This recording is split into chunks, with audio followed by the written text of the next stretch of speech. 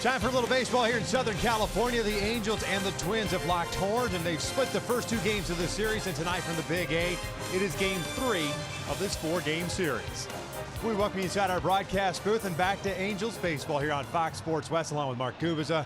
I'm Victor Rojas, and I hate to say it, Gooby, got to turn the page after last night's deflating loss for the Angels. I mean, a very tough one to kind of put behind you, but you kind of have to, because baseball you kind of play every single day. Yeah, you do play. That's a good point there, Victor. They play every single day. You know, it's one of those things where you reflect on it after the game, but as soon as you get home, you've already forgotten about what happened last night. There was a lot of positives, some negatives in the end, but a lot of positives about that game last night for the Angels. Well, Kyle Gibson's on the mound for the Minnesota Twins. The Angels will have their hands full. He's pitched well against the Angels. One hot hand for the Angels right now. Justin Upton's been raking. Well, I'll tell you what, Victor, the last 9 games he has been crushing the baseball. And the thing is, he's been doing real good. He's made adjustment on breaking balls. When you think about it, when you go back to that one game against Baltimore, an 0-2 breaking ball, walk-off hit, all of a sudden he is crushing breaking balls out of the ballpark. 6 home runs during this 9-game stretch. 14 RBI, batting average with runners in scoring position, 333. But I thought the home run last night, especially to right center field on a 4-seam fastball upstairs, was very impressive when you think about it. Staying back on the baseball and driving it the other way. That pretty much means he's staying on the baseball deeper in the strike zone, which is certainly a positive. Well, I mentioned Gibson on the mound for the Minnesota Twins. The Angels bring Nick Tropiano off the DL, and they ship out Akil Morris. Trop hasn't pitched since May 1st here against the Orioles. We're just about ready for baseball at the Big A. Sit back and relax. Lineups and first pitch when we return. There's a drive to right field. It is deep, and Escobar has hit another one. A 2-home-run game for Eduardo Escobar. Albert hits it out toward left field. Mancini moving back. Near the wall. That is gone. Big fly for Albert Pujols.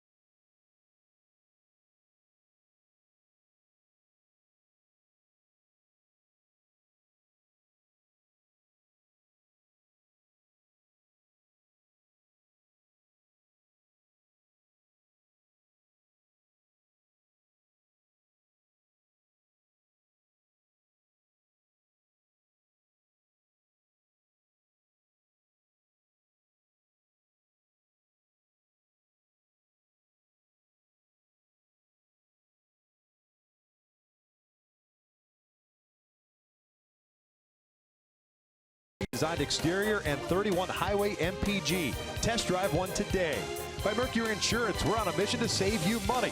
Log on to mercuryinsurance.com to get a fast free quote and see how much you can save. And by your SoCal Mazda dealers. Well, the sun is out a little bit here at the Big A, slightly different than last night. The weird kind of weather that we had, cold and some rain, some mist. And, but you know what? Today's another day, as we said in the open, and you hope that the bright lights here do not scare Nick Tropiano coming off the disabled list. Dick Bramer, the longtime voice of the Minnesota Twins, gives us the old high five from next door. He's ready to go, as is Corey Hunter. Yeah, that always makes us feel good when you see our fellows over there next door. Good guys, ready to roll, and you see the Angels are ready to come out here. Coming into play today, now at 23-15 at the start of the day, they were tied with the Houston Astros at the top of the American League West. The Astros currently leading the Texas Rangers down in Houston. And remember last night, the Astros were shut out by the Texas Rangers. Cole Hamels in the bullpen, a one-hit shutout over the Astros. Doesn't happen often with that offensive juggernaut, but they are winning tonight, the Astros that is, and the Seattle Mariners playing a double dip against the Detroit Tigers. Lost game one and we're losing game number 2 of that double dip in Comerica. Let's take a look at the lineup for Paul Molitor and the Minnesota Twins. And it looks like this. The Twins currently a half game back of the Central at 16-18. They'll have Mauer, Dozier, and Kepler in the top third of the order, with Kepler in right field. Escobar, Rosario, and Garver in the middle third. Garver and Rosario playing big roles in the 9th inning for Minnesota last night. Then you got Morrison, Adrianza, and Buxton rounding out the starting 9. Mentioned Nick Tropiano, last pitch on May 1st against the Orioles. This will be his 5th overall start since coming off the original DL from Tommy John surgery. 1-2 and a 3.42 ERA. Yeah, fastball is 88-92 range. He'll throw a curveball, changeup, and a very good split finger fastball. My go-tos for Trop to be successful here tonight is work ahead all night, especially get to that first pitch strike. When he's able to do that, he's able to use that split curve combo, which has been very effective as far as getting some strikeouts. 20 strikeouts in 21 and a third innings pitched so far this season for Tropiano. Let's check out the defense for the Angels tonight. The outfield very familiar and up to Trout and Calhoun. The infield looks like this, with Cozart and Simmons on the left side, Kinsler and Valbuena on the right side. Rene Rivera tonight gets a start behind the plate. Rivera behind the plate has thrown out 40% of base stealers so far this season, and the Angels record with him behind the plate, 8-4 mark, 36% caught stealing rate throughout his career. He's been driving the ball well at the plate, but also very solid as far as pitch framing, and a great throwing arm for Rene Rivera. Angels with the loss last night, now at 9-11 here at home. They've played very well out on the road, 14-4, well within the division at 12-4. Strange that the Twins have only played 7 games against their division rivals. They're 5-2. Joe Mauer ready to lead things off. A veteran, 35 years of age, and a 1-for-5 game last night. Minnesota ended up with 9 hits, the Angels with 10 in that 5-4 loss.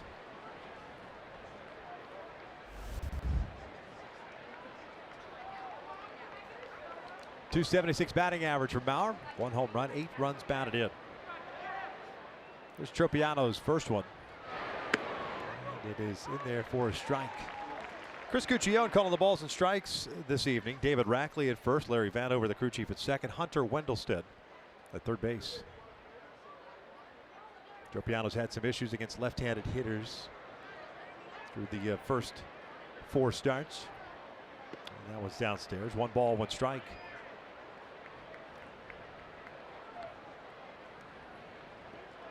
.23 2/3 innings overall. 18 hits, 20 strikeouts, and 9 walks.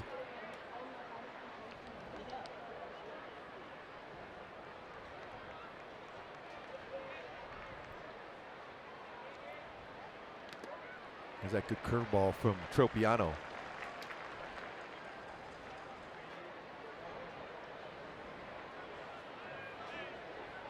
Head of the count and a ball and 2 strikes.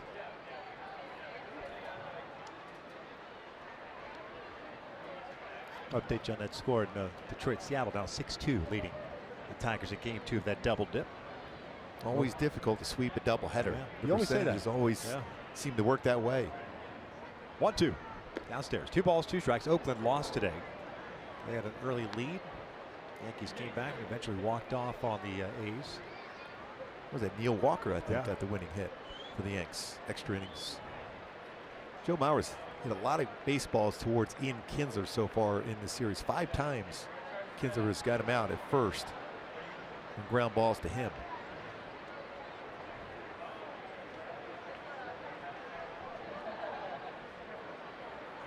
2-2 fouled off.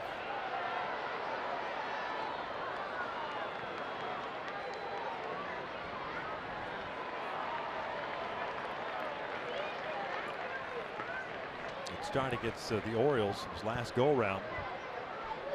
Tropiano at 6 of the third, gave up no runs on 1 hit through 88 pitches. We were kind of surprised at that point that he was taken out of the game. Come to find out, he ended up on the DL afterwards. Off speed is in there for a called strike 3. Mauer not liking the call, but it's the first out of the game. It's a couple times in the series also where Mauer's been called out on a third strike on an off-speed pitch upstairs. This upper part of the strike zone. A little curveball that got that upper quadrant. So 1 out, nobody on for Dozier. Said had one heck of a series. Angels finally retired him in the 8th inning last night with a fly ball to left. 2 for 3 with a walk, home run, a single. Pulls this one toward the hole. Simmons to the backhand has it. Well, he just knows exactly how firm he has to throw that one across the diamond, especially with a runner like Dozier who runs well. And he got on top of that throw to keep it a straight, firm 4-seam grip throw over to first base. Those quick outs, and here's Max Kepler. Kepler's had a good streak against the Angels over his last 9 games, .414 batting average with 4 home runs during that stretch.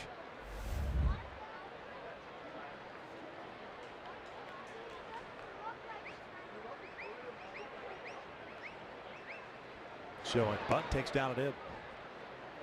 Kepler carried a .243 average last year in his first full season in the big leagues. 147 games. 19 home runs and 69 runs batted in. Came on as a pinch hitter in the 9th inning, was intentionally walked. Comes in batting .275. Gonna drive this one out toward left center field. Trout moving over. And stepping onto the track, puts it away. And Tropiano has himself a 1-2-3 first. Right at the bottom of the first, scoreless.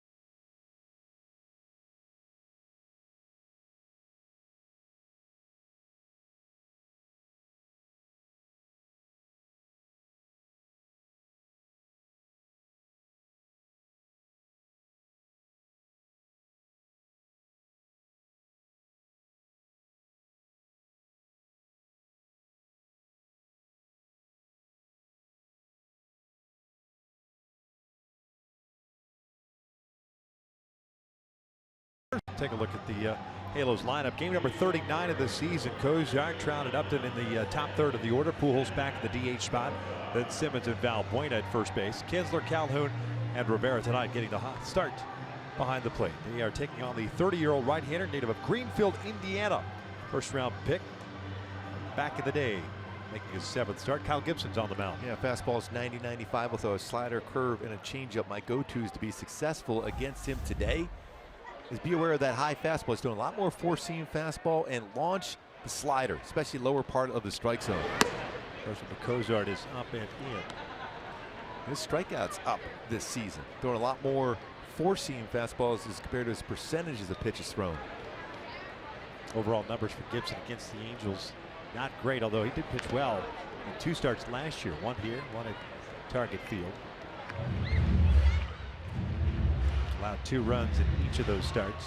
Yeah, his average fastball up to 92.3 miles per hour according to Fangraphs. Last year, 92. Prior to that, even 91. So he's starting to pick up the fastball. Reason why is that 4-seamer upstairs. 1 ball, 2 strikes. Cozart last night ended up going 0 for 5. Did pick up an RBI. Did so on a fielder's choice. Hitting .231. With 5 home runs, 14 runs batted in.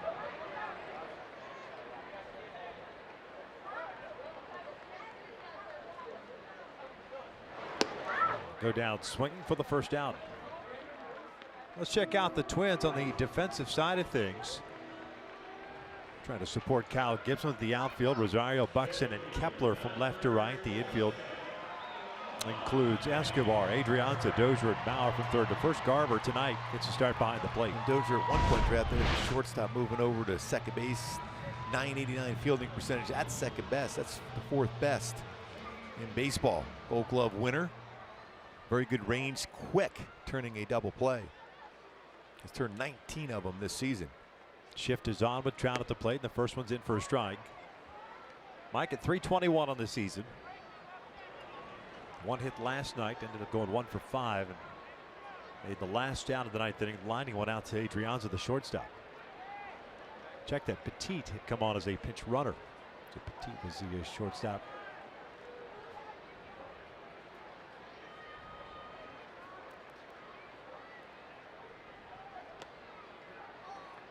Ball and a strike. Back-to-back nights. The Angels facing a Hoosier. Lance Lynn, native Brownsburg, Indiana. And tonight, Kyle Gibson. Who knew? Greenfield. Who knew? A mere 45-50 minutes apart on either side of Indianapolis. That's the geography lesson for the day. Yes, thank you. Appreciate that. Tried to find out if they played against each other. Couldn't find anything because they're the same age, 30.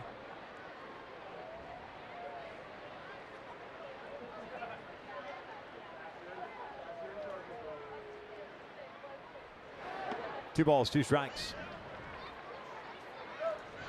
Not unusual for Trout to have a long at bat, seeing a lot of pitches. .364 career hitter against Gibson. 4 for 11.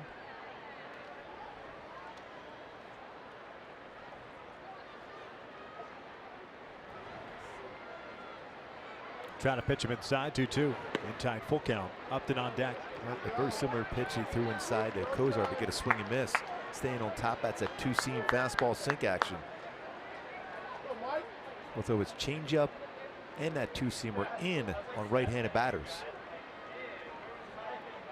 5 no decisions on the season for Gibson. 3-2. Down goes Trout. Back-to-back strikeouts. 2 outs. Now let's take a look. We Make It Easy, brought to you by SoCal Toyota, with Justin Upton coming to the plate. What he's been able to do on breaking balls of late. Sliders from both lefties and righties. He's staying back on it very well, letting the baseball travel. And he's hit 13 home runs against a breaking ball since the All-Star break last season for Justin Upton. With Giancarlo Stanton as far as driving a breaking ball. Baez with 12, who's got tremendous power himself. Having a solid start of the season for the Chicago Cubs.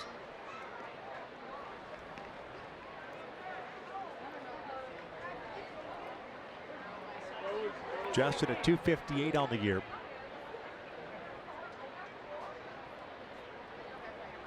Takes down and away. 2 balls, no strikes. .333 batting average for Upton in the month of May. 14 for 42, 6 home runs, 15 RBIs. An OPS of 1193 this month.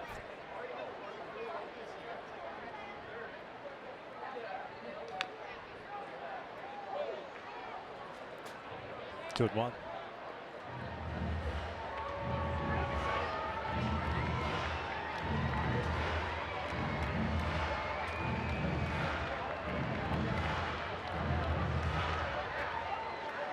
So it'll pick up some strikeouts as witnessed by the first two batters.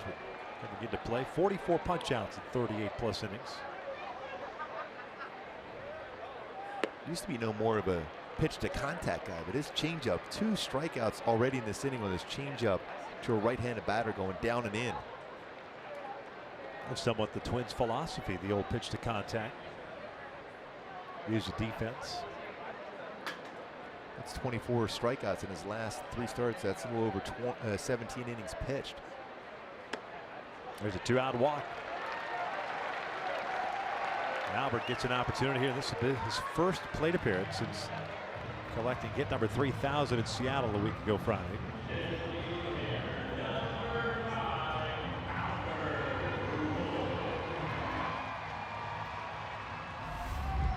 That I've seen. Yeah. He batted on Thursday. But that doesn't matter. That doesn't count. That doesn't count. It didn't really happen. Yes. Picked up a double on Thursday night's game. That was a rocket to right field.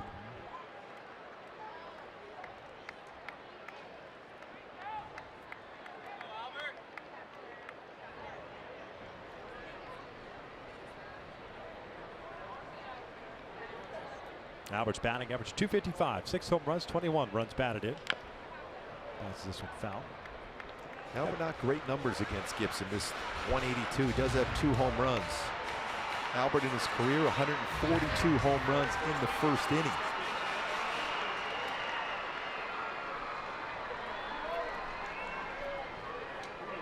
Nine more than Babe Ruth and Barry Bonds. Pretty impressive company there for Albert in the first inning as far as home runs in Major League history. Pretty sure none of those guys are going to catch him. 1 ball, 1 strike. I like when you take chances like that. That's pretty good. Just in case. Just living on the edge. Never know. Rafi Palmeiro's making a comeback. Yes, he is. Trying to anyway. Yep.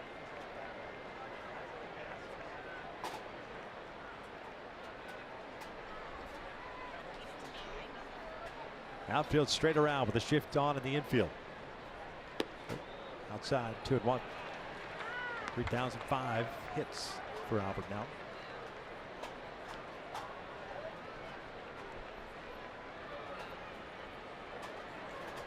Anderson Simmons on deck. A couple of strikeouts for Gibson to start the game that'll walk up to.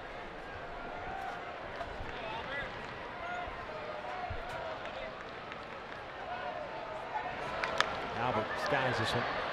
Right side of the infield. Mauer calling for it. And that'll do it for the Angels. We'll head to the second inning with no score.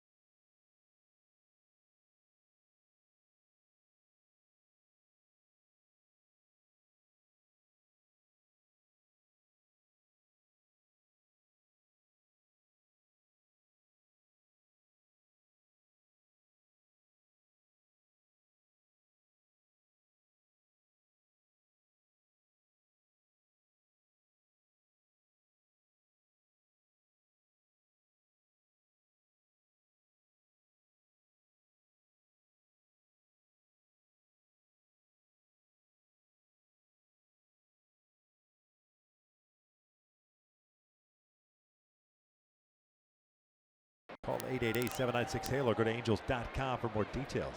We're excited. $8 scoops. Yes.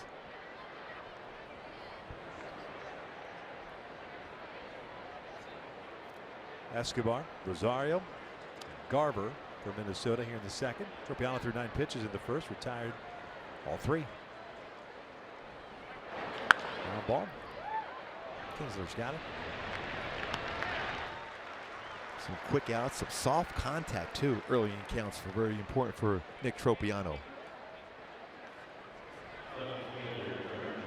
So important when you think about Tropiano, most pitchers, but Tropiano in general, getting ahead 0-1 as compared to 1-0 counts throughout an at bat. Batting average against him on 0-1, just 136. Tyler Skaggs, who threw the ball very well in 6 very good innings, 7 punch-outs last night, had the lead, looking like he was going to pick up his 4th W, but the Twins came back in the 9th inning to win the game. It started with this guy at the plate, Eddie Rosario. And a slider from Justin Anderson. Hit his 2nd home run of the game. We talked a little bit about Rosario on the pregame show. Don't you think Victor just pitched him away? He's got that swing. He's very quick on the pitch inside, whether it's a fastball or a breaking ball. Force him to hit the ball the other way.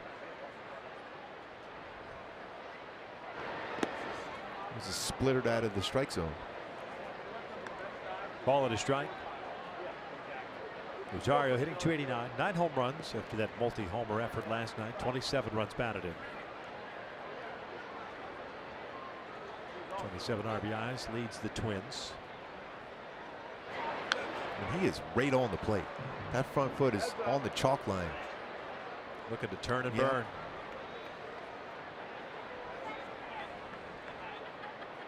Line drive percentage for him this season, 59.7% line drive percentage. 2nd best in the game.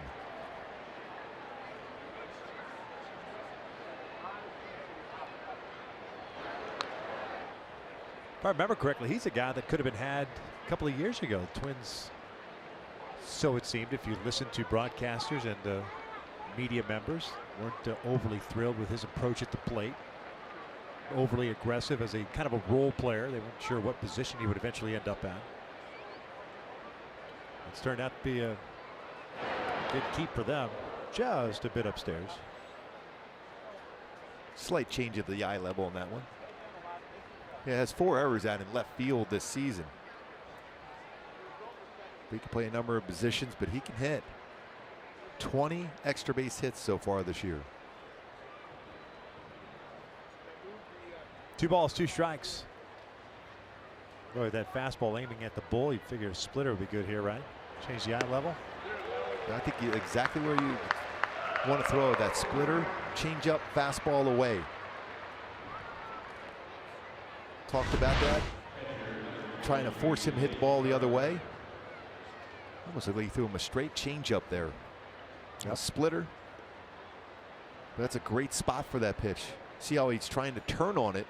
It's very difficult when you have that approach at the plate to be able to have that coverage for the outside part of the plate, especially when you throw something off speed. Fantastic finish on the swing, though. Yes, it was.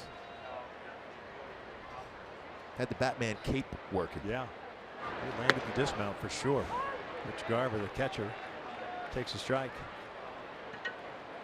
Garver came on as a pinch hitter last night. Picked up an RBI single, a big single. It was off of Jim Johnson. On a 1-2 pitch, he shot it inside the bag at first. He was in protect mode, and he had a chance because it was an all-speed pitch. Sometimes it's difficult to do that on a fastball. He was fooled on the speed of the pitch, but just stayed back long enough to make contact. 2 balls, 1 strike. Garver hitting .271. Couple of home runs, 5 runs batted in. 18th game for him.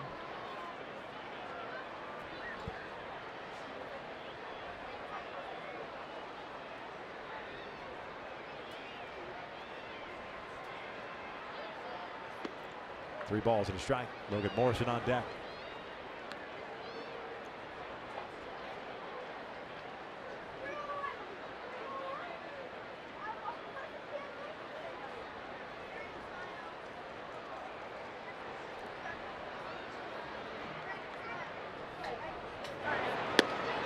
corner. Full boat.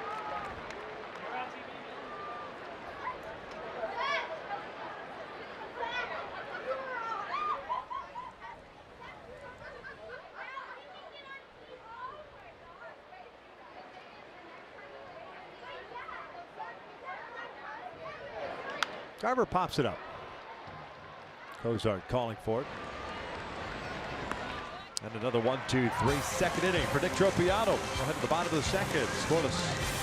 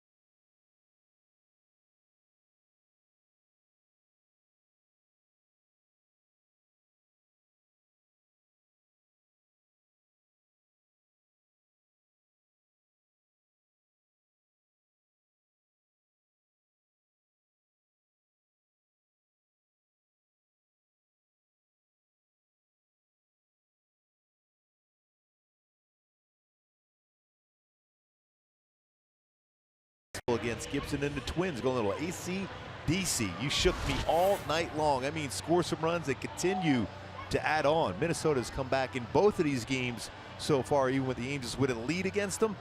So swing the bats, get it started here with Anderson Simmons, who has swung the bat exceptionally well this season. .351 batting average for Simba. Goes hacking at that first pitch breaking ball, comes up empty. Simmons 1 for 3, picked up an RBI on a bases loaded walk last night in the 5th inning. 23rd run batted in.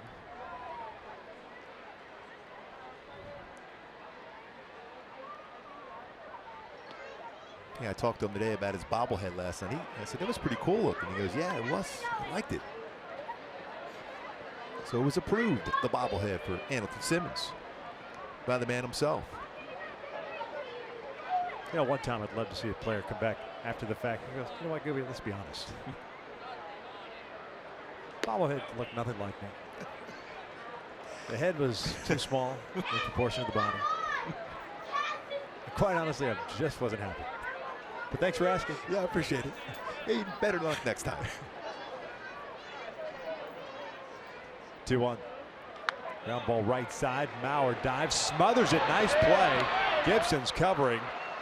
And he robs Andrelton Simmons of a would-be base hit. That's the third outstanding play by Joe Mauer at first base in the last 2 nights. That's a former Gold Glove catcher showing the range. That's more of the quarterback back in the day in high school, was recruited by Florida State, making that play. And a perfect feed to Kyle Gibson covering the base.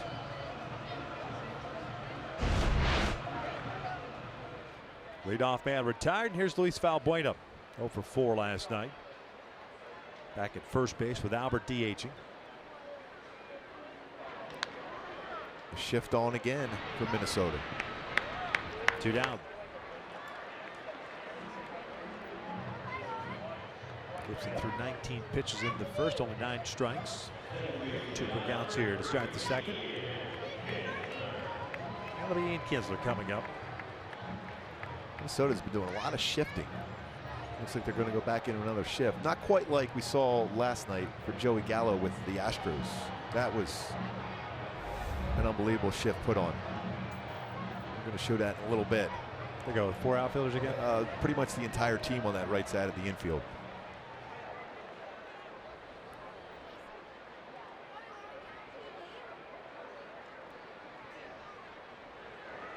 Kinsler at 216 on the year. Takes a strike. There's the shift from last night. That's amazing. There's the 4 corners, and then on this defense, it's the 6-corner defense. Where's the other outfielder? Just hanging out. He went to get a hot dog and a soda. Talk about feeling left out. You'll say he's out in left field. Well, he was literally out in left field by himself. It's not cool, guys. Hello. 1-1. 1-2. Yeah, foul ball. Everyone else is around having a conversation. You're just out there by yourself going, yeah, I'm doing good. I'll just check out the out-of-town scoreboard while I'm out there in Minute Maid Park. Lean up to the Crawford boxes, I guess. Somebody's changing the score out there. You can talk to them.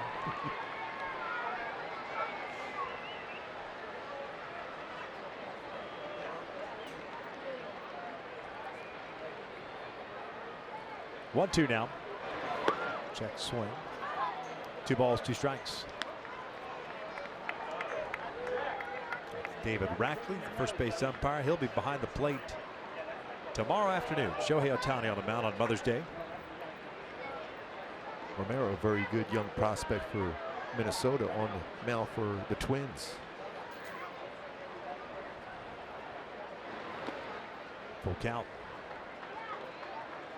Now, he throws that fastball in that plane. You wonder if he'll come back if there was changeup. He got Trout and Cozart to swing over top of a changeup inside. See if Kinsler can make that adjustment if he comes inside with a changeup.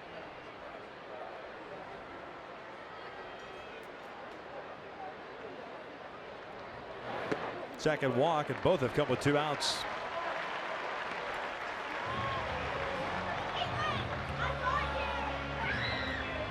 Brings up Cole Calhoun.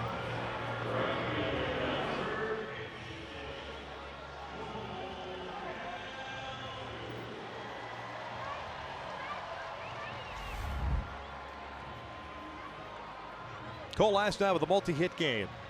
First multi-hit game since April the 11th against Texas when he had 3. 2 for 4 overall. 172. 1 triple, 1 home run. 11 runs batted in. Shift on again now for Cole Calhoun with 3 on that right side of the infield. Batters against Gibson this season. His fastball, a little more success against his fastball. 259 batting average with a home run. 125 versus his secondary pitch with 1 home run allowed. Been pretty good as far as keeping the ball in the ballpark so far this season. 24 home runs allowed last year and 20 back in 2016. He's kind of taken on the high fastball revolution. Thus picking up more and more strikeouts. Hitters an eyeball on that lower pitch in the zone, trying to lift and separate. It's been effective for him.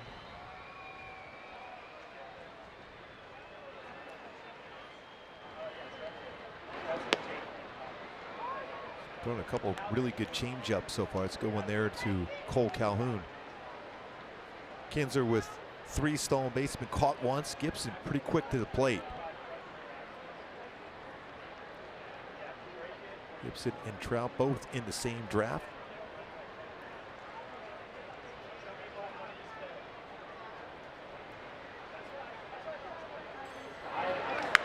Pulled to the right side.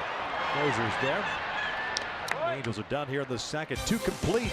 Still scoreless.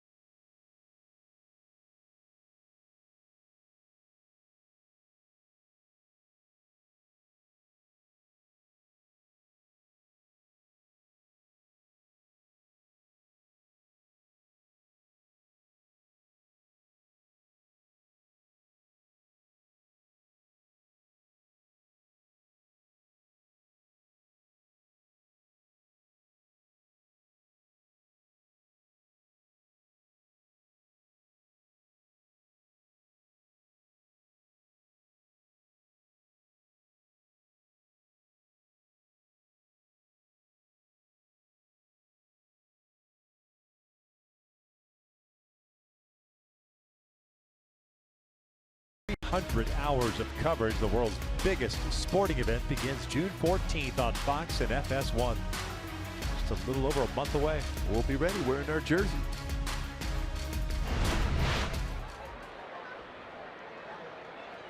No scores. We begin the third. Bottom third of the order coming up from Minnesota. Morrison, Adrianza, and Buxton.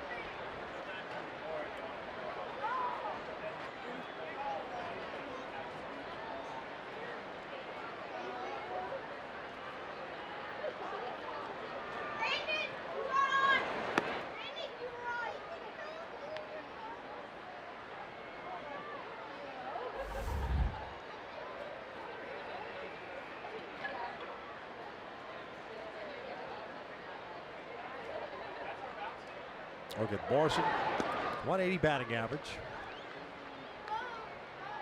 Signing in the offseason with the Twins after a pretty good season with Tampa Bay last year. Off to a very slow start. They pick up a double and scored a run in the ninth inning last night. 1 for 4 overall. 3-0.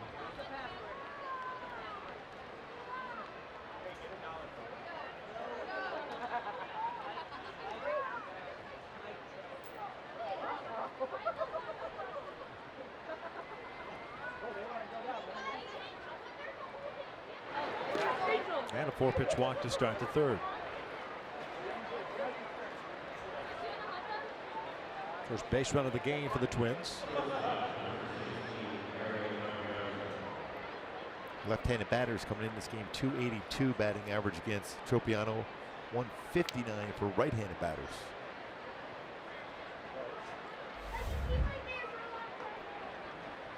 A-Ray Adrianza, the shortstop, now up. 206 on the season. Cozart in a little bit over at third base. Adrianza had an 0 for 3 game last night. That's 5 into the zone to start the third inning after 6 up, 6 down, 2 strikeouts. Again, it's been pretty much automatic with Nick for whatever reason against left-handed batters. That first pitch seems to be launched way outside.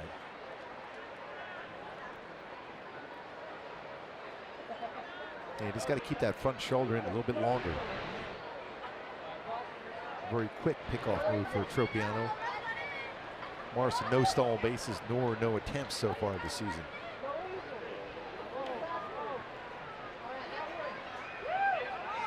Logan Morrison said something to first base coach Jeff Smith, who walked over to David Rackley. So I don't know if Morrison saw something. Balk type move.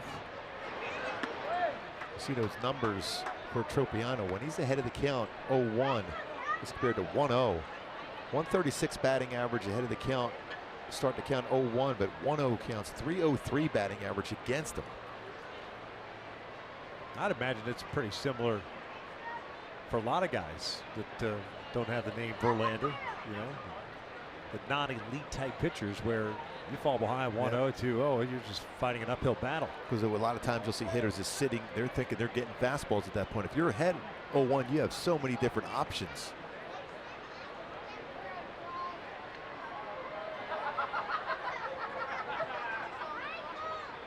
Quick visit by Rene Rivera.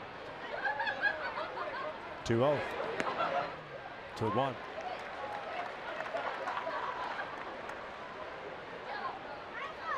Again, the formula had been working for 6 batters. And tried to be so fine on Morrison, especially the guy who has struggled all season long. Ends up pitching with the 4-pitch walk and then followed behind here 2-1. Got a couple of quick outs with pitches in the zone, a little off-speed stuff. That's a bunt up the first base line. That is a foul ball.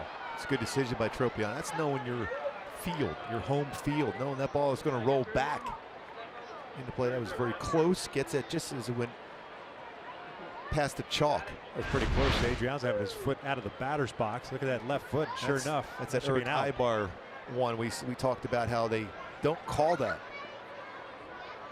You see him field that just in the foul territory because that baseball will roll back into fair territory. Tropiano fields his position very well.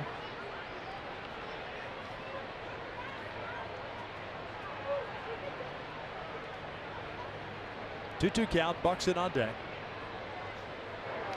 He's line to right. Off-speed pitch. Left it out over the plate. Adrianza picks up a single. So 2 on with nobody out. Buxton now coming up.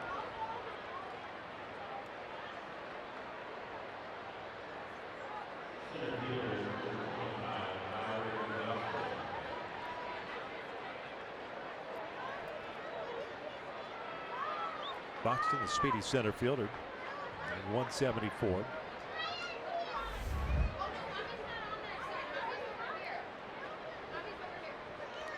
A lot of speed. You have to be aware of a potential sacrifice bunt, but you have to be quick on your play because he gets down the line so fast.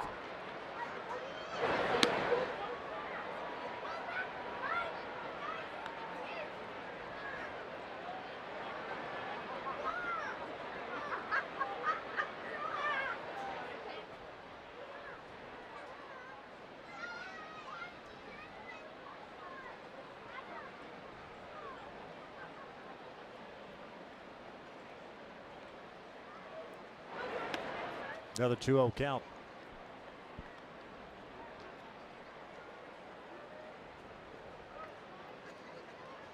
All of a sudden, for a hitter whose timing has not been there so far since coming back from the disabled list, is in a good count to sit back for a fastball.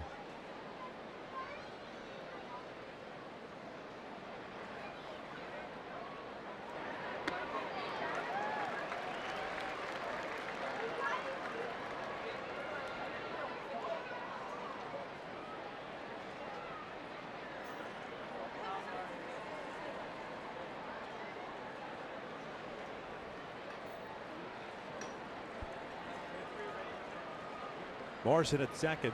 Adrianza at first. Showing bunt. Pops up the bunt behind the plate. It's out of play.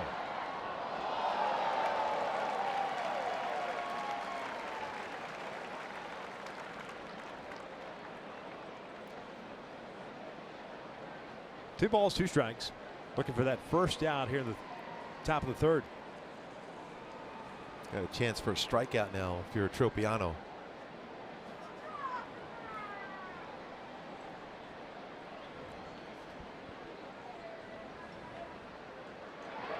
A little flare, and that's going to fall in for a base hit. The Twins are going to take the early lead. Look how fast Buxton is to be able to cruise into second base on a double.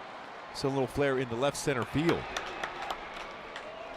Leadoff walk comes around to score. Nobody out here the third. The top of the order coming up.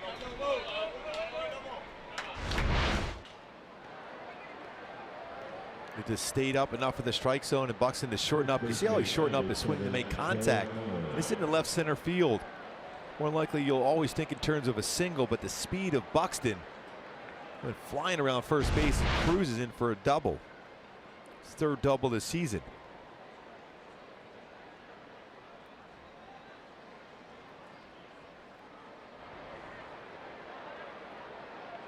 Tropiano's fallen behind the 8 and 9 hitters. Gotten to 2 strikes, and both of those guys have picked up hits. Single by Adrianza, now the double by Buxton. Infield back. Mauer takes down and away. Mauer struck out looking to lead off the game. It's Buxton's first hit since coming off the DL.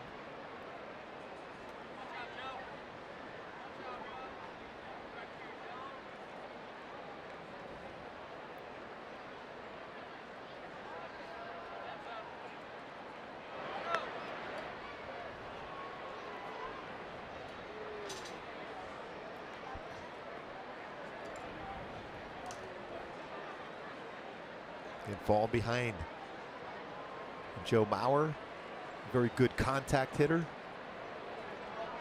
Has 18 opposite field hits in good position now to look out over the plate.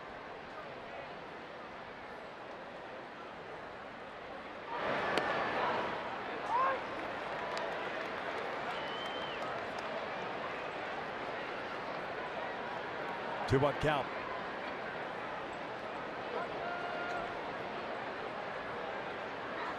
Seventeen pitches thrown by Tropiano here in the third inning. Nobody out. That was at second and third, and a run in.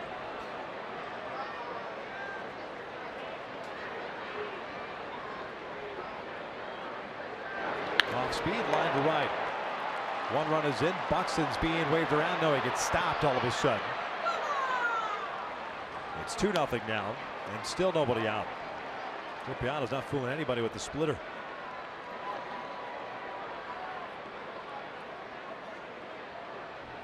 They prompt a visit for Charlie Nagy. It is.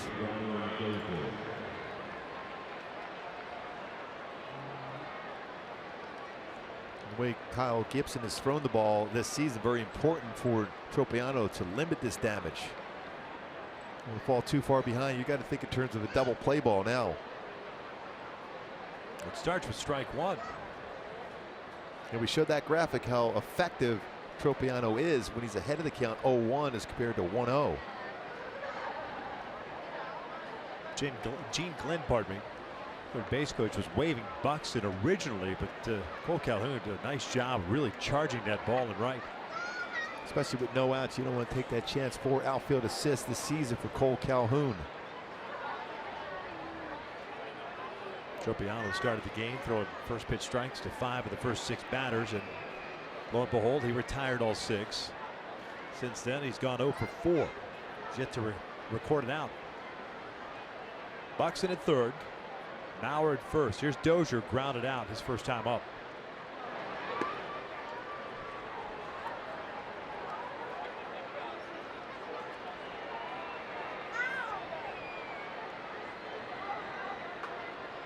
Dodgers has hit into 3 double plays this season. Tropiano would love that ground ball double play here.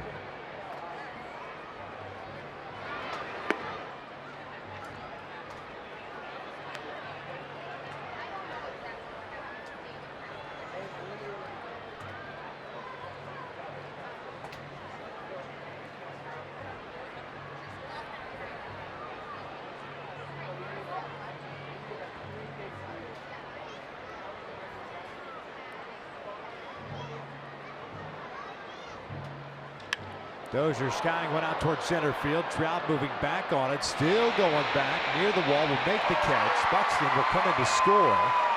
It's 3-0 as Maurer stays at first. A sac fly for Dozier. His 16th run batted in.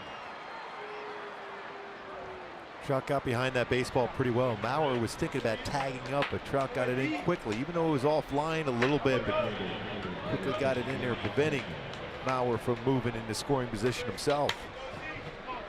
And Dozier continues to have a big series against the Angels there, picking up a sac fly RBI, now 16 RBI on the season.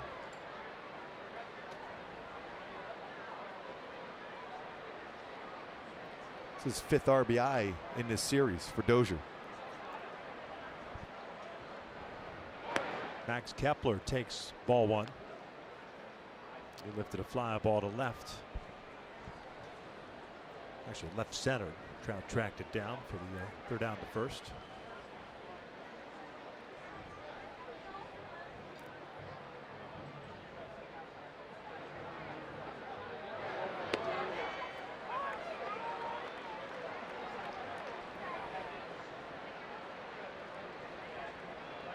Halos down 3-0 here in the third. 1 out.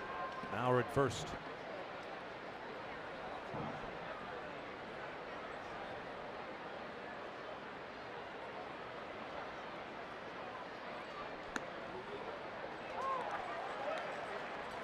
That splitter upper part of the strike zone.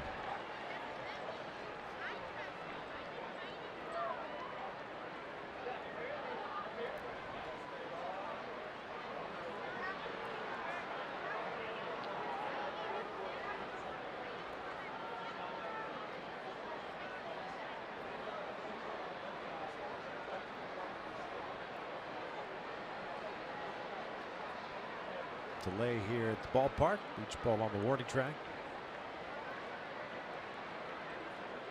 24 pitches thrown by Nick here in the third inning.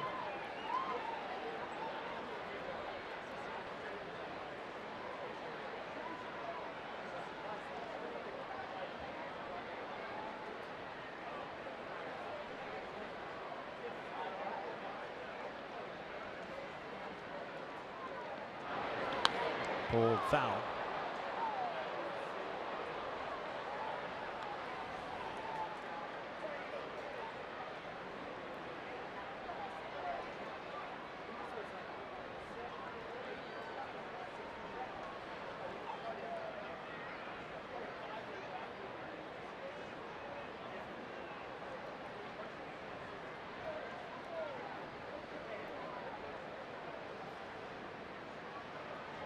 Kepler bouncing this one to Valbuena, touches the bag, fires a second to tag play, and Maurer is out. So the inning finally comes to an end. Molitor might take a look at it, or at least have a conversation with David Rackley.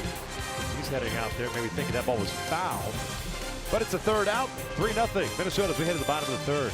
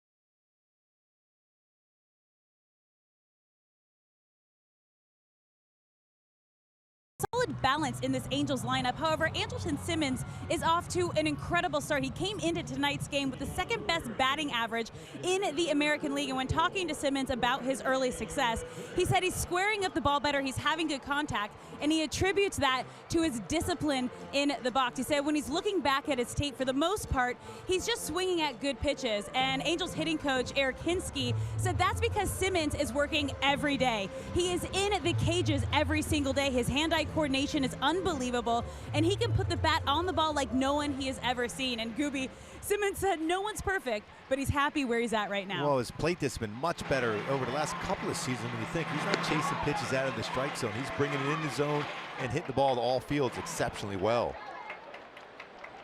9-1-2 for the Angels here in the third, down 3-0.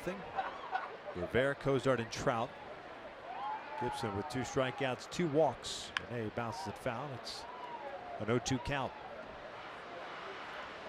So far, Gibson's really pitched right-handed batters in well with his changeup and his fastball.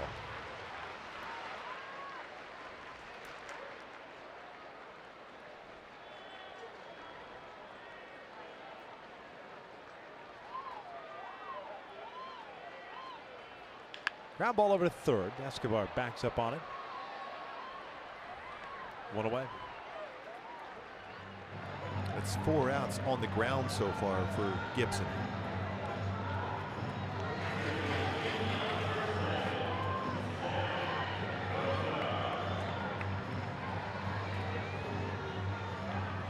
Cozart struck out in the first.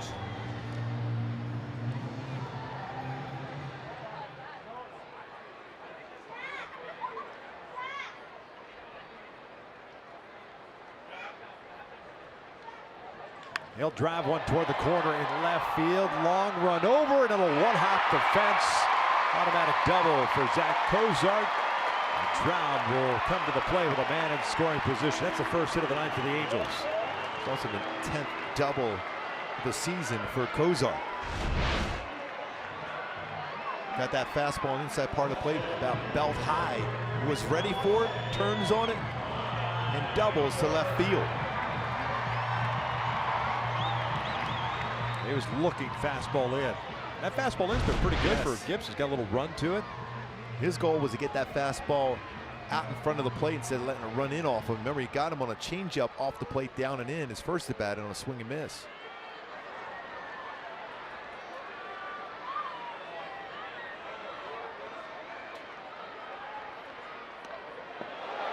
Wild pitch will move Cozart over to third. And that was by design, a fastball in. Sometimes as a pitcher, when you pitch inside and someone turns on a pitch, all of a sudden you don't feel as confident going inside. You see where Garver was set up, and then he threw that fastball well off the plate and high. That's the mind is made up. I'm not throwing it there. He may be set up Yes. there. I may have said yes to throwing it there, but I'm not going to throw it there. I really don't want to go there. He just turned on one of those fastballs in. It's amazing sometimes what one swing of the bat can do to you as a pitcher. If someone's on a fastball on the inside part of the plate after you've had success early on, all of a sudden like, uh-oh, let me go back out of the way again. Especially if you felt it was a good fastball, like you had some zip to it, and Yep. you hit your spot. That's when you're like, whoa, wait a second. Maybe I'm not that good tonight. Maybe I'm not throwing 97, 98. I'm back at that 92 range where my average fastball is 92.3. Infield back for Minnesota.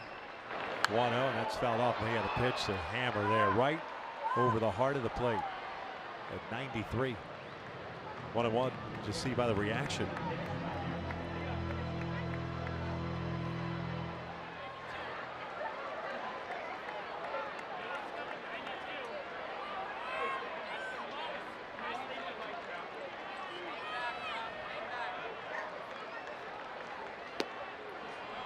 Just off the plate. Now you can see he doesn't throw many pitches middle part of the plate. He's either the inside part of the plate with his fastball or changeup, or he's away. Only 4.3% of his pitches are in the center of the strike zone. That's the lowest percentage in the majors. That's why he's kept the ball in the ballpark so frequently this season. Man, that's almost like hitting the ball down the fairway in golf. I mean, what fun is that if you can't throw it down the middle? It's over. How can you ever learn to hit recovery shots if you're always down the middle? Think about it. What if you never hit the ball down the middle of the fairway? Then that's your other game's good. I never stress. Yes. Under the tree, no problem. Slice a 3-iron. Yeah, I got it. I've had a lot of practice. 3-1 to Trout. Very few times you see Mike Trout expand the strike zone. He shakes his head as he chases that slider off the plate. And if you're Gibson, don't you think you go right back out there again and see if he'll chase again? Yeah, I think you're looking at it from this standpoint is if I give up a base, all right, still got the double play in effect. Yep. With one out. Well, you got a hot hitter in Upton on deck. And he walked him. That's a pretty good sequence. That was a pretty tough pitch. That's a great take by Trout. You can't throw a better pitch if you're Gibson. Slider away, and then you backed it up with that two-seam fastball to run back to try to catch the outside corner. It freezes Trout. And you see it's a little bit off the plate. Good take by Trout. That was a tough pitch. Not many hitters can take that pitch. Tell you what, that's what makes Trout so special. He doesn't chase many pitches out of the strike zone. He did the one before, which you want to see him do that every once in a while on a 3-1 count. You want to expand because you want that RBI from him. Changes on a 3-2 pitch. Upton walked in the first inning. Gibson's now issued 3 free passes. Cozart over at third base. Trout at first. I wonder if Trout takes off at any point. 1-0. Trout now with 17 walks in his last 17 games. Came into tonight's game with a .445 on base percentage. I still think Trout's got to be on the move here at some point. Upton has homered in 4 straight. Trout started and stopped. 1-1. The reason why we say that is because Gibson's a guy that gets some ground balls. So just in case one of those ground balls is hit at an infielder, if Trout on the move, it's going to take away that play at second base with his speed. He's thrown 4 of them already today. Minnesota with 3 in the top of the third. Angels trying to get a couple back here in the bottom. Yeah, Trout started and stopped a little bit, not getting a good read. We talked about Upton and his ability to hit that breaking ball. How many home runs he's hit since the All-Star break last year on a slider, breaking ball. 13 of them. He's got a couple breaking balls already in this sequence.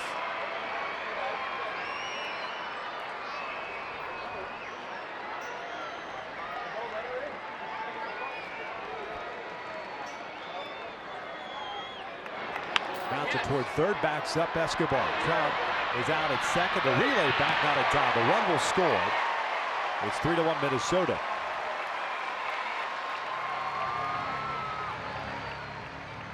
And Upton, who runs well, he needed all that speed to prevent that double play from being turned.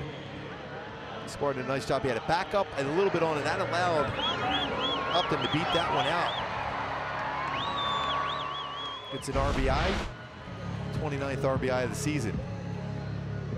Good hard slide into second base also by Trout.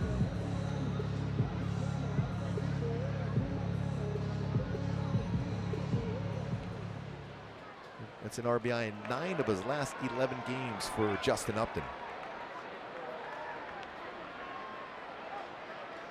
Here's Albert. Popped out to Mauer in the infield. 0 for 1.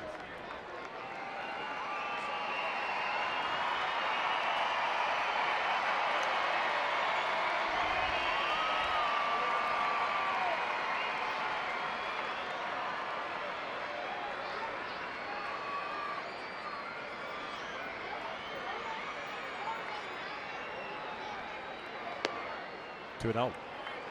Boy, since that one-hop double in the stands in left field on a fastball in, Gibson has stayed away every pitch. Yep. Albert in the midst of a 7-game hit streak.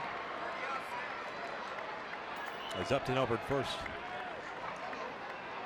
The 2-0. 2-1.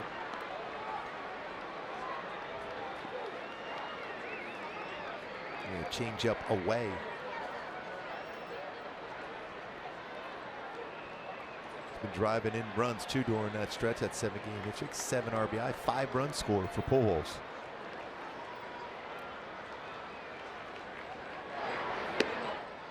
Bring that fastball back again, and it misses.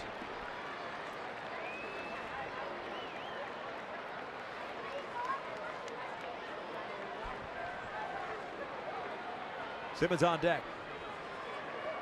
3-1 Twins. We're in the third.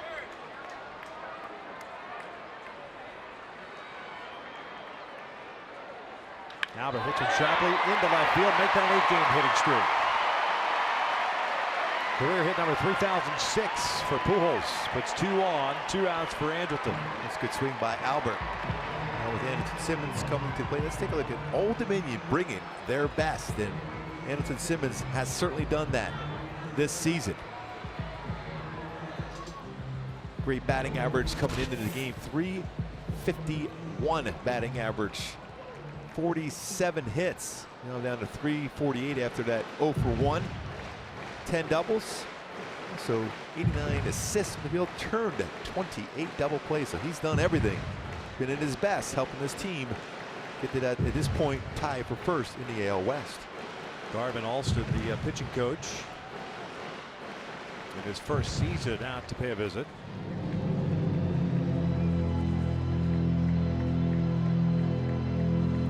Home-plate umpire Chris Guccione out there to break up the rock pile, not doing a very good job of it. The beating continues.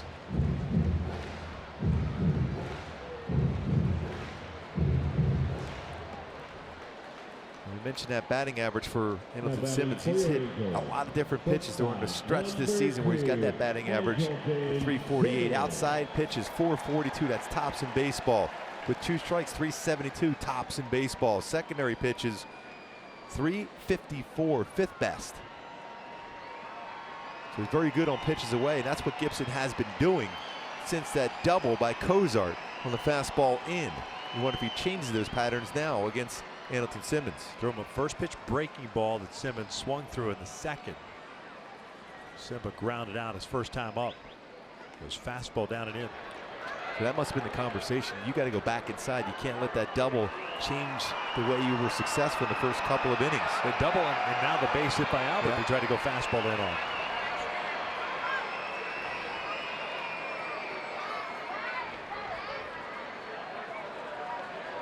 Upton at second, Pujols at first. 1-0. Little flare out toward left center field. Rosario moves over and he'll make the catch for the third out. So the Angels get a run back to Minnesota. Maintains the lead. It's 3-1 as we head to the fourth.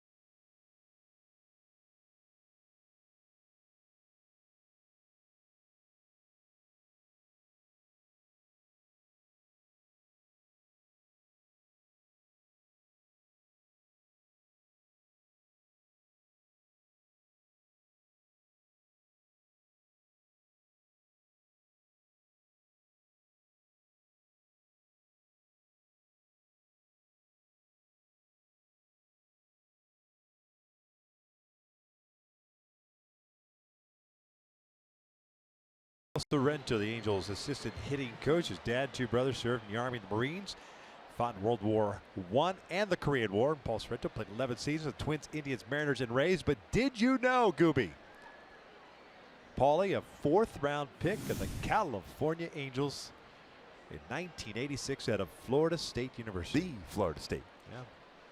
Remember facing Paulie quite a bit over the years. Played a couple of seasons in the minor leagues for the Angels before getting traded to the Minnesota Twins. That was the Burt Blyleven trade.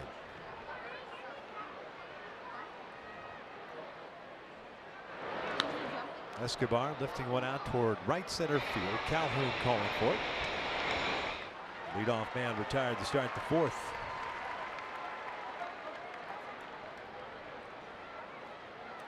Bring up Eddie Rosario. Only a big Celtic fan as they take on the Cavaliers. Celtics, Patriots, Yeah. Bruins. And yeah. He's from Somerville, Mass. What'd you Yes. expect? Well, I figured he'd be maybe a Chiefs fan in football for you. Yeah, well, I don't think there are many Chiefs fans from Massachusetts. Perhaps there are. That pitch misses outside.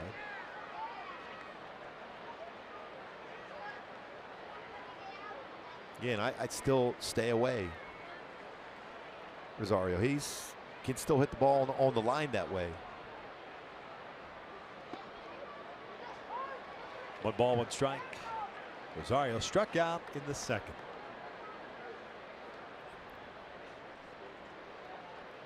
Multi-homer game last night, 5th of his career.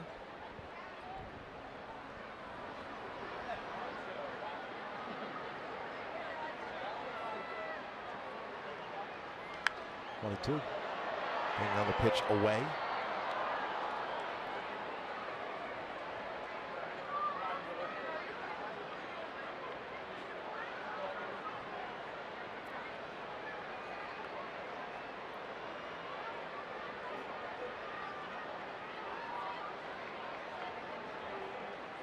Popped him up. Kinsler. Underneath it. 2 down.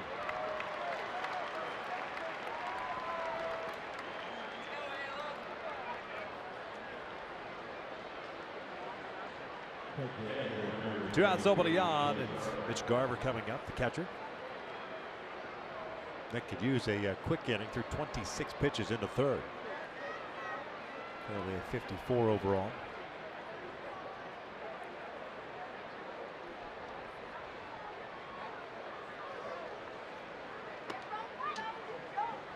Garver popped out. 10 the second.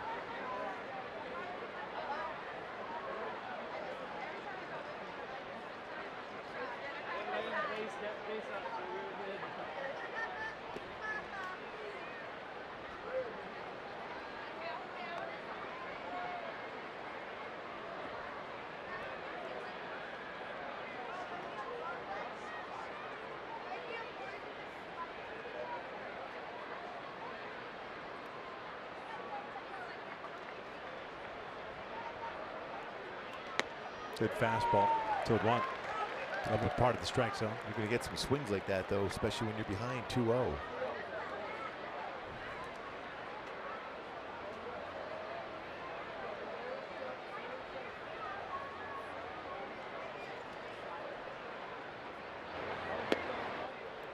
Three and one. Garver got some time in the big leagues last year with Minnesota. 23 games. Hit 196 for him. 9th round pick at the University of New Mexico in 2013.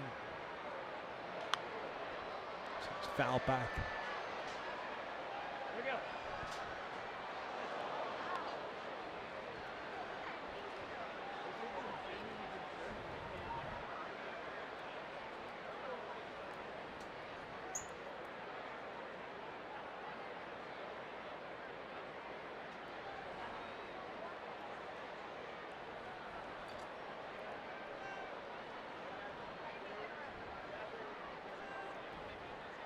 Three-two now.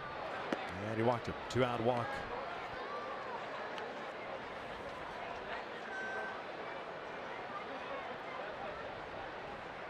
Brings up Morrison. He led off the third inning. Picking up a 4-pitch walk. Yeah, coming into the game, 7, 8, 9 hitters for Minnesota. Combined 187 batting average, but all three scored in the third inning. A walk, a single, and a double.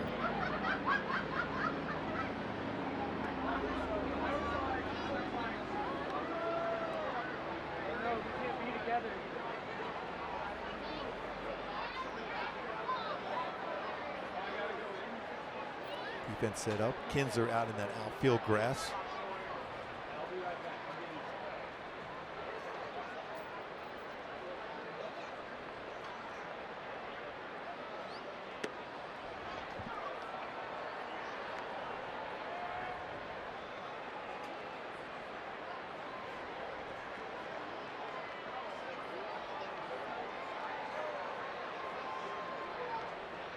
It's a 7-2-0 count that Tropiano has navigated through tonight.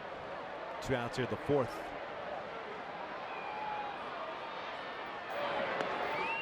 Helped him out.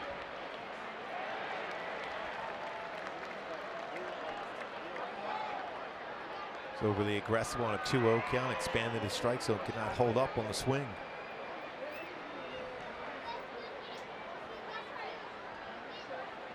That pitch was out of the zone.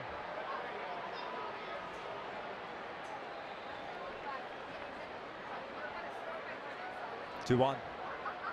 Broke his bat, pops it out. Simmons, Kozar, Andrelton taking charge, puts it away, and Twins are done here in the fourth. We'll head to the bottom of the fourth inning. Val Buena to lead things off with the Angels down by 2.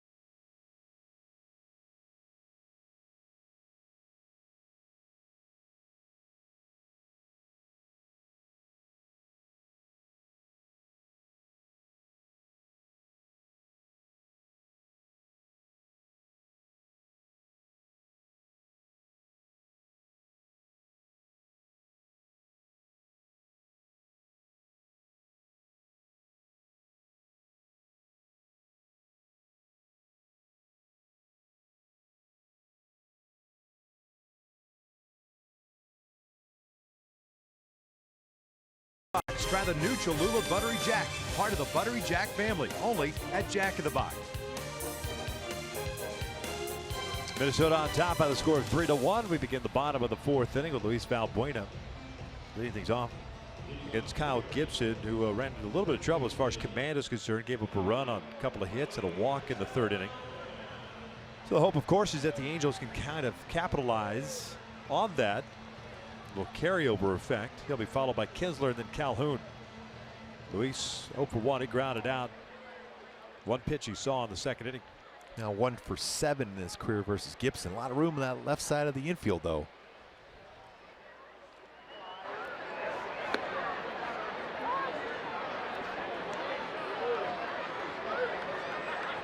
See how much room he has right here to be able to hit a ball right through that part of the infield. He's able to do that, stay back on the baseball. 1 ball, 1 strike.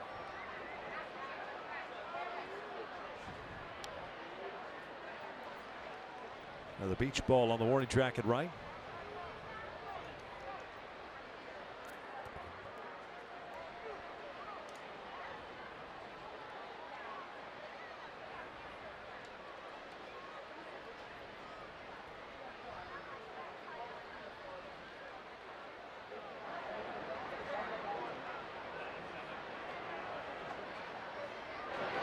Yanked foul. 1-2. Gibson with his 3 walks tonight, 21 walks and 41 2/3 innings pitched this season.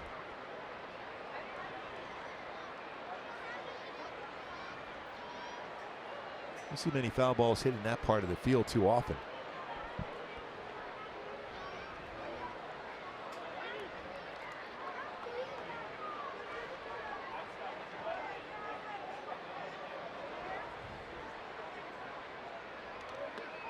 Valbuena foul tips down, went into the glove, 1 away.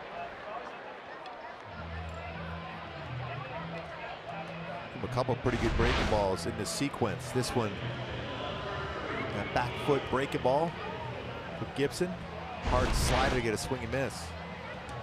Percentage of pitches thrown this season for Gibson, about 62% fastballs. That's a 2 and 4 seam fastball. Slider 14%, curveball 12, changeup 12%.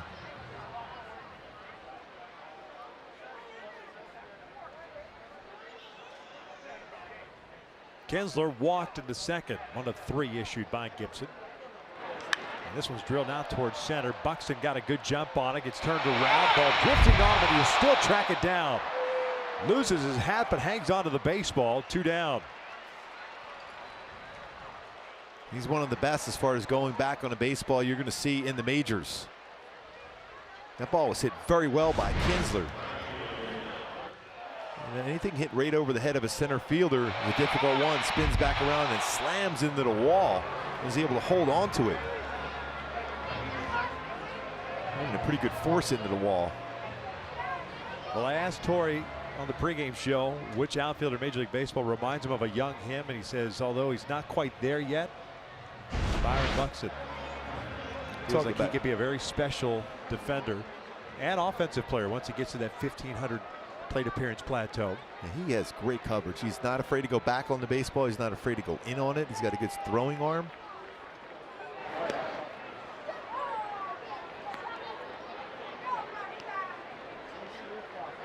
.9 Gold Gloves he won during his tremendous Major League career.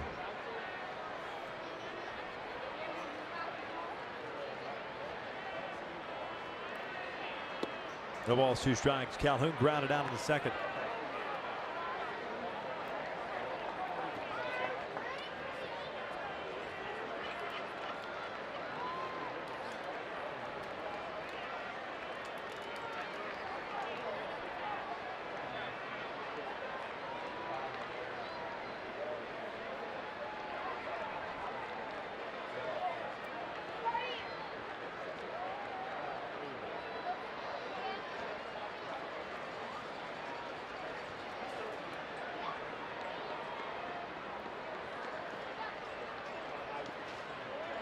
Well, that play by Buxton is 44% catch probability on that one. The center field, how well he went back on it and slammed into the wall and held on to the baseball.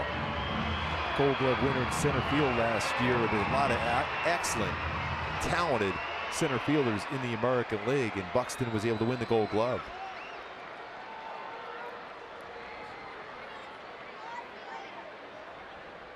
Platinum Glove Award winner last year for the Minnesota Twins. So 1, 2, 3, fourth inning for Gibson. We're off to the fifth with Minnesota still on top.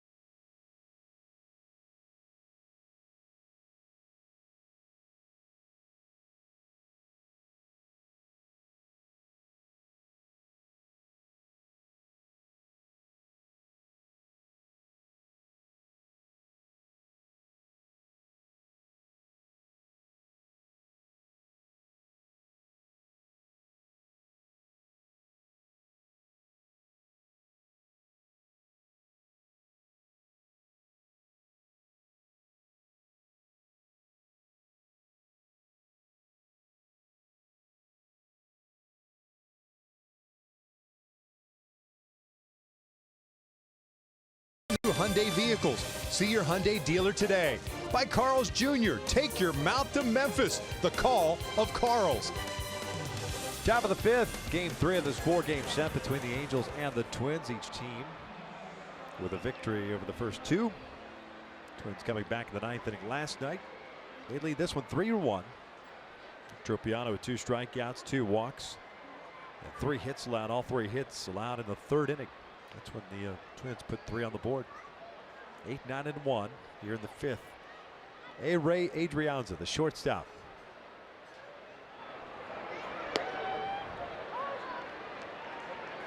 Oh, 1. Adrianza with a base hit and a run scored in the 3rd.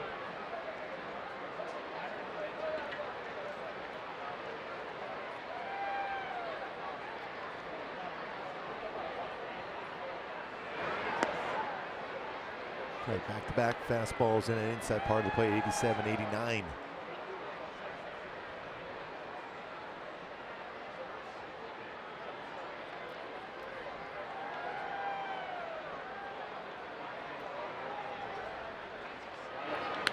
Out toward right, Cole has to go over a couple of steps to his right, puts it away. 1 out for Byron Buxton, Gooby. Now let's take a look at our tools of the trade, brought to you by Ram Trucks. Steve talked about it. We talked about it in the past, the comparison in the strides between Paul Molitor and Byron Buxton. He's got short little stride and threw the baseball so quickly. That's a triple by Molitor, by the way, in the World Series. Buxton, not much of a stride, stays through the baseball very well, gets the barrel of the bat out there quickly. Didn't have that stride or lack of stride before. Worked on that last year, became a much better hitter. He can throw his hands through the strike zone much better, more consistently. Helps having a Hall of Fame manager to help you out.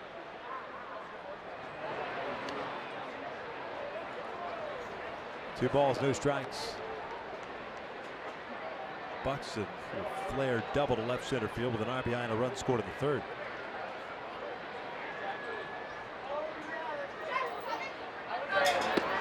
Good one.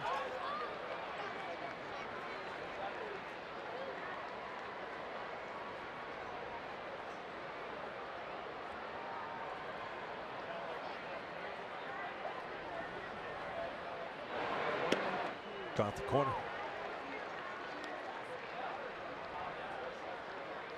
.71 pitches now for Tropiano. Probably around 80 to 85 range as far as pitch limit tonight. Little pop-up. Kinsler drifting out. 2 down.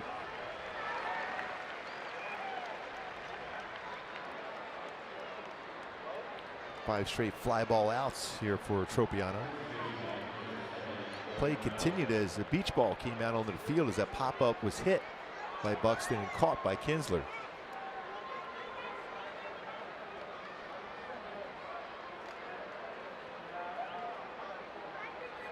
Here's Joe Mauer.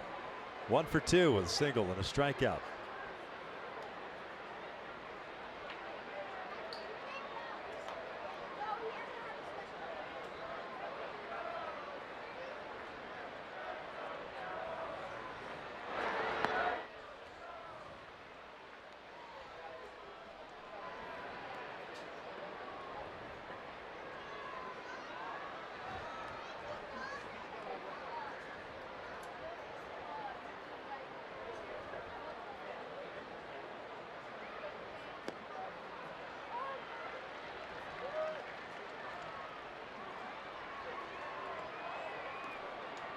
Nice night for baseball. 66 degrees at first pitch.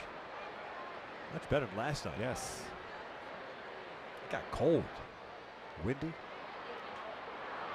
Mauer hits this one to the right side. Through. Mauer's going to turn. Try to go to second. Cole up and firing. A good throw, and he gunned him down. How dare you? That'll be 5th outfield assist for Cole Calhoun. Charged it well, got in good throwing position. Anthony Simmons applying the tag in the 3rd out of the inning. Got around that baseball well, and a firm one-hop throw and quick tag by Anthony Simmons. Gets that out at second. 5th outfield assist for the 2015 Gold Glove winner.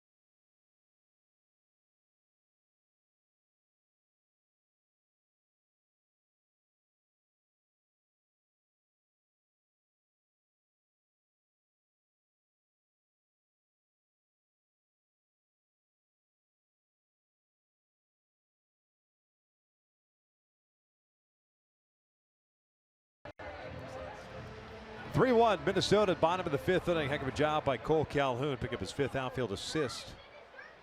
Joe Mauer, perhaps second thoughts as he is about halfway there. I still think it's not a bad decision to try to get into scoring position with 2 outs. 2 outs. The way Dozier's been swinging the bat, Yeah. why not? Took a perfect throw from Cole Calhoun, which we've seen a lot of perfect throws from Cole. And another base hit for Mauer against the Angels. 9-1-2 for the Angels against Gibson.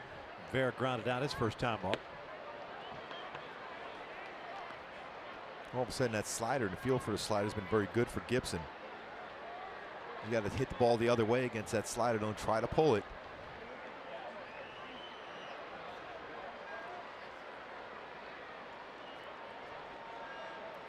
And Jose Mota was even talking about it in his spotlight today in the pregame show about Rivera trying to hit the ball the other way. He's going to be forced to do that here, especially with Gibson throwing that slider away and then backing up with a fastball.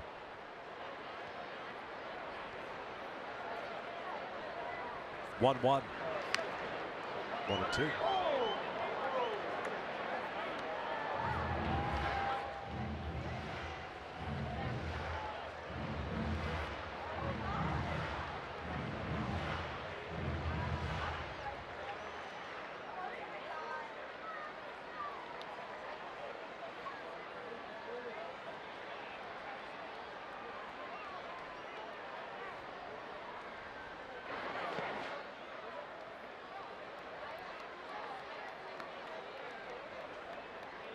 Renee with a start tonight behind the plate. Maldonado out last night with a 3-hit game. More than likely, it's a start tomorrow afternoon with Shohei Ohtani on the mound on Mother's Day. Rivera with that home run in Coors Field his last start after getting hit in the hand a couple times. Goes down swinging, 1 out. Let's take a look at our top tier play brought to you by Arco to finish off the top of the 5th.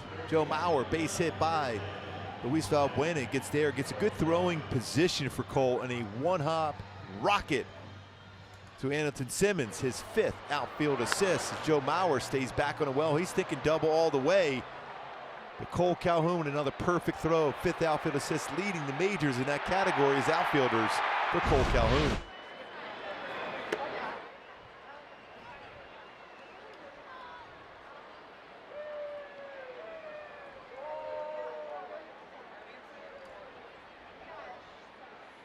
Cozart 1 for 2 with a double and a run scored.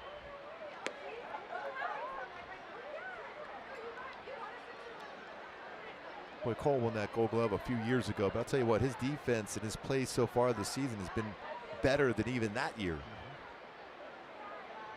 Whatever struggles he's had at the plate certainly has not carried it out to right field.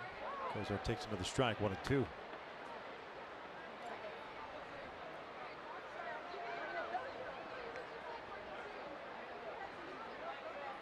He's trying to get that offense together, but his defense has been off the charts.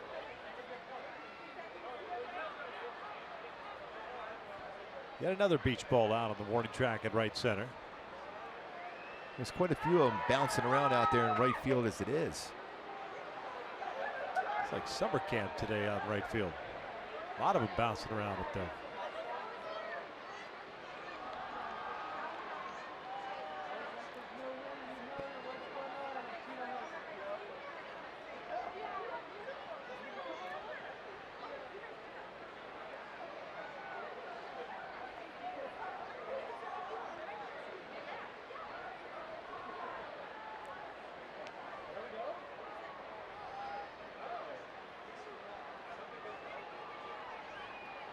One ball, 2 strikes.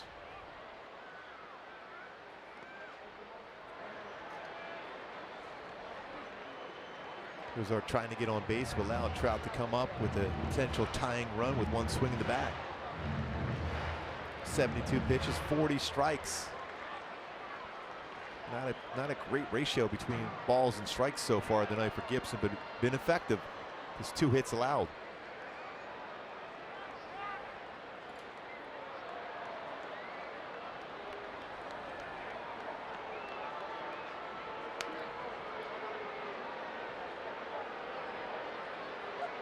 Time is called yet again.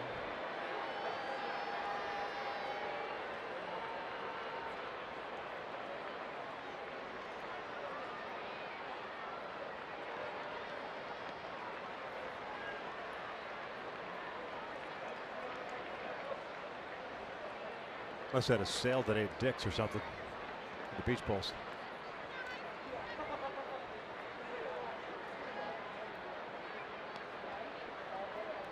Two balls, 2 strikes. 1 out. 3-1 Minnesota. We're at the bottom of the 5th. There's a down on strikes. It's the second time he's got him to swing and miss on a changeup, down and in. He's got pretty good movement on that changeup. See how he turns that pitch over out of the strike zone. Looks like a strike, but bottom drops out for a swing and miss. 5th strikeout for Gibson in the game, go along with his 3 walks.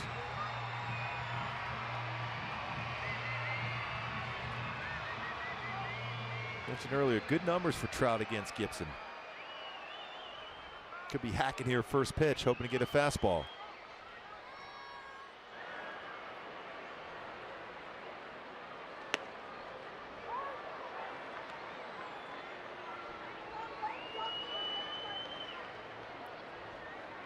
Trout struck out in the first, walked into third.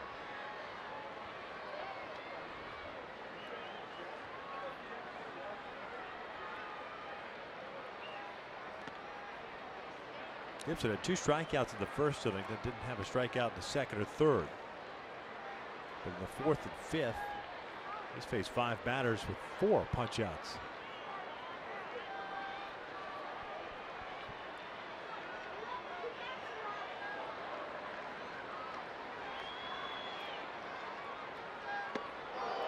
We were talking to Paul Molitor the other day about Kyle Gibson. He just loved the way he's been throwing the baseball this season, especially with a 4-seamer and backing up with his changeup. Batting average against him this season, though, is .207.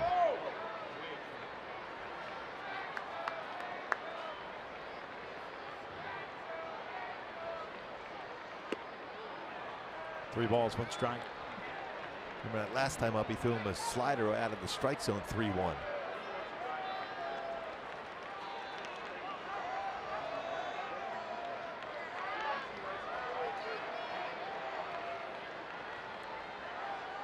Upton on deck. And a walk. The 4th of the game for Gibson. 3 of them pick up with 2 outs. Brings Justin Upton up, who has 6 home runs so far this season in this ballpark. 4 have been to right center field. On the pitches away against Upton from Gibson. He's homered in 4 straight games.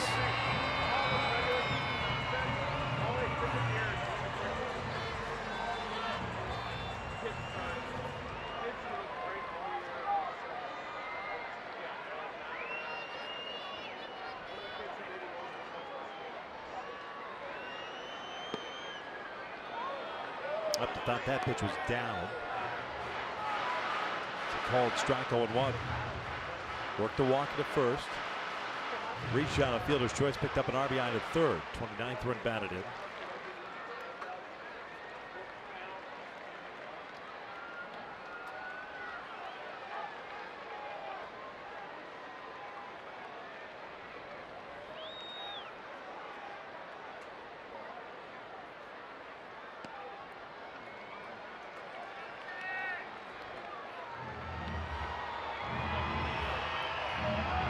Trout, when he was at first base in the 3rd inning, seemed to have a little bit of a tough time getting a read on Gibson. A couple of false starts from first. 1 ball, 1 strike. 2 outs. We're in the 5th. Halo's down 2.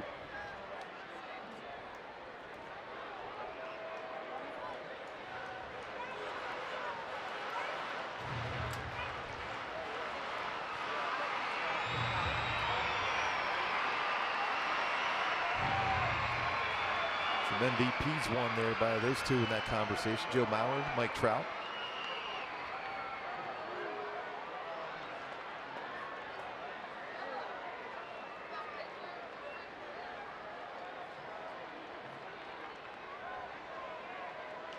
Got jammed, little flare out toward left field. Rosario, long run in, calls for it, makes the catch, and the Angels are done here in the 5th. We're headed to the 6th inning with Minnesota on top 3-1.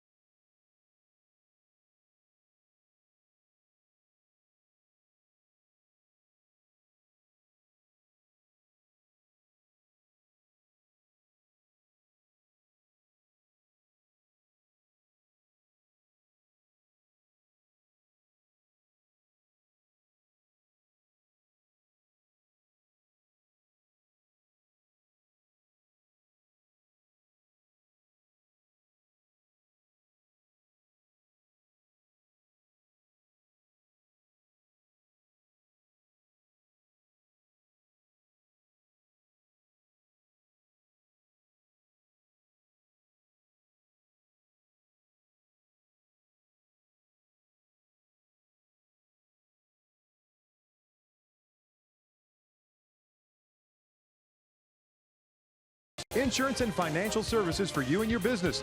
Visit hefins.com. Top of the 6th inning here at Big A. Game 3 of this 4-game set. 3-1 Minnesota. Tropianos throwing 75 pitches. Some movement and stretching down in the bullpen for the Angels now. They'll get 2, 3, and 4 here in the 6th inning. Dozier, Kepler, and Escobar. 2 strikeouts, 2 walks, 4 hits allowed.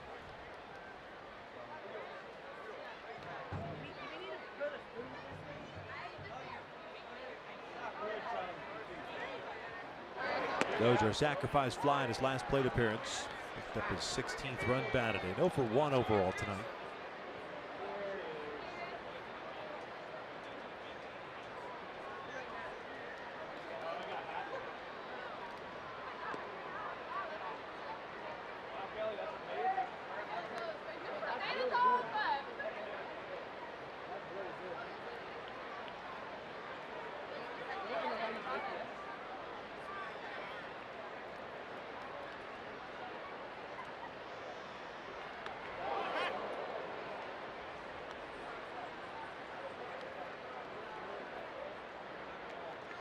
Two balls, 1 strike.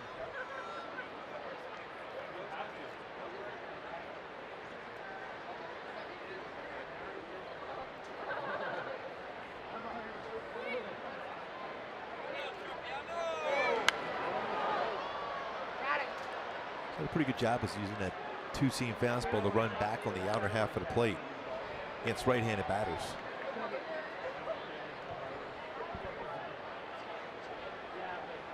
I'd definitely be on TV though. Actually, you'd be on TV anyway. You'd be on TV either way, either at the 4-5 or as this guy was a amateur for a year and didn't finish his year. Full count.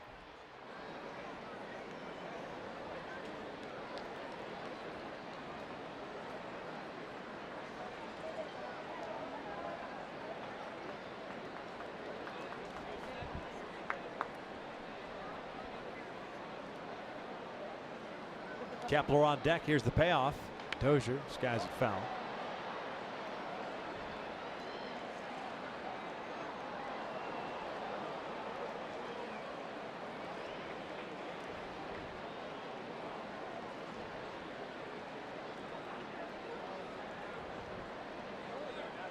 All 3 runs for the Twins in the 3rd inning.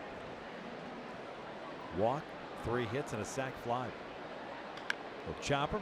Kozar has to come in on it. 1 down. Yeah, quick on that transfer. Nice play by Kozar. Here comes Celebrate Star Wars Night with your Angels as they take on the Rays Friday at 7:07. Fans in attendance will take home a charming Han Solo Rally Monkey while supplies last. Go to angels.com for more information. Very charming. Han Solo, was he classified as a charming fella? Or I'm is it just guessing. a rally monkey? Dressed up as Han Solo is Yes. charming. Sweet, cute, whatever. Kepler shooting one out the left. Upton has to go back on it. 2 down. Exactly what you want for Tropiano getting a quick out like that. Here into the 6th inning, 2 outs.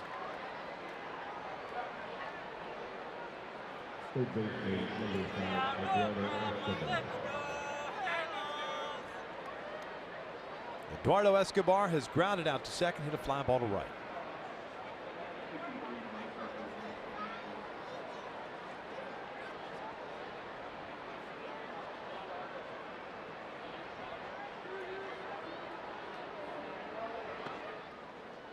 Oh, 1 count. Loosen going on now in the Angels pen. But Parker. Here comes that first guy up. He's playing late catch. Out toward left center field. Long run for Upton. He's not going to get there. Splits the outfielders, goes to the wall. And Escobar has himself a 2-out double.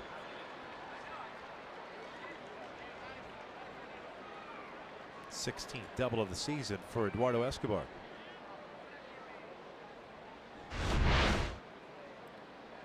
He went out and got that pitch, a fastball away. drove out to left center field. Mentioned that 16th double.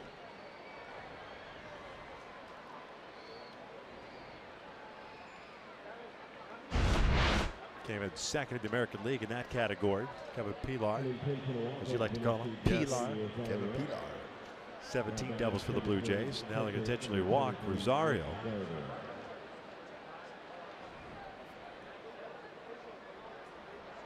So 2 on with 2 outs. Mitch Garver, the catcher, coming up.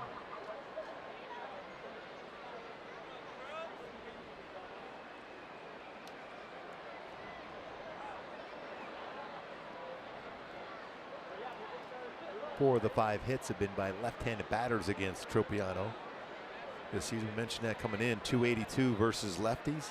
It's 159 versus right-handed batters for Tropiano.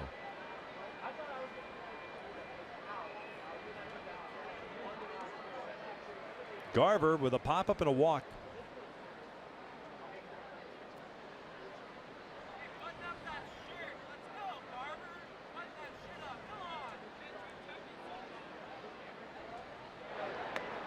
Pretty good speed on the bases for Minnesota here with 2 outs. Escobar second base and Rosario at first.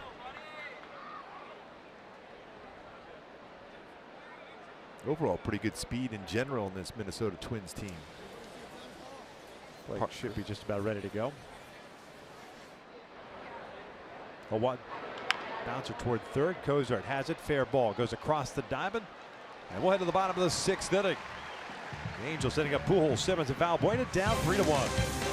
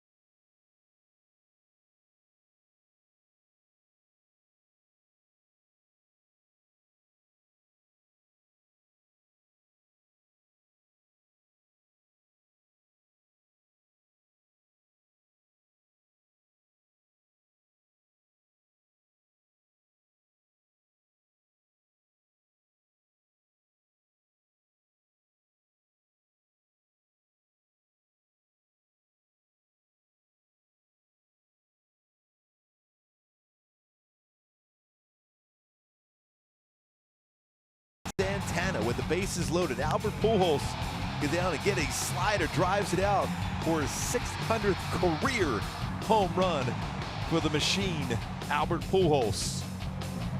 Picked up a hit tonight. Now base hits in 7 straight. 3,006 career hits, but that was home run number 600 for Albert. Last year leading off this inning, trying to get the Angels even closer here against Minnesota. Albert 1 for 2, extended his hitting streak to 8 games with that base hit in the 3rd. He'll be followed by Simmons and Valbuena.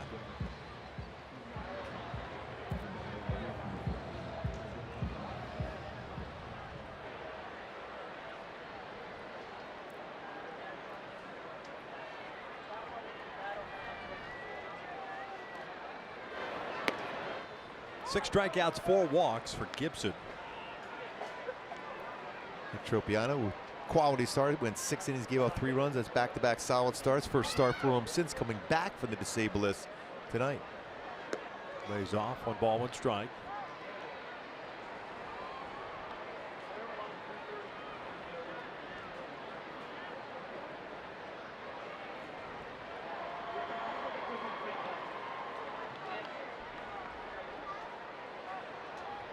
Movement down the Twins bullpen. 1-1. 2 balls, 1 strike. That changeup is very effective for Gibson tonight as far as against right-handed batters. Presley first man up, and he's had a solid season thus far for Minnesota.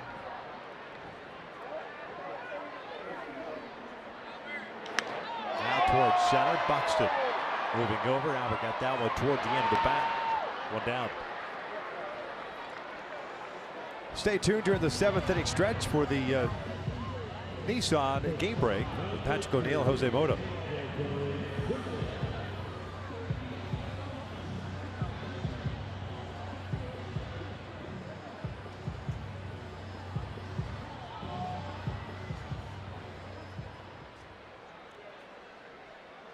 Simmons 0 for 2. Ground out and the fly ball to left.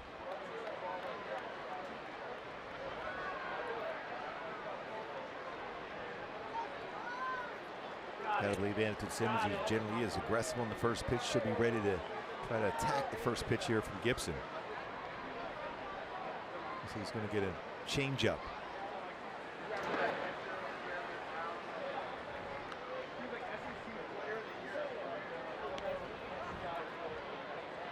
Halos with just 2 hits.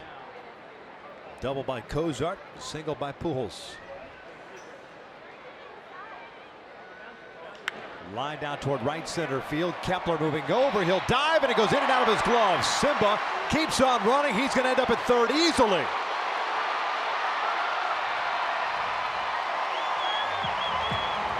Almost a terrific diving catch by Max Kepler as that ball popped out of the leather. Yeah, we've seen him make some outstanding defensive plays out in right field for Minnesota. I don't even know how he got even close to this baseball.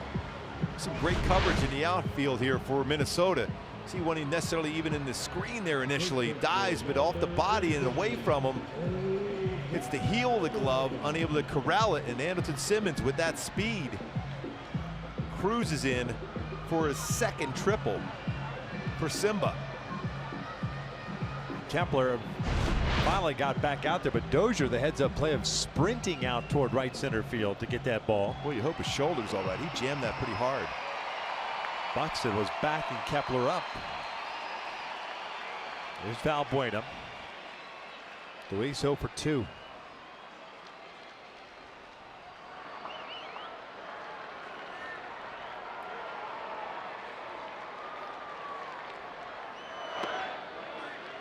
Homer struck him out on that slider down and in through back-to-back sliders down and in. And Luis Valbuena looking for a pitch he can drive deep in the air. At the very least, cut the deficit to 1 run, if not tie it.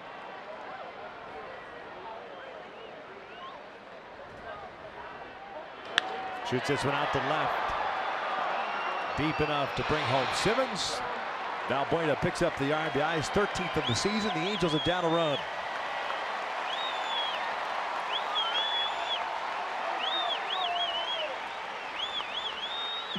Good situational hitting there by Luis Valbuena. Got a pitch he could hit deep in the air. Cutting that deficit down to 1.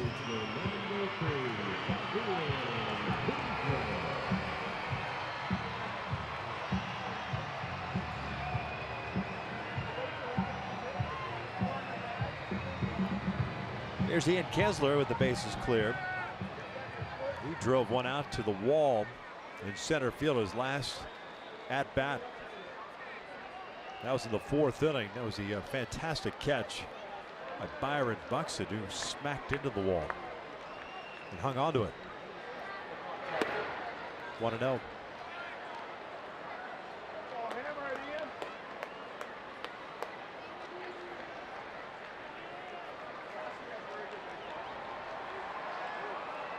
Going back inside again.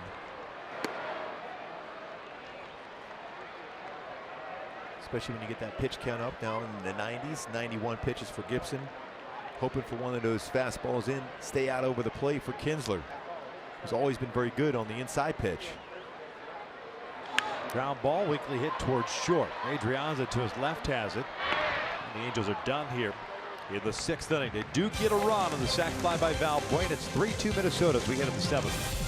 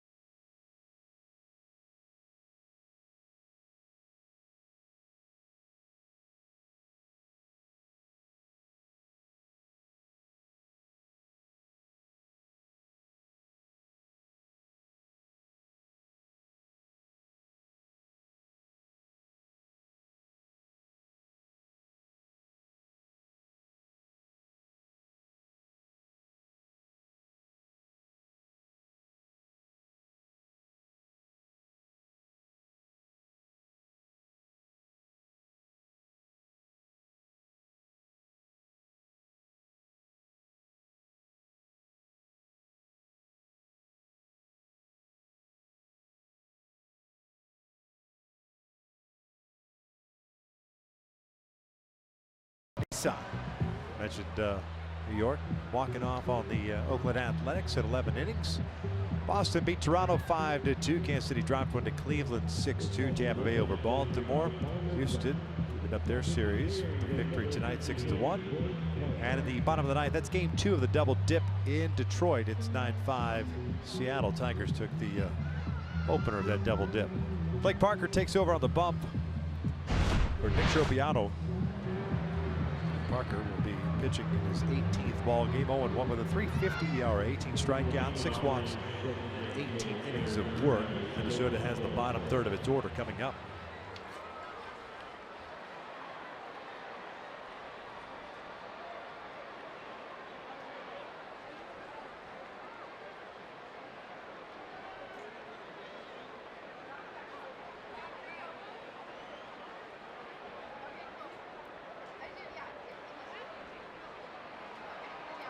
Morrison 0 for 1 as Parker falls behind at 1-0. Leadoff walk that started the rally for the Twins in the 3rd inning. Scored 1 of the 3 runs. And Morrison popped out in the 4th inning.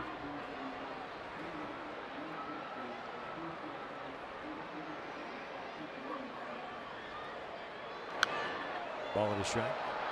Right down the heart of the play with a 92-mile-an-hour fastball. Sometimes you're forced to do so as a pitcher when you're behind 1-0.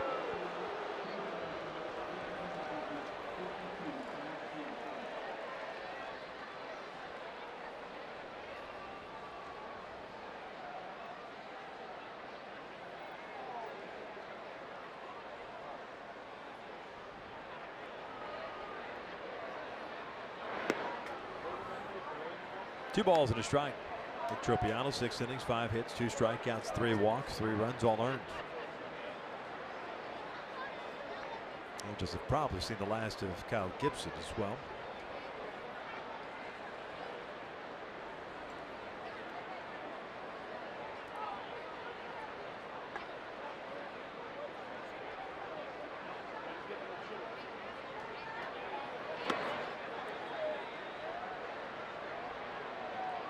Tried to get him to chase that high fastball, did not do so. Now behind in the count again.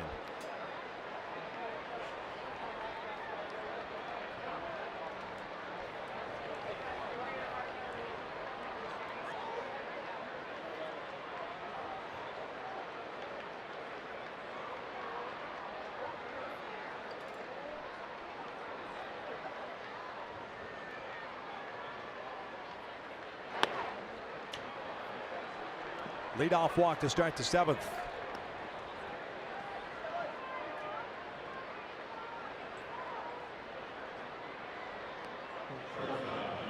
So she's forced to put it on the sign here to make sure you take a look at that back foot, see if he steps across home plate area with that bunt. Remember last time Adrianza did that on a bunt attempt. Mike Scioscia wants to make sure the home plate umpire is aware of that. Scuccioni. Adrianza with a single and a run scored in the 3rd inning, a fly ball to right in the 5th.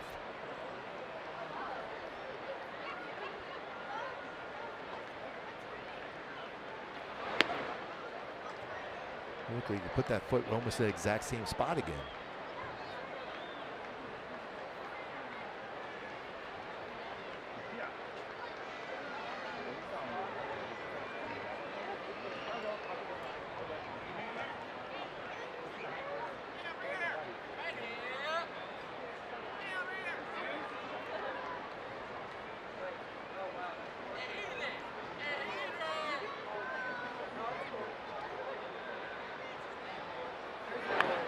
Bunt up the first base line. Valbuena will field it foul. 1 ball, 1 strike.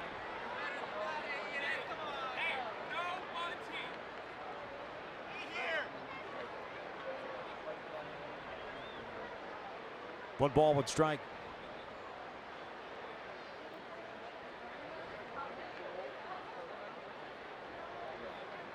Leadoff walk for Morrison. He stands at first. A 1-run lead for Minnesota. We're in the 7th.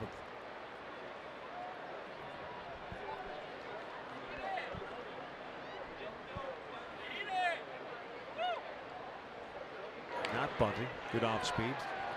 fouled at the plate. Yeah, much better splitter there for Blake Parker. Hasn't had many hitters this season so far on a consistent basis chase that pitch out of the strike zone. By able to throw that in the strike zone there, you can expand here now with a 1-2 count to try to get that swing and miss.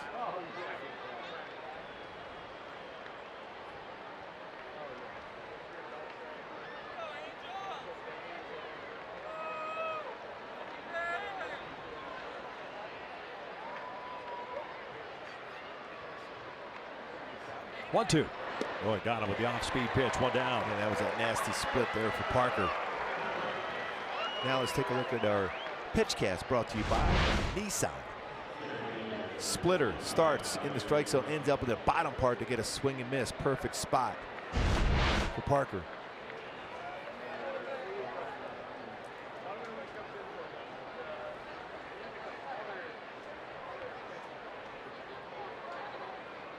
Byron Buxton 1 for 2, an RBI double and a pop up to short.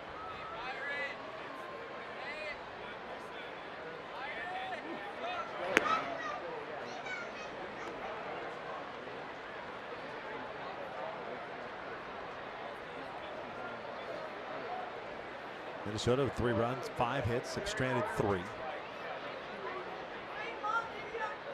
Halos 2 runs, 3 hits, have left 5 on base.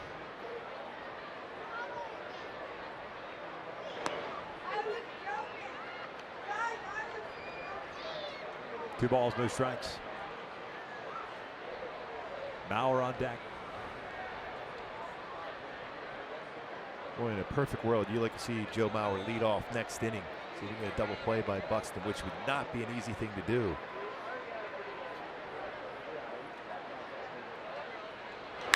Out toward left. Upton has to come in on it. Droughts.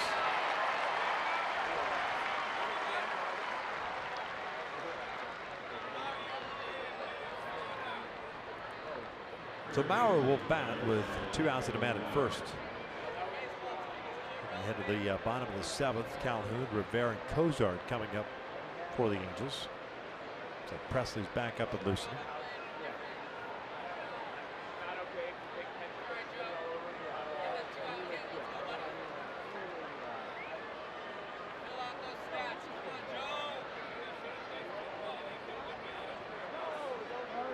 Mauer 2 for 3, a couple of singles. Tried to stretch a single in the 5th inning into a double. Was gunned down by Calhoun. 0-1.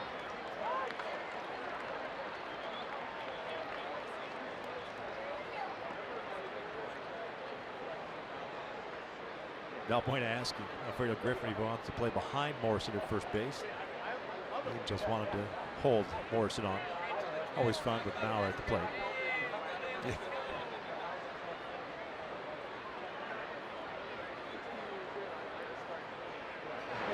Sure you don't want me to play back?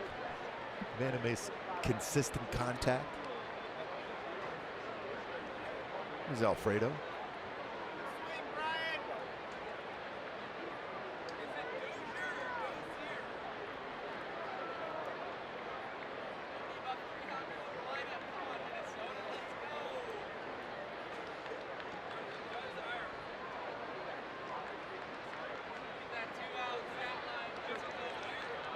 One pitch. 2-1.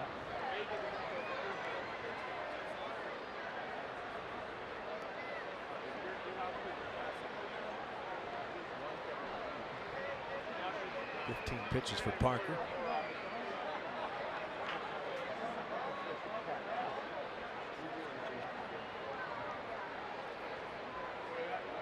So far, 9 of those 15 out of the strike zone.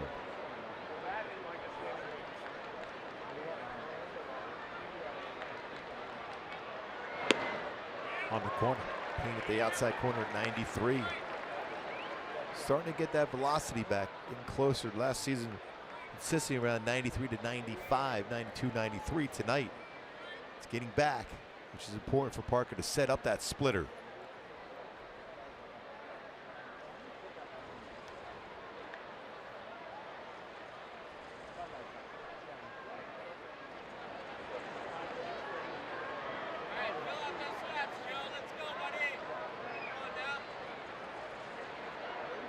Now the 2-2.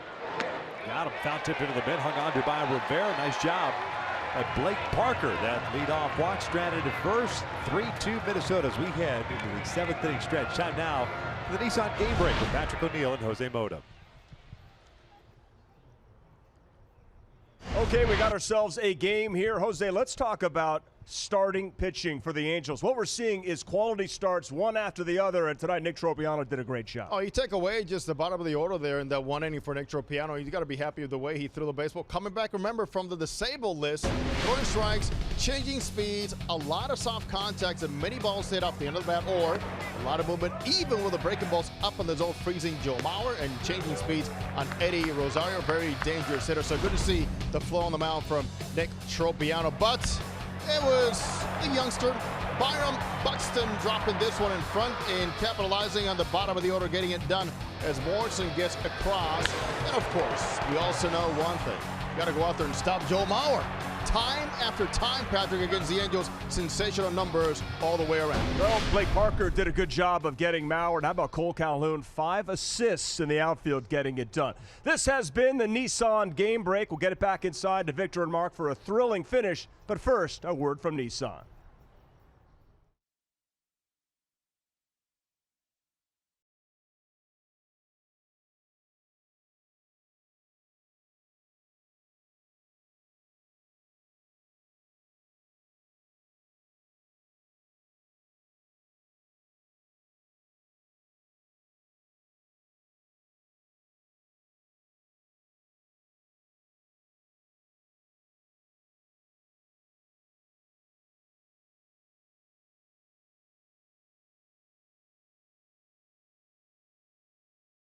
Ryan Presley takes over on the mound for Kyle Gibson.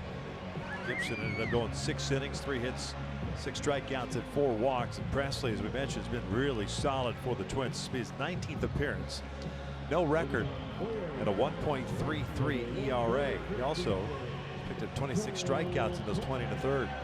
He's got a firm fastball, 92, 97, curveball, slider, changeup. This pitch and change brought to you by Purple Bricks.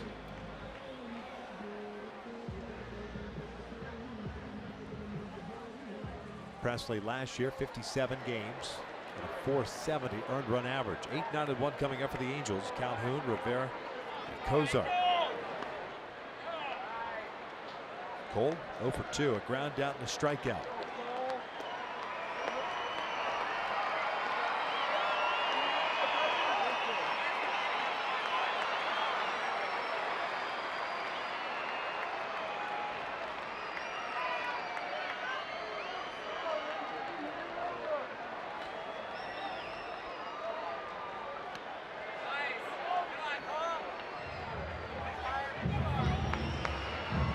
Two balls, no strikes.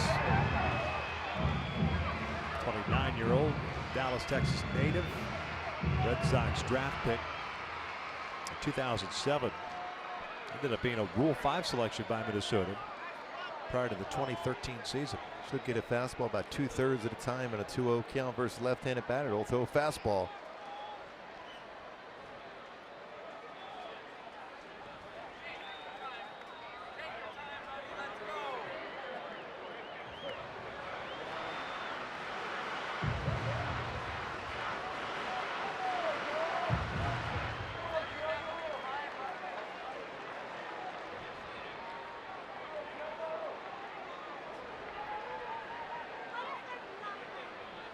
Two out. Off the plate.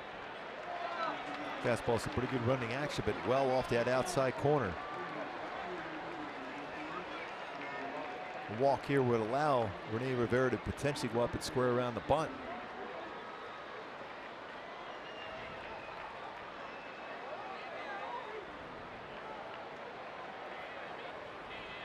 And it's a 4-pitch walk to start the 7th.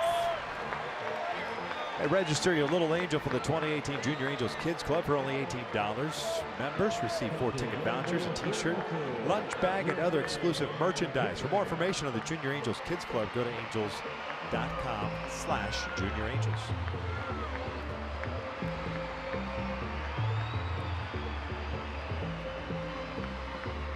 Brings up Rene Rivera.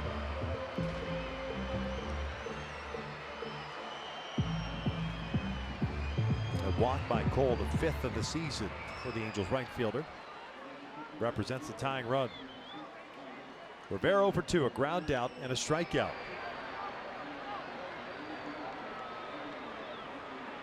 Breaking ball upstairs. The Angels only have 2 sacrifices this year. They've done it a whole lot. This might be a time too when you see that long set of signs put on by Dino Ebel. A 1-0 count, especially thinking you're going to get a fastball, you can put a hit and run on.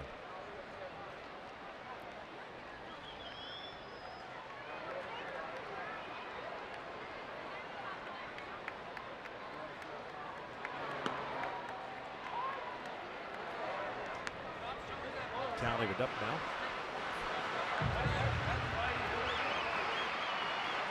Yeah, if you're up there bunting, that's the one you want. That's a fastball. It's a lower part of the strike zone. The high fastball, very difficult to get on that ground, but a fastball at the knee area, a little bit easier to make sure you get that bunt down.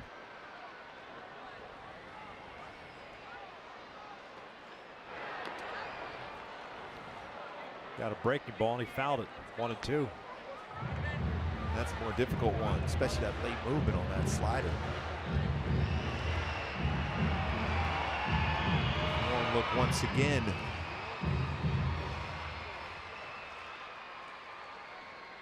Rivera's been pretty good as far as, especially with 2 strikes, shorten up and hit that ball to right field. There's a lot of room on that right side of the infield. So you can hit a ball right through that spot right there on the ground. Breaking ball. Got him looking. Rivera jumped out of the way of it, but it caught the strike zone. 1 out.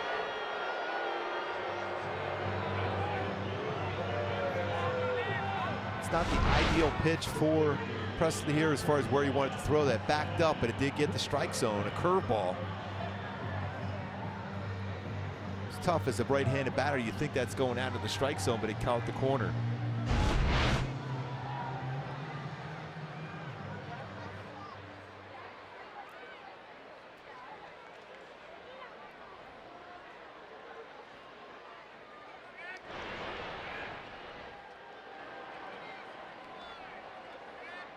Garver with a pretty good throwing arm has thrown out 25% of base stealers this season. Calhoun with 3 stolen bases, but caught once. Zach 1 for 3 tonight. Takes a strike. He's had 1 plate appearance against Presley in his career. Picked up a walk.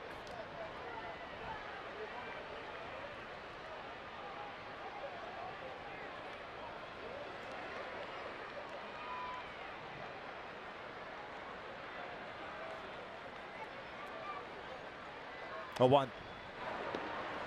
Ball gets away. Calhoun trying to go to second base, and the throw is on the second base side off the glove, and it'll stay close enough to where Calhoun cannot take third. Boy, off right away the way that ball got away from Garver. He looked like he had a shot to get Cole at second base. The throw just kind of sailed on him. Running fastball off his glove, not too far away. But Garver had to deal with Cozart being there also to throw.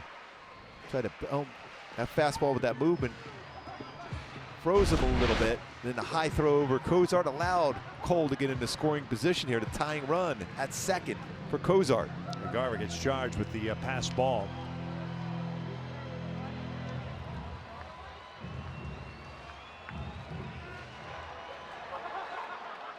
Ball and a strike. Tying run at second base. We're in the 7th.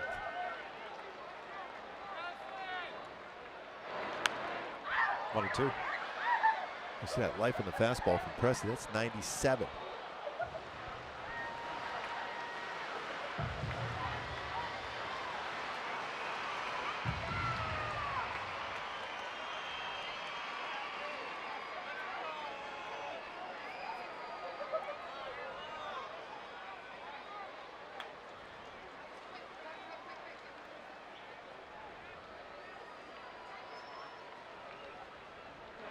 Fastball just missed off the plate. That's straight over the top, his fastball. Imagine when you throw a fastball that close to the outside part of the plate, you're going to back it up with a breaking ball here now. Kepler playing shallow and right. Buxton doing the same in center. 2-2 in the dirt. Full count.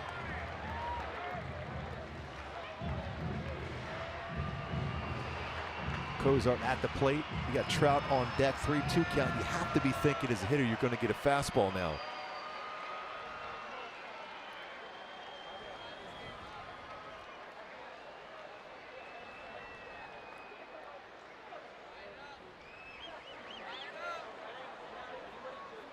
Now the payoff. Breaking ball got him. 2 outs. Mike Trout coming to the plate. Now it's time for the Kia drive to success. The Angels swinging the bats. As far as rankings this month, 7-3 mark, 4th best. Batting average though tops at 315 in the month of May, averaging 6.7 runs per game. The starter's solid. Another solid start tonight by Nick Trobiano. Also, so far, just 3 hits in the game for the Angels. Mike Trout, though, on base twice via the walk.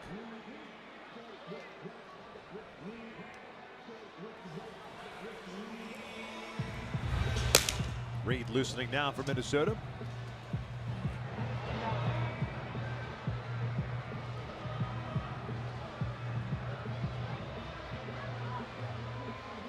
Well, it appears now at least they're going to go and pitch to Trout. Michael for 1 with 2 walks. Struck out of the first against Gibson.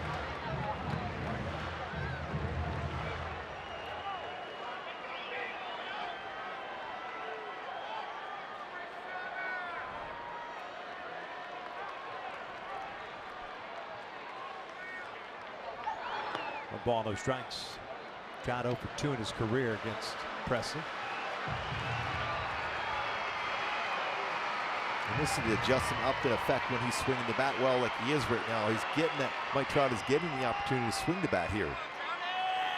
Often when someone's hit behind Trout and they're struggling with Justin Upton struggling maybe early in the year, Trout is intensely walked. He's getting an opportunity now to swing and tie it up. Here's the 1-0 upstairs. 2 balls, no strikes.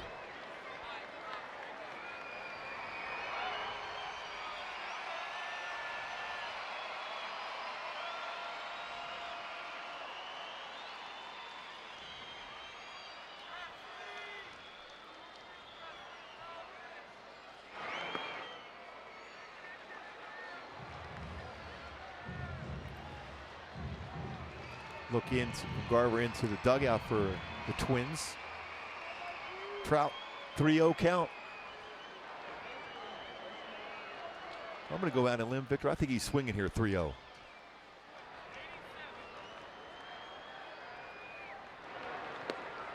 Or not. He works the walk. So Wait. Upton will bat with 2 on. Remember what he did last night in the 3rd inning. It's Minnesota. Back-to-back games in the 3rd inning against the Minnesota Twins. Got a fastball out over the plate, drives it out to right center field for a home run for Justin Upton, a 2-run home run.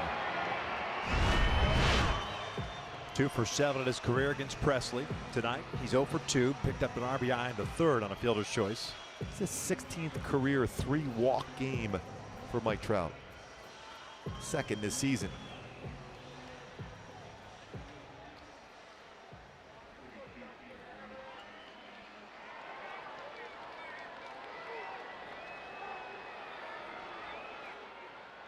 Calhoun at second, Trout at first.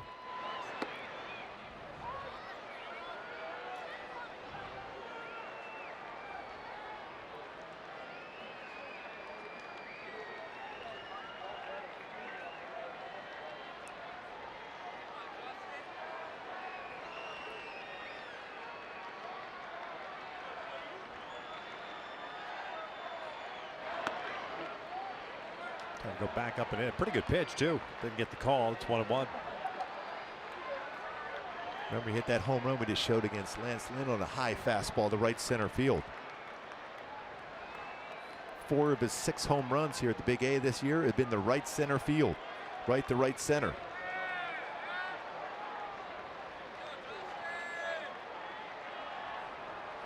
Breaking ball. Gotta make sure you bring that bat down with you.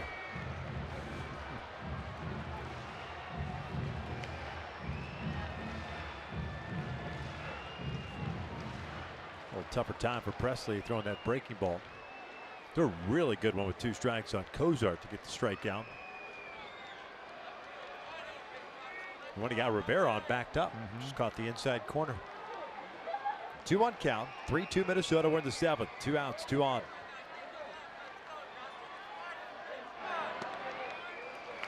Three and 1.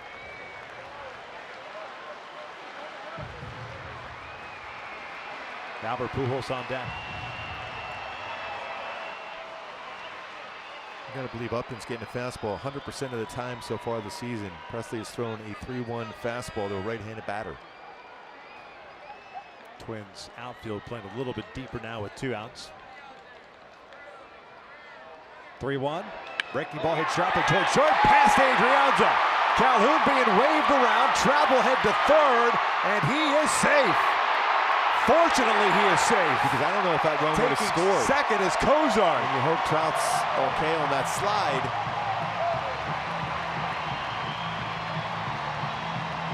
If he gets tagged out there, that run does not count because Cole wasn't near the plate yet. We're tied up at 3. And I imagine Minnesota will take a look at that, see if it was actually a tag at third. It didn't look like it. Rosario did a pretty good job of coming in on that baseball, go right and looking towards third base.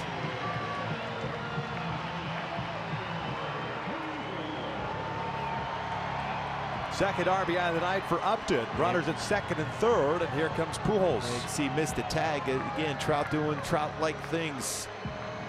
The slide and the swim move and avoiding the tag and gets back with the mitt. Get to the base. Really heads up throw by Rosario. Albert would look at a strike. And Upton once again coming through after a walk to Trout.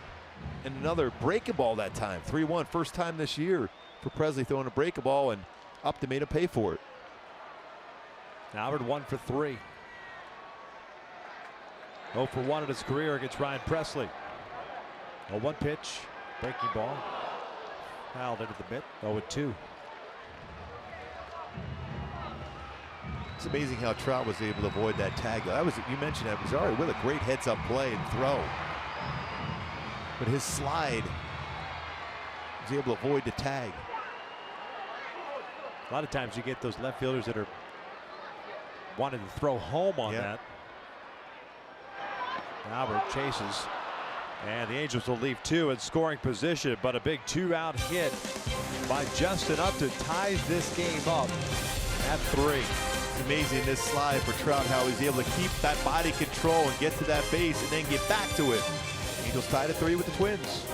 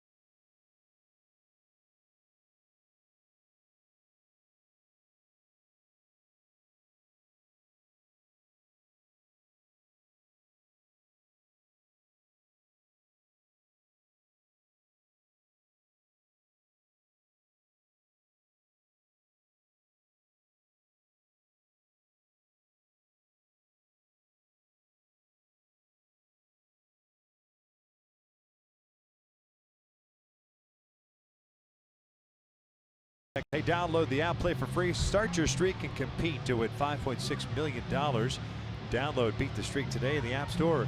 MLB.com/BTS. Cam Bedrosian replaces Blake Parker on the mound. Here in the 8th inning, Minnesota will have 2, 3, and 4 coming up. This will be Bedrosian's 19th appearance. He's 1-0.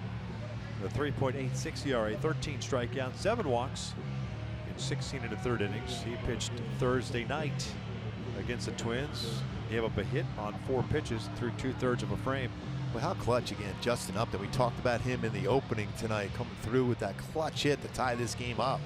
Having a fantastic month of May.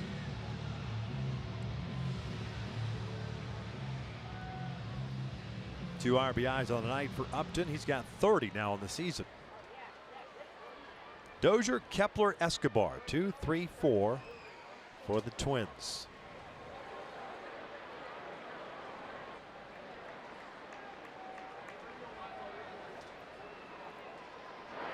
Still have no idea how Trout avoided that tag. What body control Trout has to be able to make that slide and avoid a tag. Otherwise, that run does not score.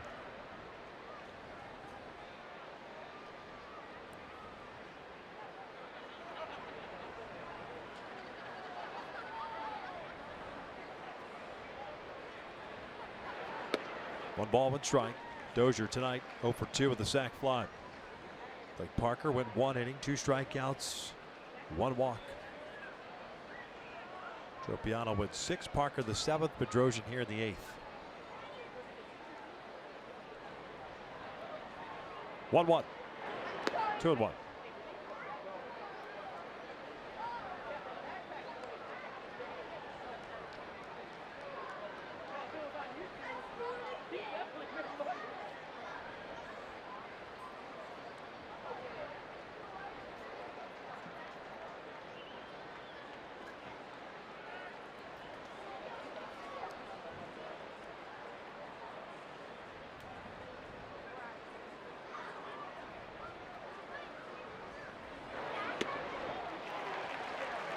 Time to expand a little bit.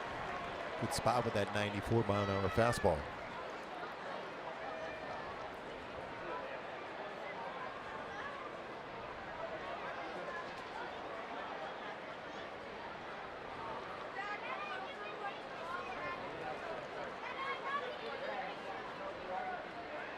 Rivera set back up. 2-2, broken bat up the middle. That'll sneak through for a base hit, even though Simmons comes up with it.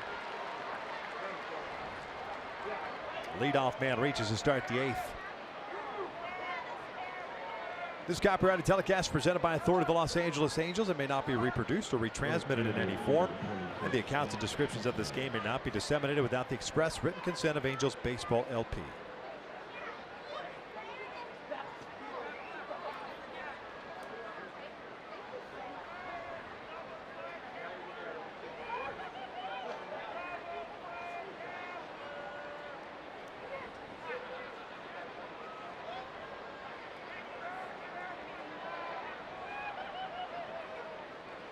Kepler tonight 0 for 3. Twice has hit a fly ball out. In the 3rd inning, grounded into a double play. 0-1.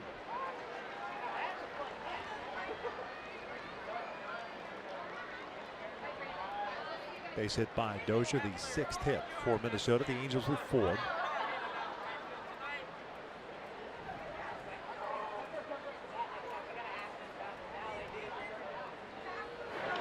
Out toward right center field. Hit well, Calhoun and Trout near the wall. Calhoun will make the catch. That's some serious coverage out in the outfield for Cole. The distance he had to go to run that one down at the wall.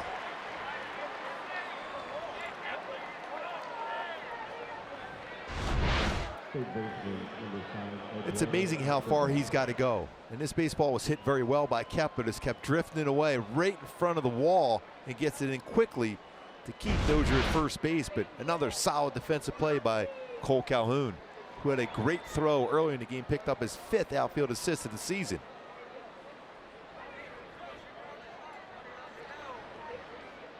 Danger zone to Max Kepler there.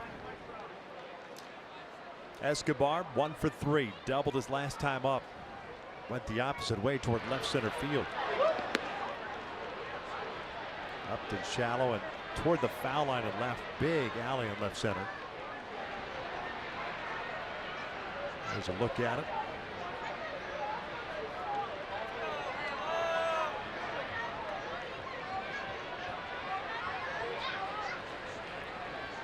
Good lead for Dozier at first. 1-0. 1-1. Dozier with a couple stolen bases. Mentioned Rivera has thrown out 40% of base stealers this season.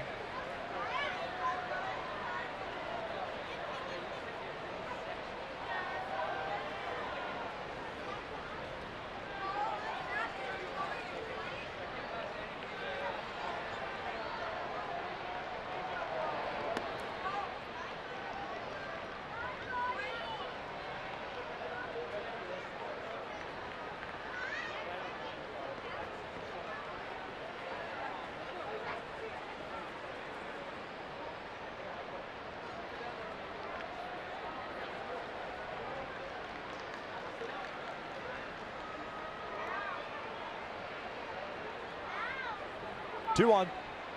Ground ball to second. Could be two. Kinsler feeds Simmons for one on to first. Got him. 4-6-3 goes the Twin killing. Perfect spot right there. I love that one there, Victor. Good call. 4-6-3. Finish it off. Cole with a perfect play in right center field.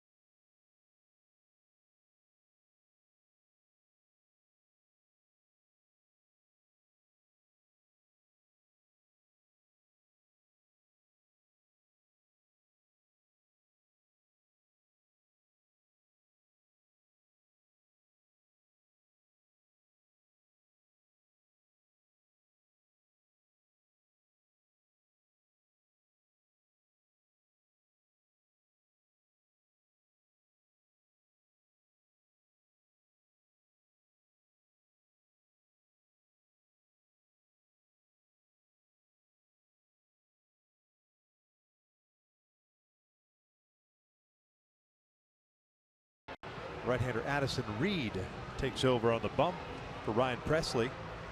17th appearance for Reed, 0-2 with a 3.06 ERA, 17 and 2/3 innings, 19 strikeouts and 6 walks.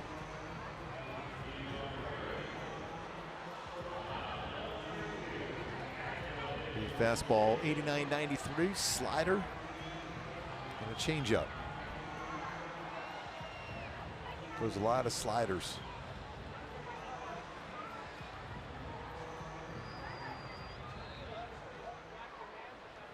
Angelton Simmons, Luis Valbuena, Ian Kinsler in the 8th inning for the Angels.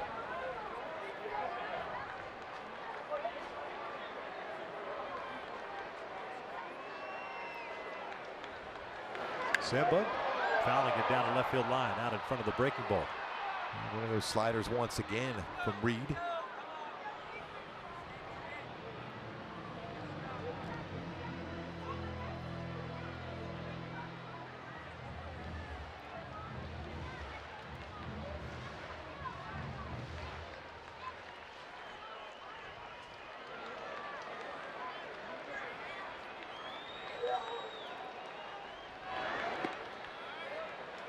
We overthrew that slider.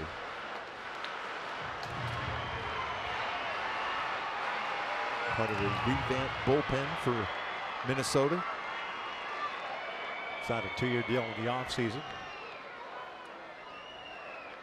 Los Osos High School in Rancho Cucamonga, San Diego State. 3rd round pick of the White Sox in 2010. Switch with the Sox, the Diamondbacks, the Mets. Boston last year, 29 games. Now Minnesota.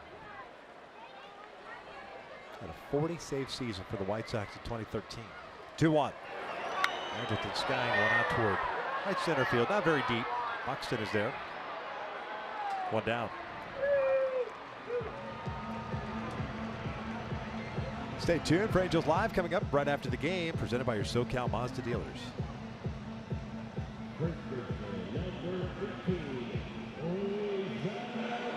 Luis Valbuena 0 for 2. Ground down, a strikeout, had a sacrifice fly in the 6th inning, picking up his 13th RBI.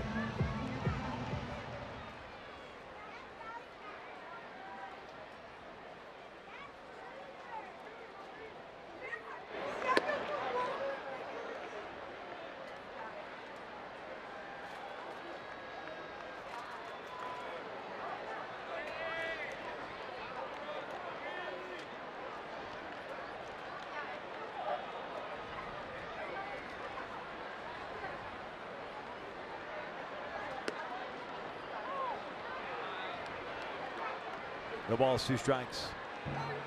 Luis thought that pitch was a little bit outside.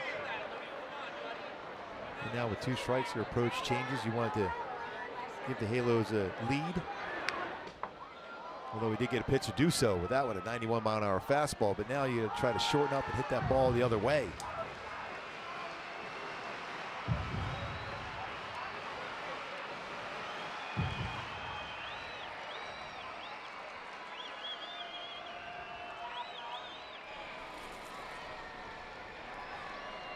Keenan Middleton will pitch the 9th.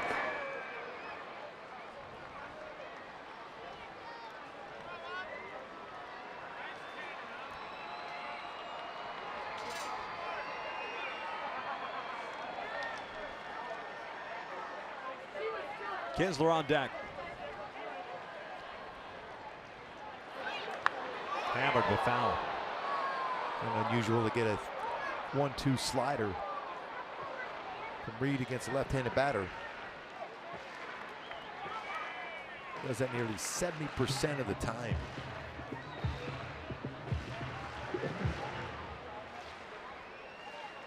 Luis 0 for 6 in his career against Addison Reed.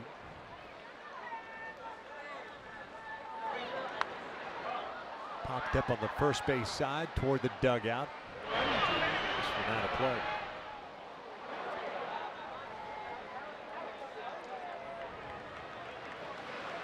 Still a 1-2 count.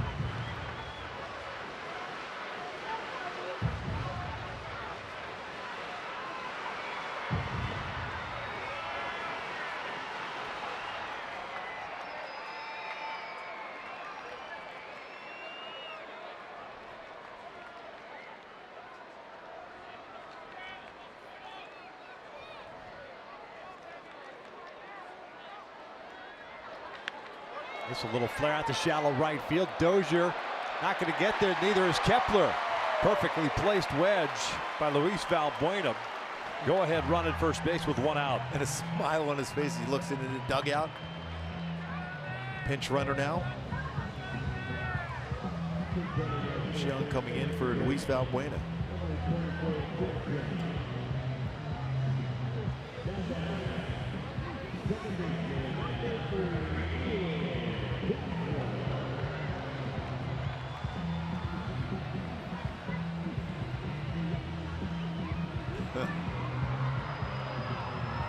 See, that was a pretty good little knockdown wedge she put there. Sac flies last at bat and a base hit. I'll tell you what, this team has some good times together. They had fun before batting practice today, even after that tough loss last night. Kinsler looks at a strike.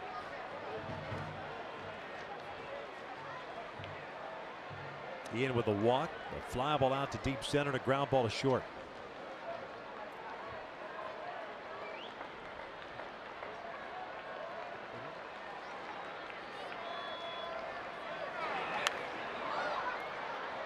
Gives are 2 for 6 against Reed.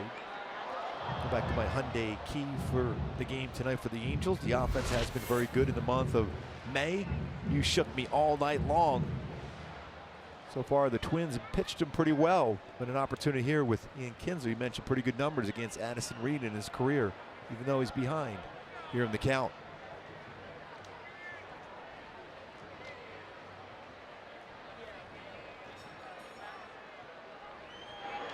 A little flare out to right. Kepler a little bit more shallow this time. He's able to track it down. 2 outs. Young back to first.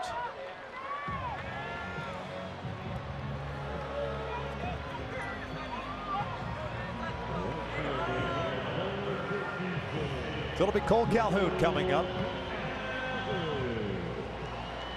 1 for 2 with an RBI in his career against Reed.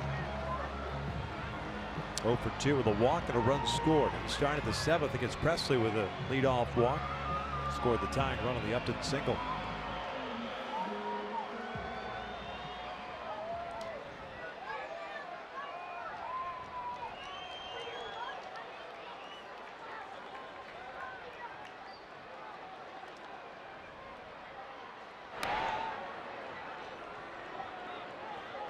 Not much of a lead there for Young yet against Reed.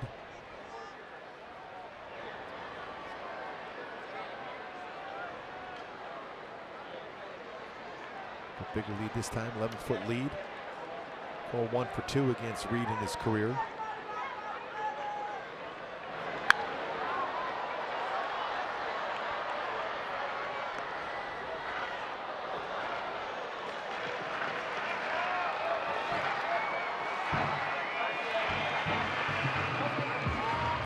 Escobar, the only man left on the left side of the infield.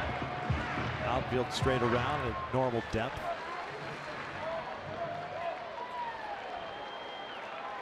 Chris Young, the pinch runner over at first.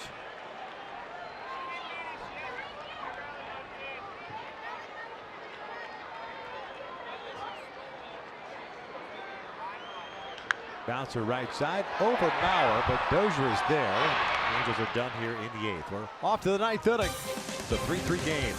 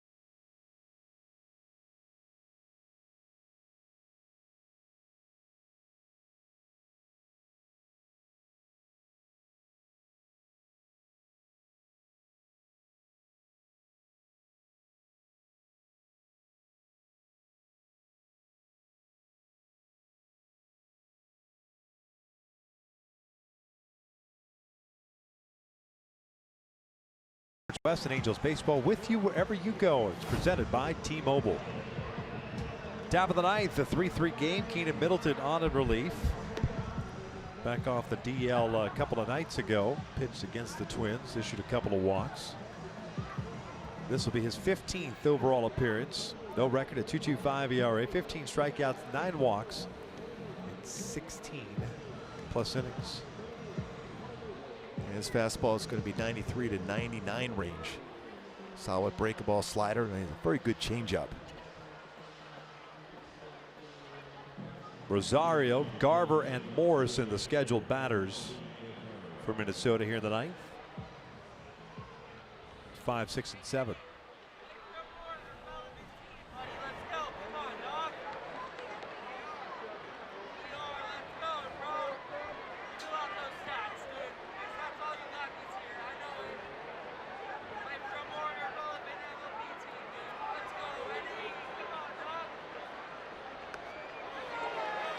Jeffrey Marte takes over at first base. As Chris Young pinch ran for Valbuena.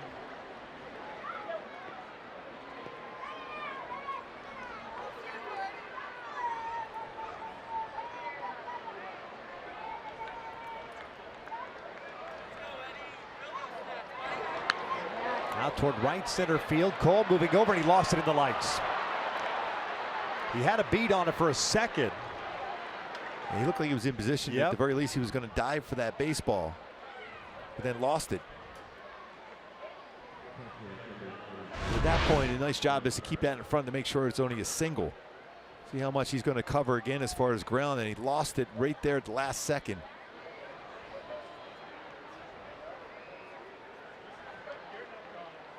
Keeps a double play in order, unless Minnesota decides to square around a bunt here.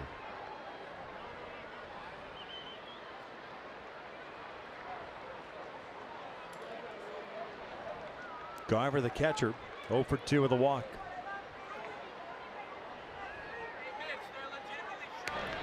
Rosario, a good speed, 4 stolen bases this season. A lot of times you'll throw over to see if the batter will square around the bunt also.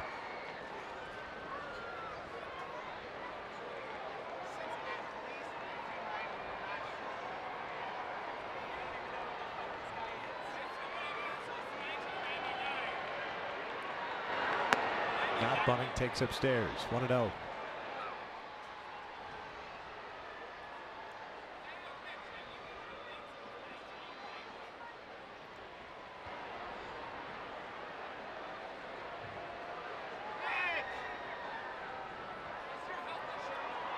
Leadoff single. Eddie Rosario stands over at first base. Pretty big lead. Yep. 1-1. Good break ball from Middleton.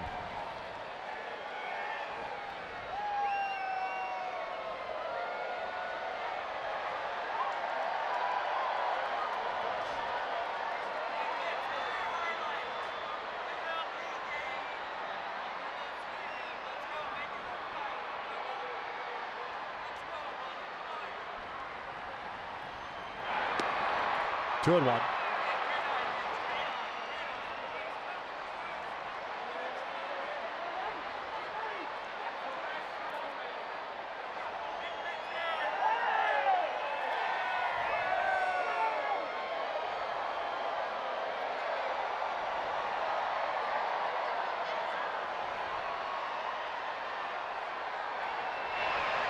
It's a good motion count for Minnesota here.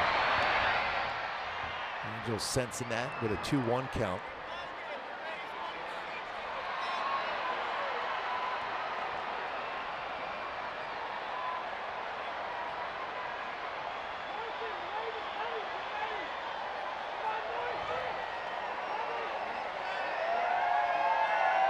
Two 2-1 count on Garver.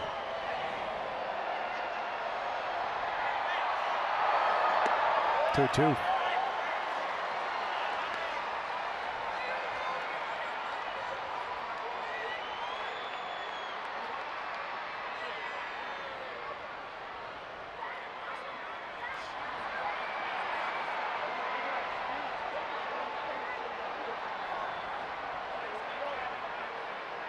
Outfield playing Garver the opposite way. Infield straight up. 2-2 now. Lifted out towards center. Playable for Trout as he comes in on it. One down.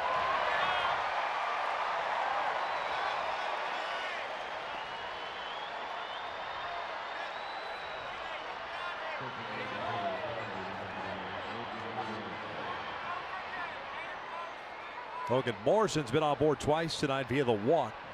0 for 1 overall.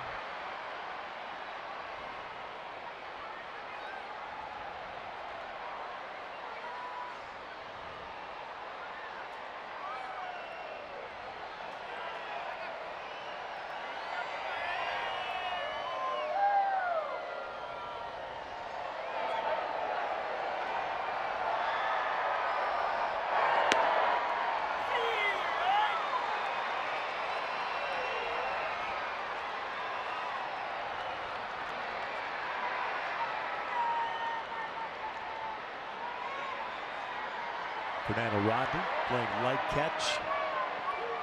The Twins bullpen ended up picking up the save last night. Angels in the bottom of the ninth have 9-1-2 due up.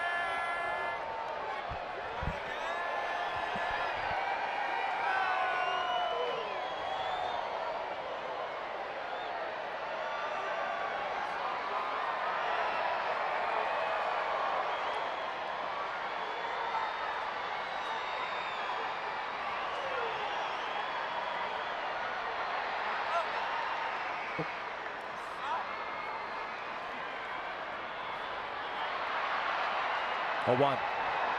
Got back 0-2. Break the ball in the upper part of the strike zone there for Middleton. It's Morrison. Remember, he had a pretty good fastball that was down last night to left center field.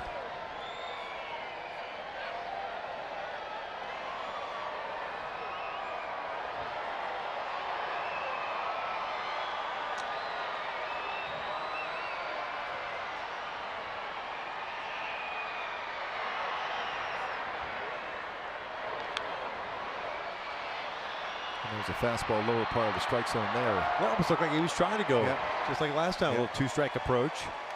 And he's strong enough that he makes good contact in that pitch and go a long way the other way. Especially with the way the Angels defensively are playing him in the outfield, with Upton toward the line and a little bit shallow. Crowd shading him the opposite way. Rosario leading off the ninth inning with a single. Garver skied one to center. 1 out. The 0-2 now. Check swing foul. Made contact with it.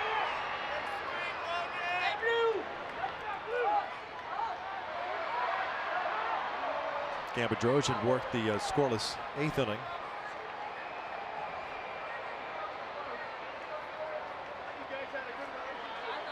Middleton here in the 9th. Tied at 3.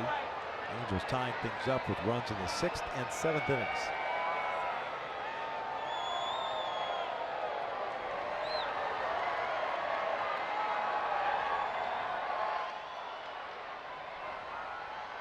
Rosario on the move, a swing and a miss, and throw down to second is in time. No, it's not in time, but coming off the base is Rosario, and they turn the double play. How about that? Down is Rosario. Simba does it all. Ran after, applied a tag with the baseball in the bare hand. Finishes off the inning. The old strike him out, throw him out after a run. Yeah, then chase him down. That is Simba at his best. Scoop throw off the base, Rosario, and he chased him down. Simba gets the out.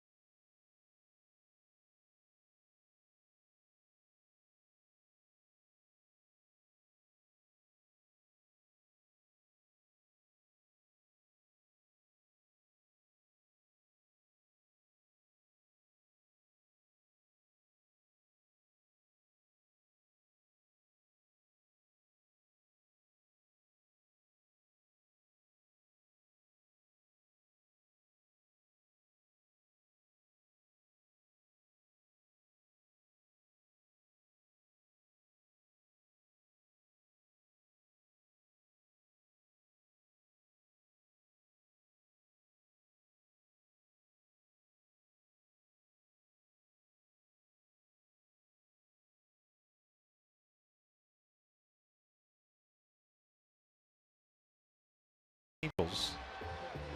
Yeah, what a wacky way for the top of the ninth to end. Yeah, he gets credit with a stolen base, but he slid past the base, and Anderson Simmons anticipating a rundown. He holds on to the baseball, applies the tag with the baseball in the hand to finish off the inning. See, I was able to avoid the tag and get in there initially, but then overslid the base, and Anderson Simmons applies the tag, finishes off the inning.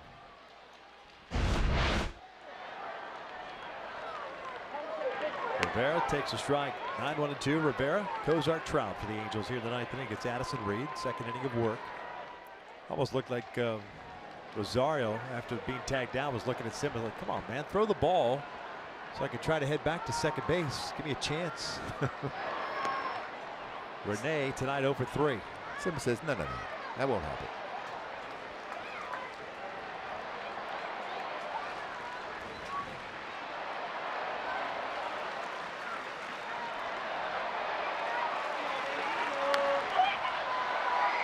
One and two. Let's play.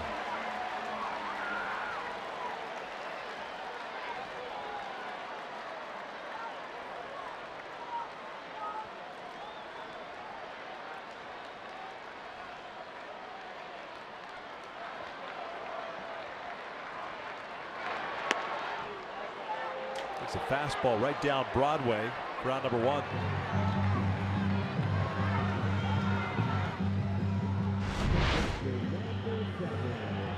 Runs his fastball, the outside part of the plate. Looked like he was looking all speed, but at that point you're just trying to shorten up, punch the ball to right. Froze him on a fastball at 91.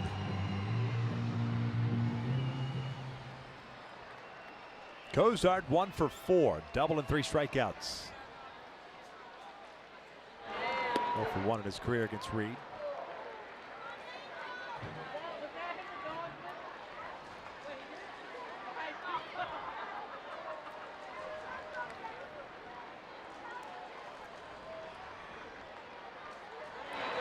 That's pulled foul. 0-2. That Cozart first time back in April, walk-off home run, April 4th. It's the Cleveland Indians.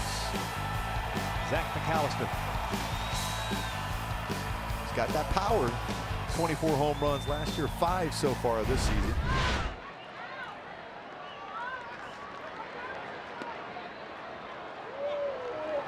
Reed wanted that pitch, missed off the plate.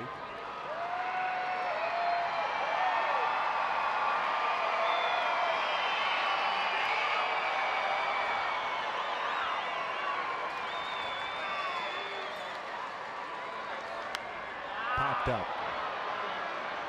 Mauer into foul territory is there. 2 down.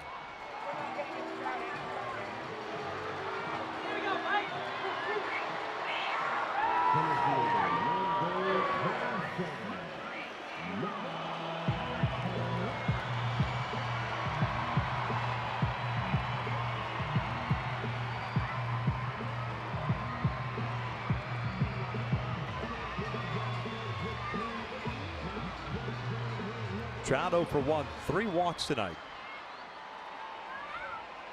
3 on the left side of the infield.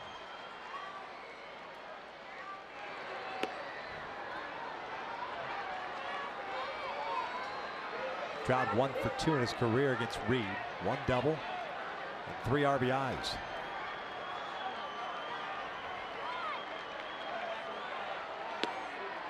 Outfield fairly deep for Minnesota. Trying to cut off a would-be double to the gap.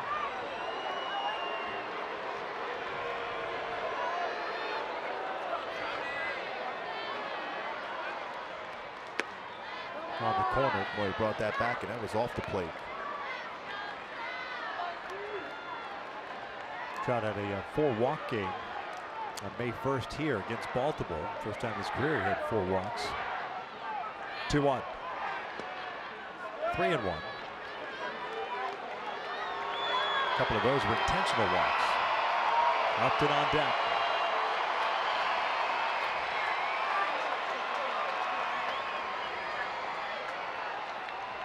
Three-one pitch, and he lays off. So it's a 4-walk game for Trout. Second time now this season he's had that.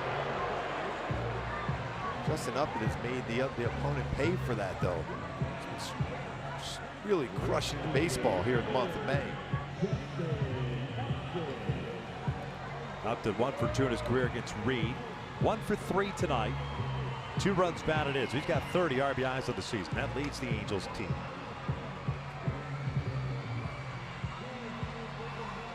It was his base hit in the 7th inning that tied things up at 3. That came with 2 outs. So Trout's on the move early.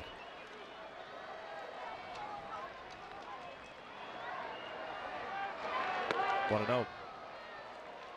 Garver's going to go out now. Upton 1 for 2 against Reed. 30 pitches thrown.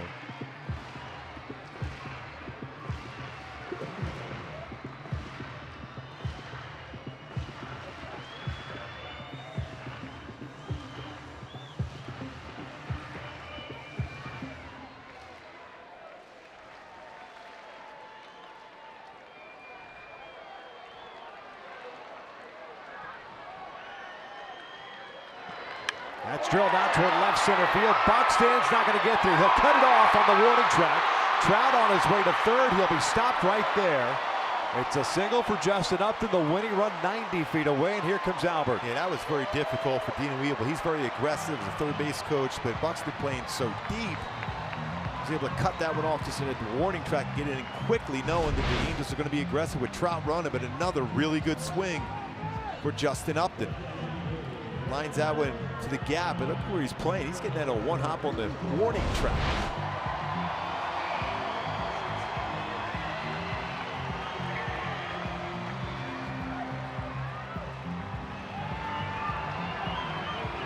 Albert hitless in his career against Addison Reed. 0 for 3.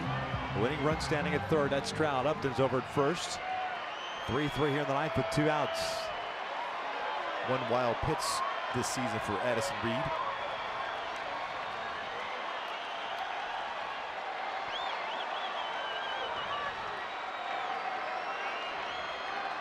That's lined to center field. Buxton is going to go back and make the catch for the third out. So free baseball here at the Big A. We'll head to the 10th, tied at 3.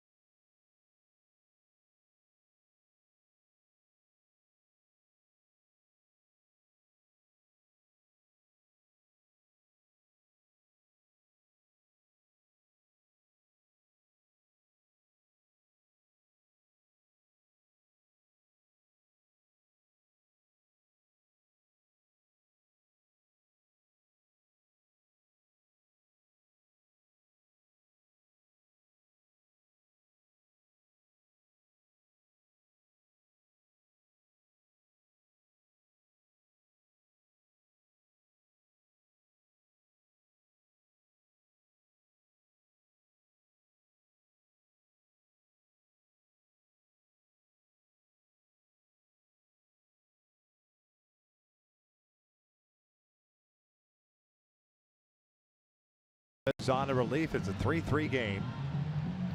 Noe takes over for Keenan Middleton, who faced 3 batters in the 9th inning, gave up a single and has picked up a strikeout. Noe gets 8-9-1 for Minnesota in this 10th inning. 20th game. Appeared last night. 1 inning, 1 strikeout through 13 pitches. Got a 3.66 ERA. Robbie Grossman looks like he's going to pinch hit for A-Ray Adrianza.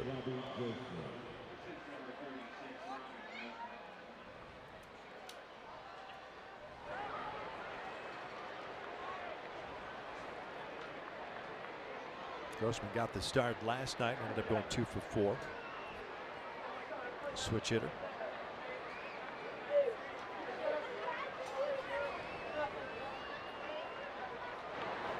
Takes a breaking ball for a strike. See a lot of breaking balls and change-ups from Noe Ramirez. Also will throw his fastball 89 to 91 range.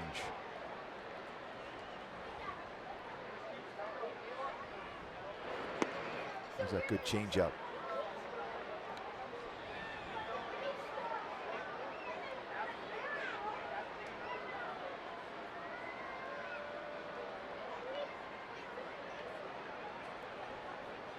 One, 2-1.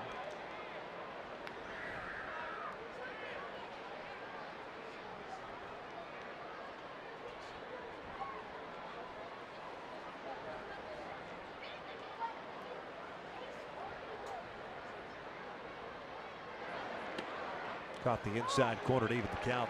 Byron Buxton on deck. Then you got Joe Mauer. So far 2 breakables and 2 change-ups.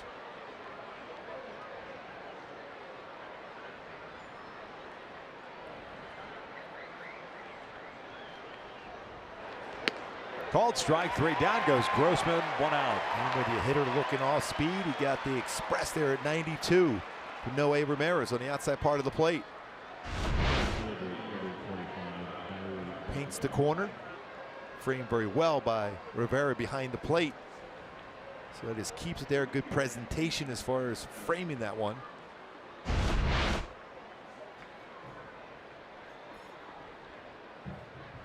Buxton tonight, an RBI double, a pop-up, and a fly ball to left. He'll look at strike 1.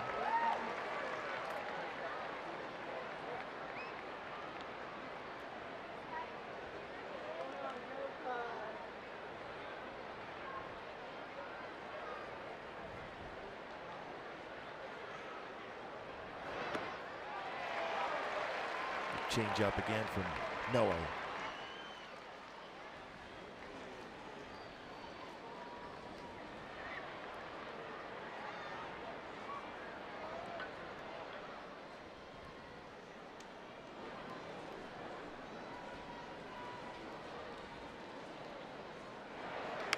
Little pop-up. Simmons has to go out. So does Kinsler. Ian makes the call to the catch. 2 outs. Back to the top of the order we go with Joe Mauer. Looking ahead to the bottom of the 10th. Simmons, Marte, and Kinsler due up for the Angels.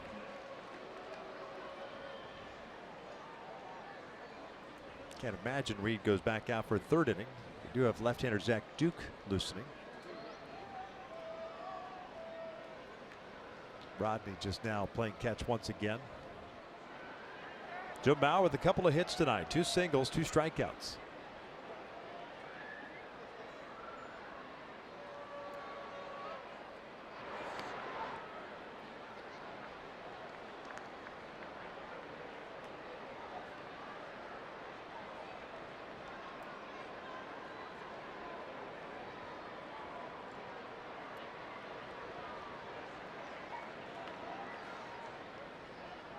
Noah's 1-0. 2-0. Dozier on deck.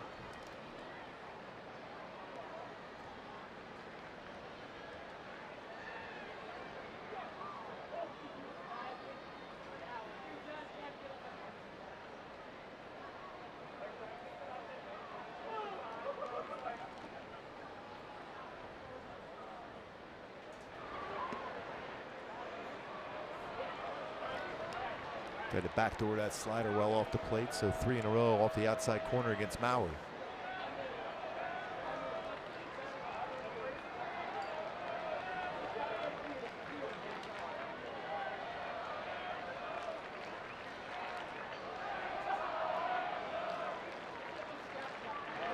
Ground ball, right side. Kinsler with a diving stop. Gets away from him, throws to first.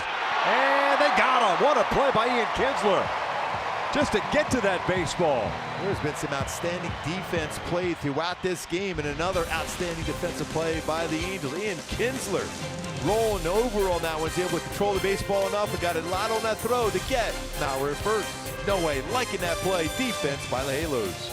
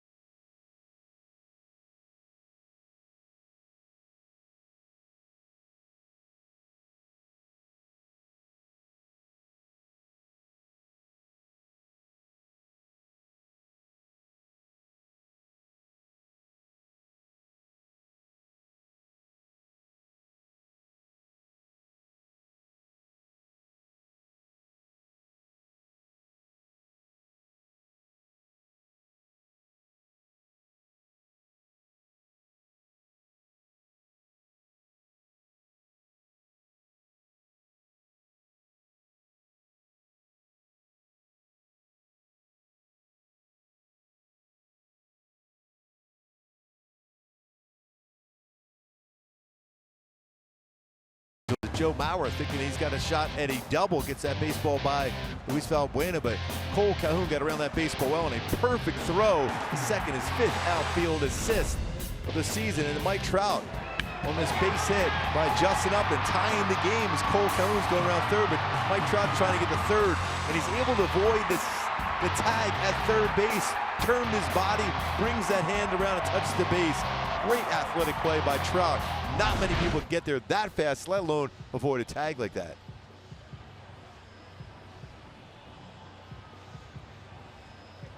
Zach Duke takes over on the mound. Pitched last night, his 17th appearance, 2-1 mark and a 3.75 ERA.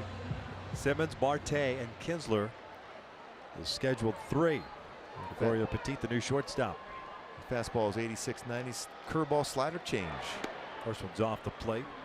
Andrelton, 1 for 4, tripled and scored in the 6th inning. That was that play that Kepler in right field dove for. The ball hit off the heel of the glove and allowed Andrelton to get to third base. He eventually would score the second run for the Angels and the sac fly by Valbuena. 1-0. 2 balls, no strikes. Simmons 1 for 3 against Duke.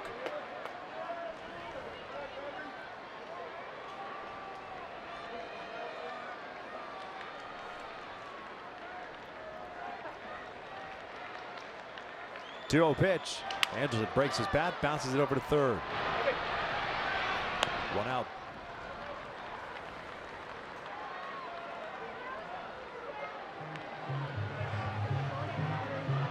It's a pretty good pitch, a 2-0 pitch to be able to break a bat like that.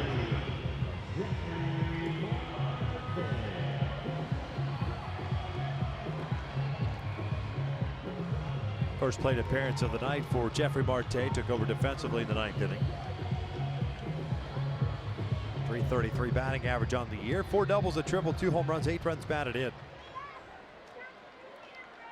Marte much better against left-handed pitching this season. .375.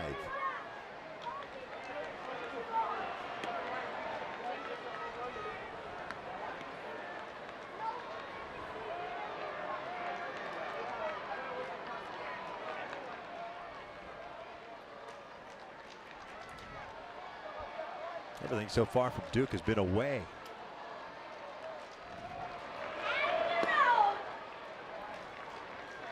And you have to, in this spot when the 2-0 count, if you're in the position to get a pitch to drive, you don't want to help out a pitcher. Bring it into the middle part of the plate here if you're Marte.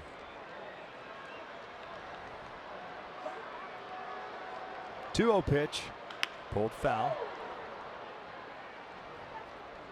2-1.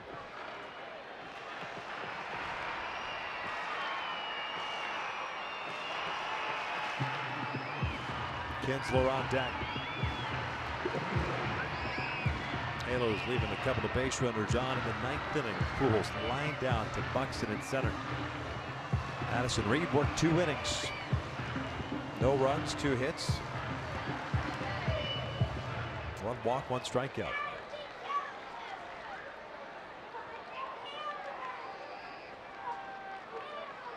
Escobar really guarding the line at third base. You don't see that too often anymore. 2-1 pitch. Foul back, 2-2. Duke just dropped down a little bit more that last pitch. Create a little bit more running action on his pitch.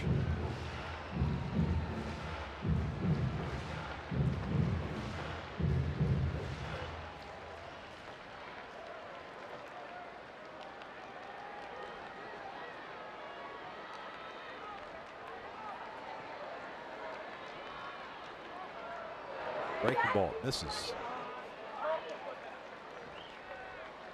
That is so tantalizing, isn't it? 2 strikes. You're trying to be the hero.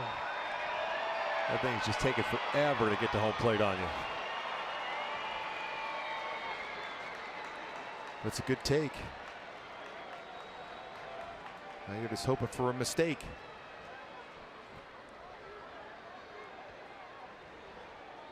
We'll cut her in. 3-2, and he works the walk. That's a real good at bat for Marte. Did not chase anything out of the strike zone at all.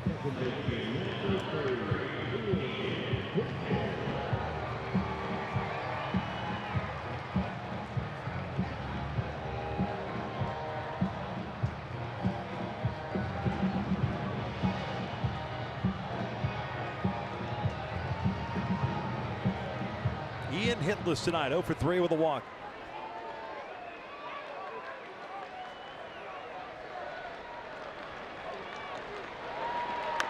Check swing, roller foul. The ball's in a strike.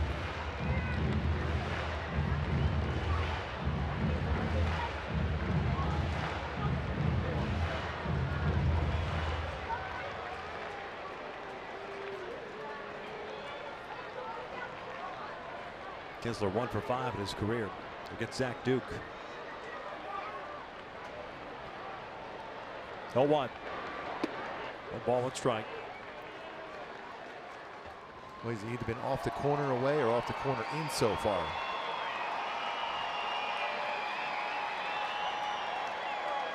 Halos this season 1 and 3 in extra innings. 3-3 in the 10th. 1-1 pitch. 1-2.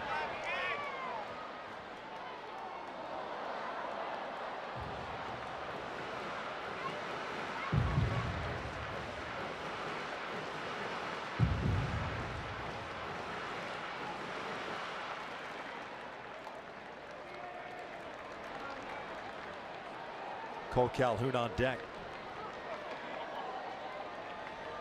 Marte over at first. Now the 1-2. That's it. Fouls back. Pretty good pitches to foul off. That's a tough one. Kepler playing very shallow and right. Remember, he came in on a soft fly ball to right field against Kinsler. Last at bat was able to track that one down in shallow right. Buxton playing very deep in center.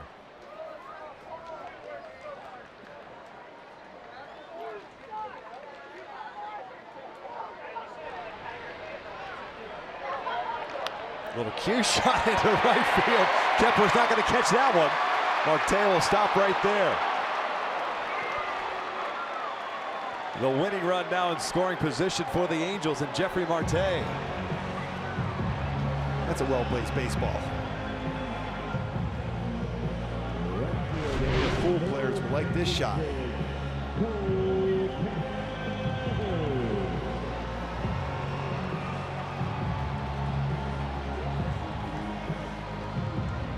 Can't place that any better than that cue shot.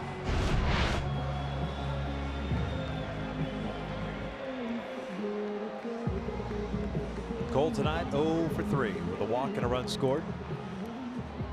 Made some fine defensive plays going to the gap in right center field. A perfect throw to get Maurer at second. Can he win it with the bat now?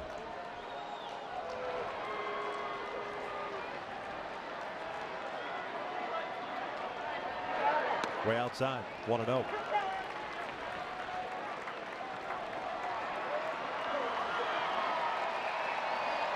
Rosario very shallow in left field. Buxton straight up at center, as is Kepler. Now both Buxton and Kepler coming in a couple of steps.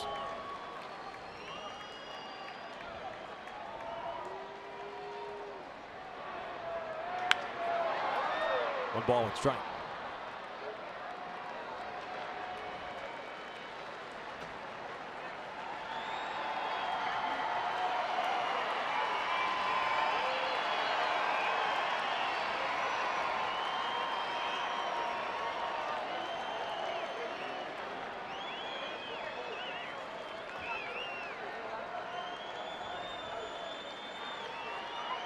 Petit trying to keep Marte close to the bag at second. 1-1.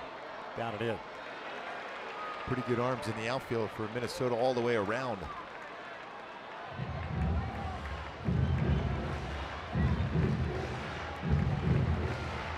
So a good throw by Rosario. Almost got Trout earlier in the game. Buxton, a very strong, accurate throwing arm. Kepler the same in right.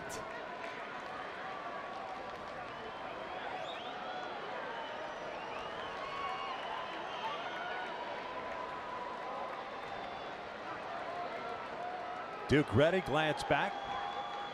2-1. 2-2.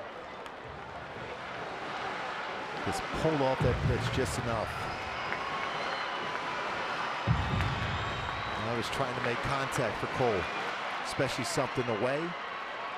Shoot that ball to left center field. Justin Upton, who's had a big game tonight again for the Halos. Rene Rivera, the man on deck. 2-2 to Cole. Lifted out the left. Playable. Rosario is there. 2 outs.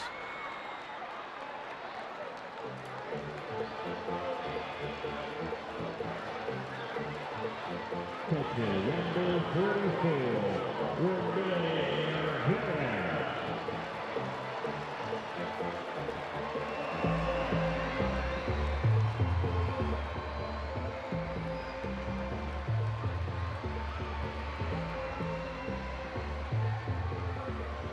Rivera's 0 for 4 with 3 strikeouts.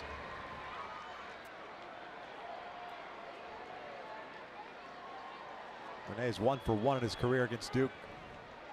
Winning run standing at second base.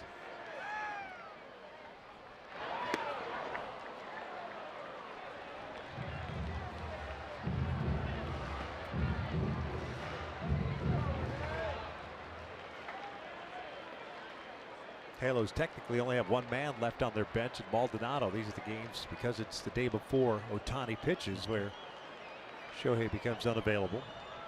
You wonder if that changes as the season progresses. So far this season, Rivera 2 for 4 with runners in scoring position and 2 outs. I think it does, Victor, to answer your question there. For Shohei.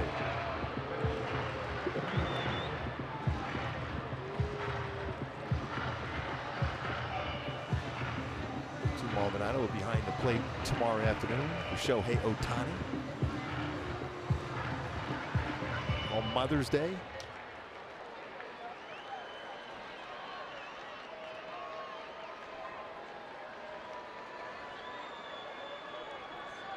A 1 pitch. 0-2.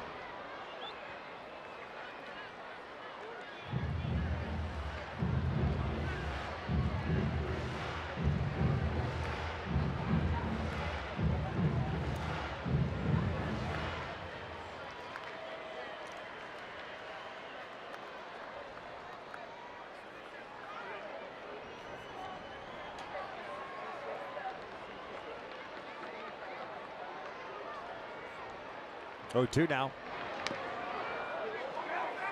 Staying alive in the at-bat, fighting off a tough pitch. Trying to pull Zach Duke. Especially a lot of off speed. And going back to that home run that Rivera hit at Coors Field, he stayed back on the baseball, let it travel in the strike zone and hit it out the right center field.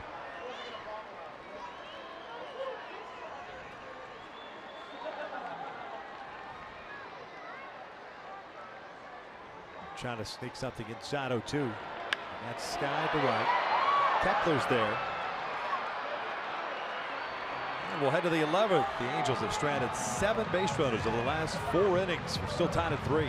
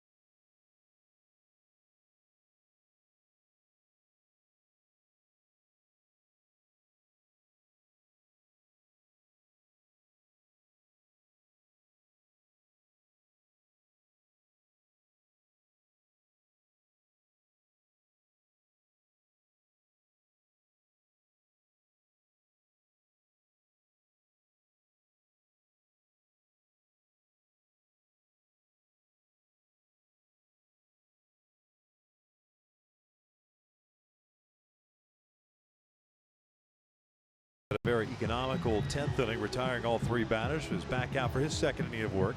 He'll face Dozier, Kepler, and Escobar.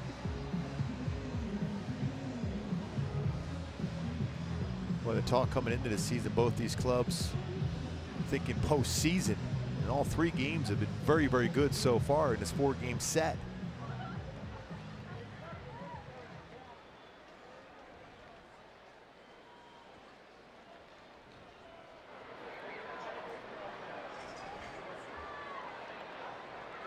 Dozier tonight 1 for 3. Had a sac fly back into 3rd.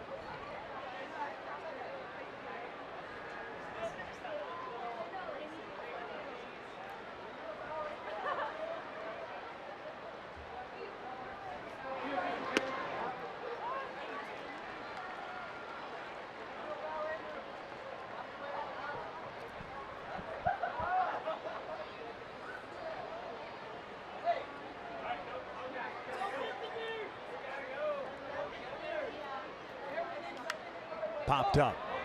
Ramirez, Marte, Jeffrey makes the call on the catch. 1 down. No way Wisely got out of the way there to let Marte make that play.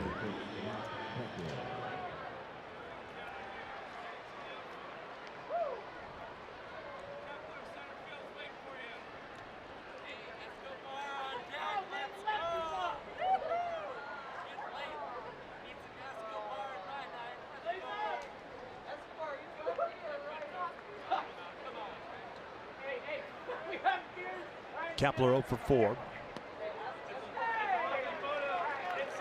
And a very loud out in the 8th inning against Cam Bedrosian. A nice play by Cole, catching the ball at the warning track in right center.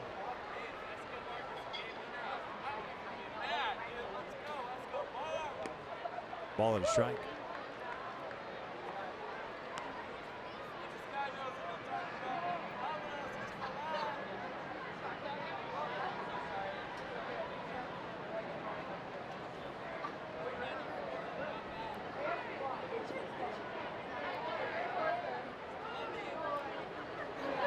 Good off-speed pitch, 1-2.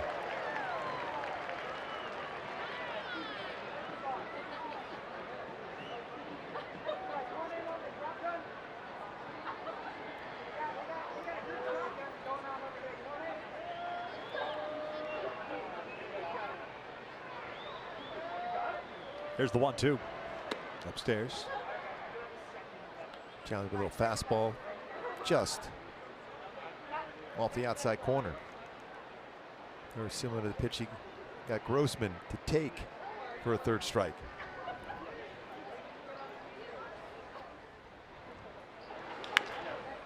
Towards short. Simba has it. 2 outs. Well, Anderson Sim is always under control at that shortstop position. Kepler runs well also. After that baseball and a strong over-the-top throw to first base to get the second out.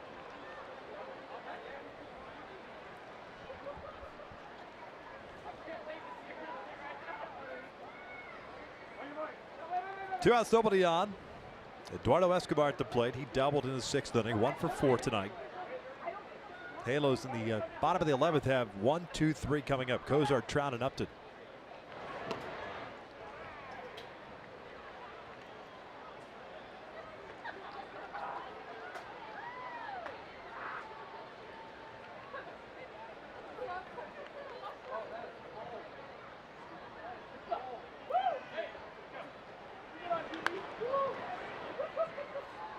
Ball and a strike.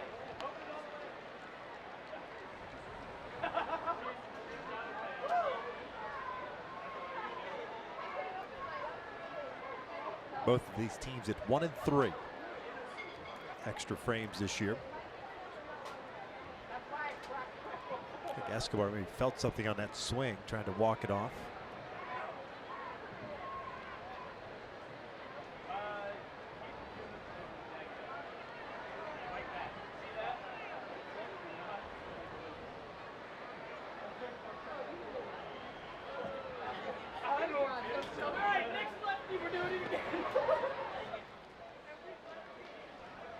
Two balls, 1 strike.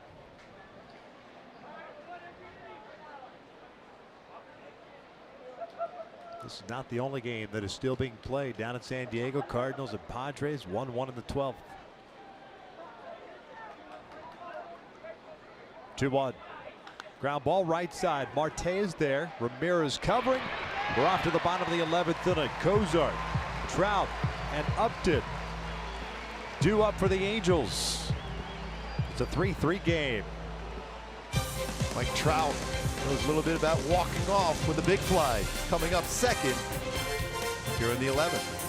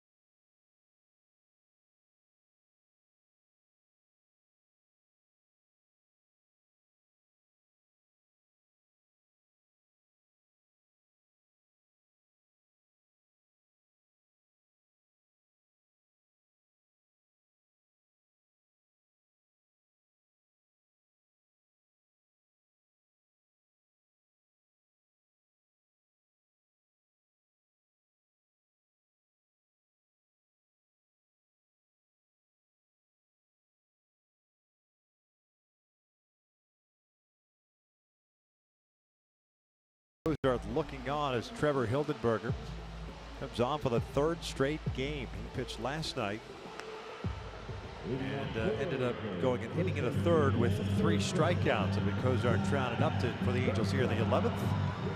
Hildenberger pitching in his 18th overall game, a 3.57 earned run average with no record. Fastball 91-94. That arm angle he throws, a slider and a changeup. Zach Duke worked 1 inning, 1 hit, 1 walk. He stranded 2. Cozart tonight 1 for 5, doubled and scored in the third. And that hit him in the back leg. Leadoff man on board. Well, it's got to be difficult for Hildenberger. 3 straight games with multiple pitches. A lot of pitches, I should say, the last couple of nights.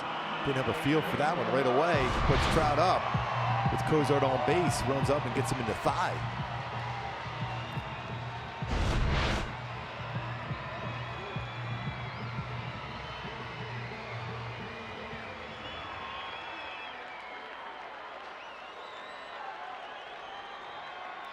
Trout 0 for 1, a strikeout and 4 walks.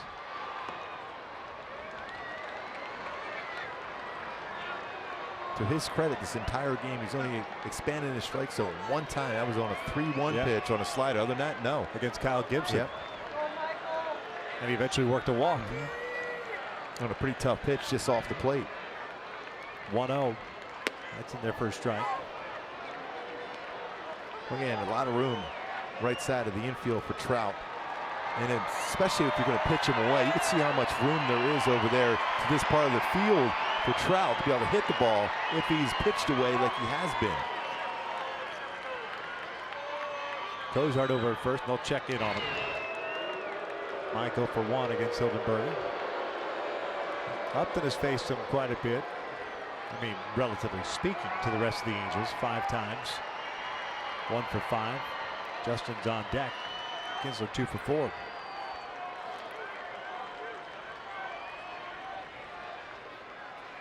One. 2 balls, 1 strike. Borderline pitch goes Trout's way. You see that fastball away. That's what Trout is going to have to do. Hit that ball hard to right field.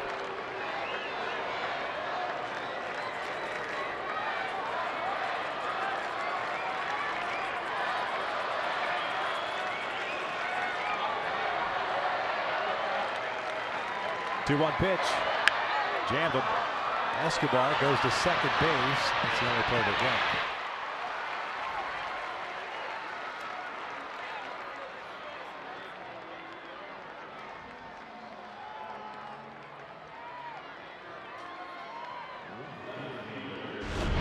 See this pitch right here. He runs it in after away. Jammed it right below the label.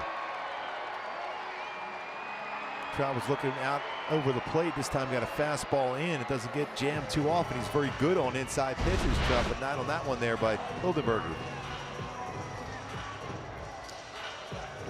He's got the potential to take off here. Hildenberger's not the quickest guy to the plate.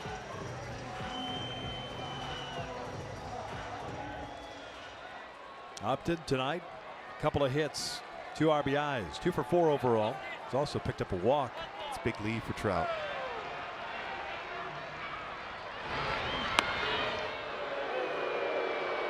That's not Hildenberger's best move. That time he stepped off the pitching rubber and threw over. He's got a little quicker move to first.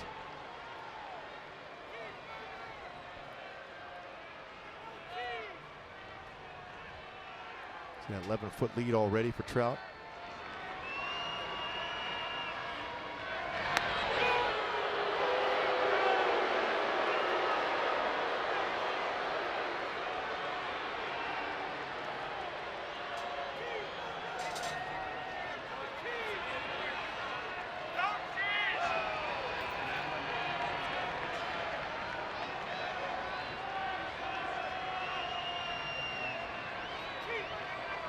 First pitch to Justin, breaking ball. Looked like it missed in, but it caught the inside corner, according to the home plate umpire. 0-1.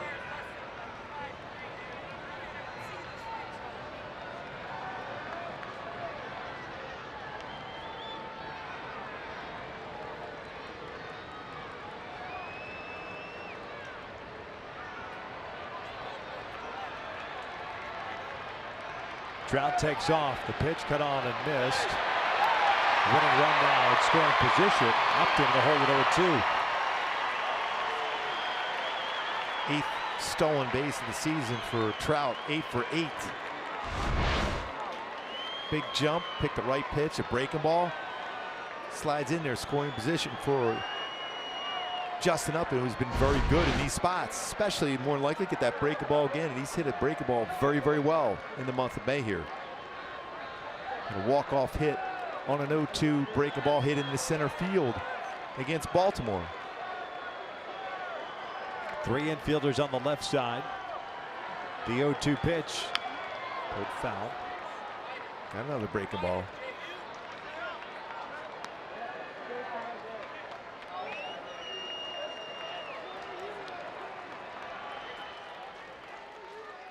Put a lot of pressure on Joe Mauer over at first base to cover all that ground, that right side of the infield, especially with 2 strikes on Upton, who's hit the ball very well the other way.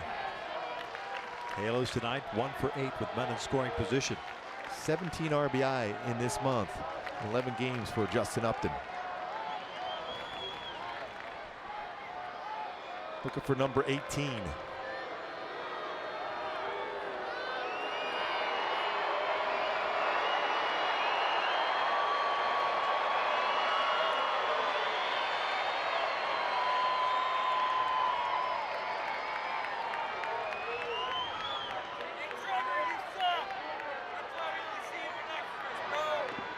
One ball, 2 strikes.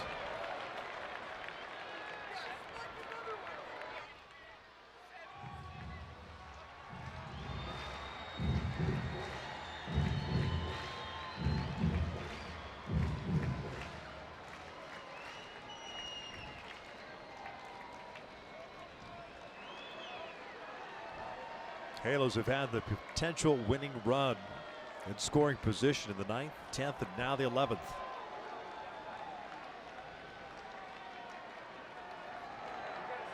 One, 2, way outside.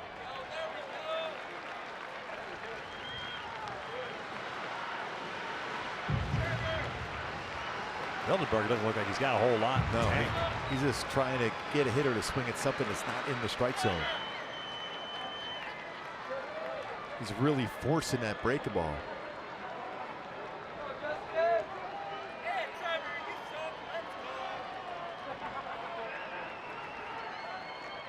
Now the 2-2. Lifted out toward right center field. Kepler is there. He'll make the catch. Trout tags. He'll head to third. He is in there safely. That's a good decision. Reason why is now all of a sudden the pitch in the dirt. You can win on a wild pitch. Take away that breaking ball out of the strike zone. You mentioned Hildenberger really fighting some of those sliders he's throwing. Gets back to the base, tags up on Kepler, who's got a strong throwing arm, but Trout with that great speed gets to third base.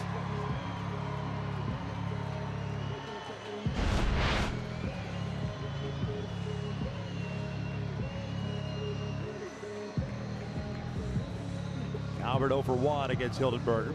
On conversation now. Pujols tonight 1 for 5. He had a single back in the 3rd inning. His hitting streak to 8 games.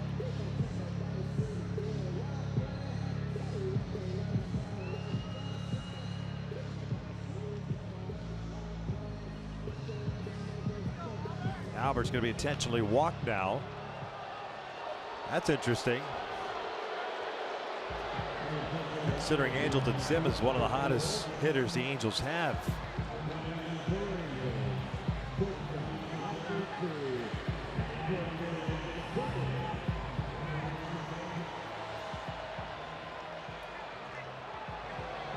Now they're going to intentionally walk Simmons to face Jeffrey Marte.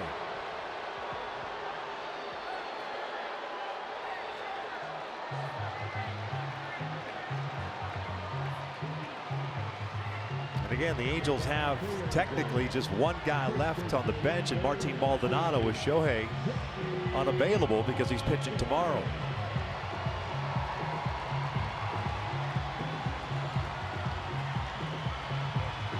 Now you've really put some pressure on your pitcher. A guy that has struggled, hasn't really had his best stuff considering it's his 3rd consecutive game. He's got to throw strikes, otherwise you're walking home the winning run. And you have to be patient right here. Even though you want to be the hero, you want to be in the position right now, you force him into the strike zone at some point.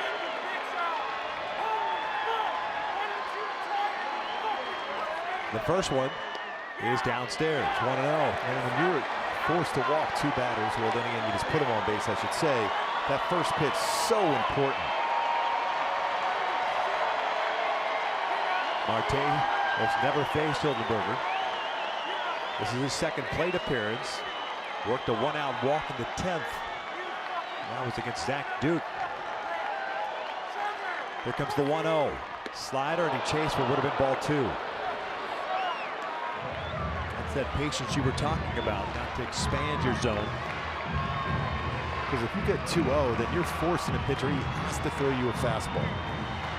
Now he still has option on a 1-1 count. Helped him out going out of the strike zone.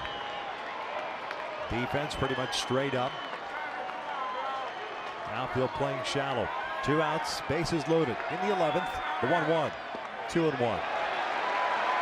So I don't know with that movement if he could throw a strike here at this moment, Victor. I'm telling you what, Gilby, if you're Jeffrey Marte, you got a 2-1 count. If it's not in one particular zone and it's straight as a fastball, just take it. Yes. Because I think you're still an advantage with this guy on the mound at 2-2. And the amount of pitches he's thrown 3 straight days. Now the 2-1. One with a changeup. Good pitch. Tough to wait back on it. And it's 2-2. I wouldn't be surprised if he throws up 2 more of those, really. You have to if you're Hildenberger.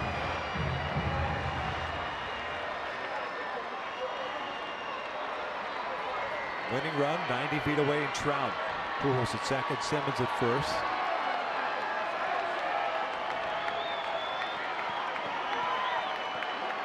Here comes the 2-2 pitch. Ground ball foul. A lot of soft stuff in this at bat.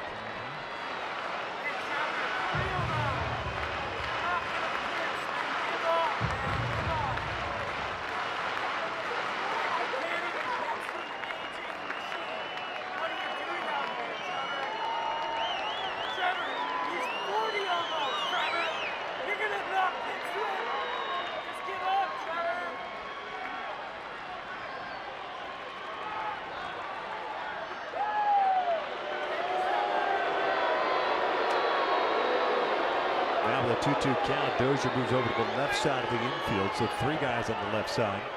Mauer, the lone fielder, on the right.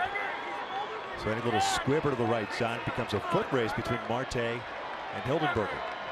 And if you're Marte, you're just trying to make contact here, forcing him to make a play one way or the other. 2-2 again.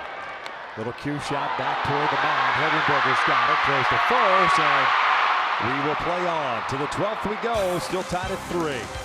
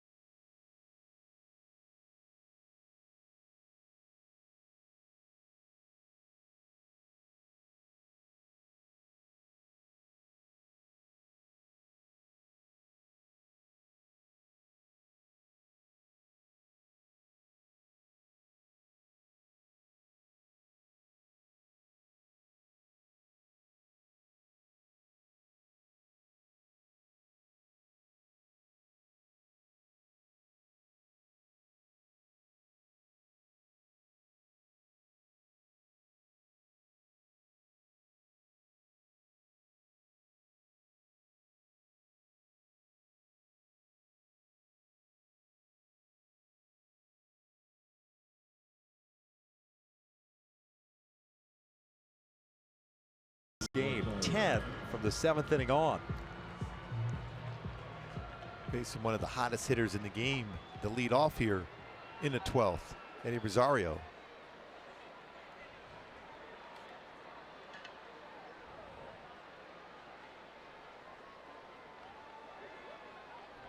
Noe's faced 6 batters. He's retired all 6 with 1 strikeout. Rosario, Garver, and Morrison due up for Minnesota.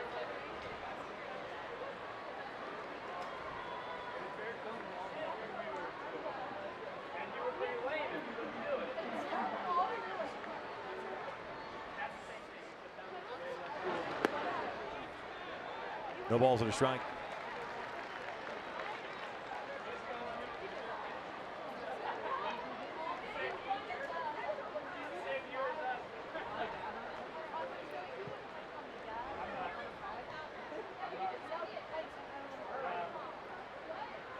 So he's staying away. Good decision from Ramirez and Rivera behind the plate.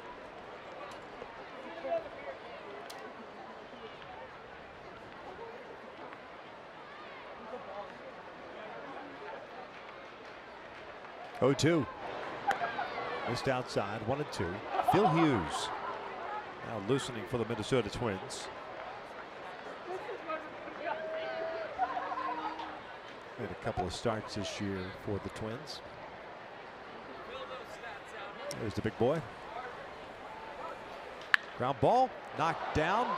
Now it goes an infield base hit. It trickles away from Noe. Yeah, we've seen Noe look back a number of times where his infielders are set up. If he does so, more than likely he lets that one go, and Anderson Simmons there. Second hit of the game, 3rd time on base for Rosario. He's also stole a base, but was thrown out or tagged out after he slid by the bag at second. That was back in the 9th inning.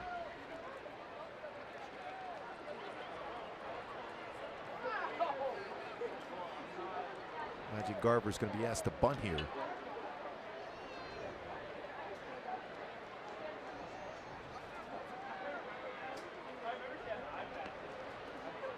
Garver 0 for 3.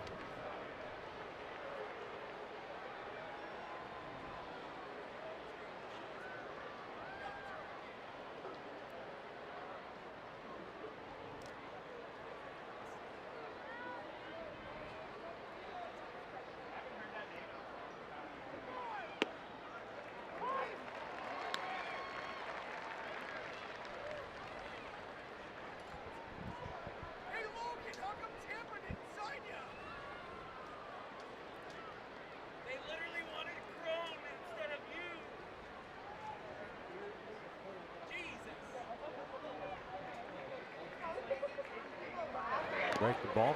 Danger one. Yeah, that backed up on Ramirez. Pretty efficient as far as pitch count, but 3rd time up, including warming up in the bullpen before coming into the game for Noe. 19 strikes of his 29 pitches thrown.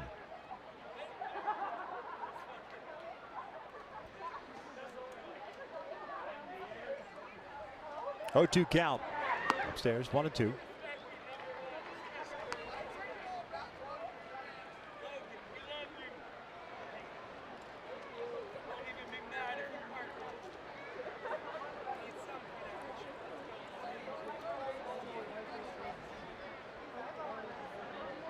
Leadoff infield base hit for Eddie Rosario. He's over at first base.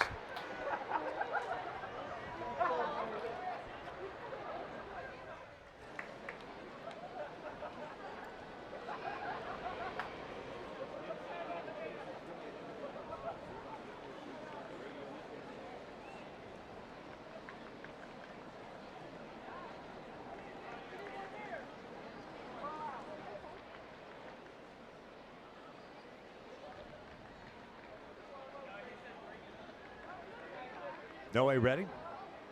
1-2. Garver pulls one down the line. Fair ball.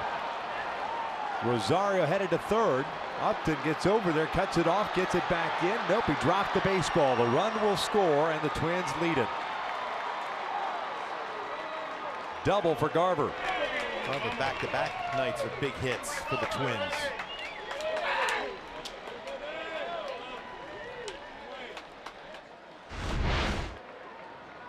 Pitch ran a changeup inside part of the plate. He was just short through the baseball right down the line past Cozart. And Upton playing well out in left center field, tried to cut that one off. Upton did, and at that point Rosario was going to be sent home anyhow. Would have been taking a perfect throw to get him. Back-to-back hits. Minnesota leads it. Nobody out.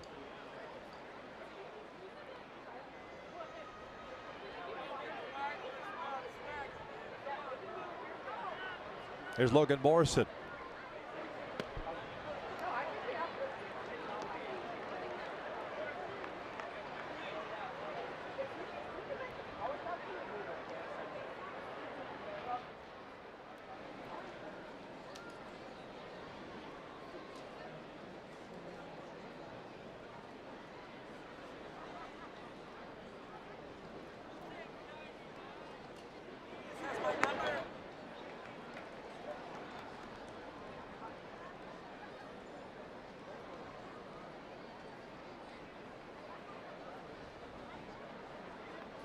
No way, trying to get this out against Morrison and trying to get it out where Morrison is unable to advance Garver to third.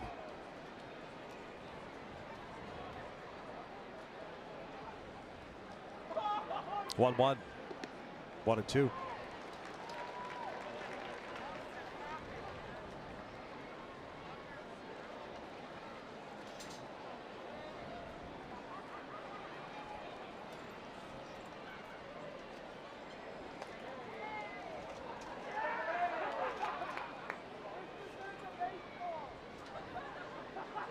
Gregorio Petit on deck.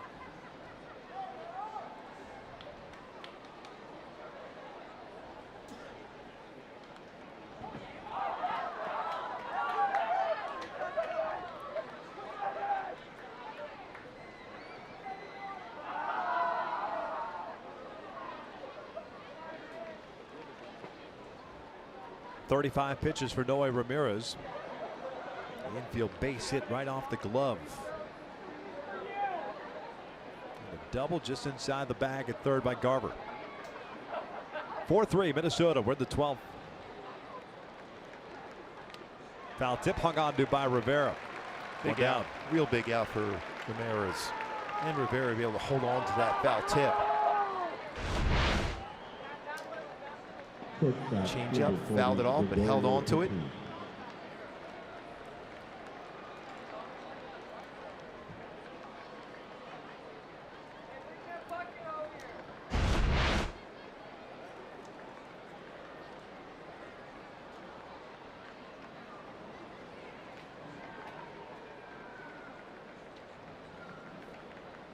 Gregorio Petit first plate appearance, took over defensively after Adrianza was pinch hit for the 10th. Gregorio 5 for 11 so far this year.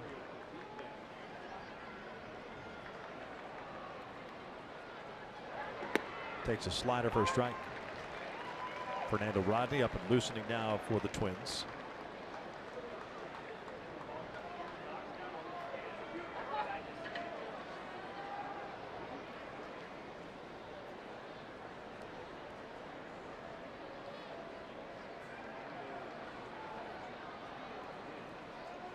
That's pulled foul. 0-2.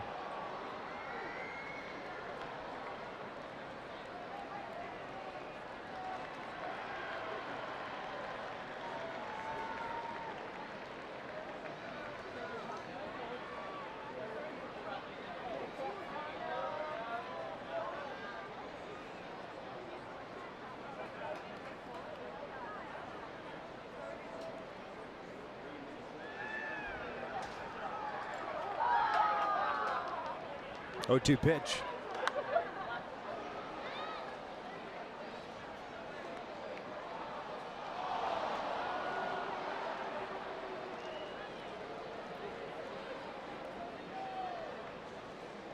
The Angels in the bottom of the 12th inning.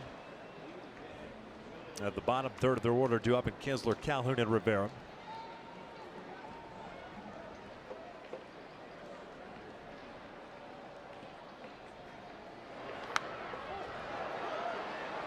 Sneak that fastball by. Petit fouled that one off too. Now 40 pitches thrown for Noe.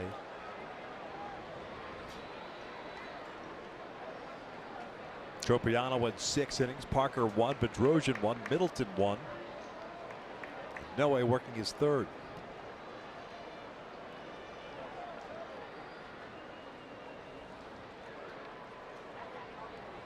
Line to center field, a base hit.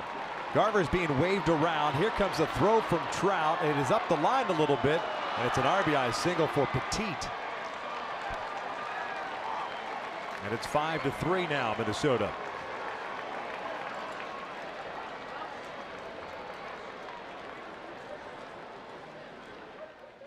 You want to see if he touched the plate or not. Did.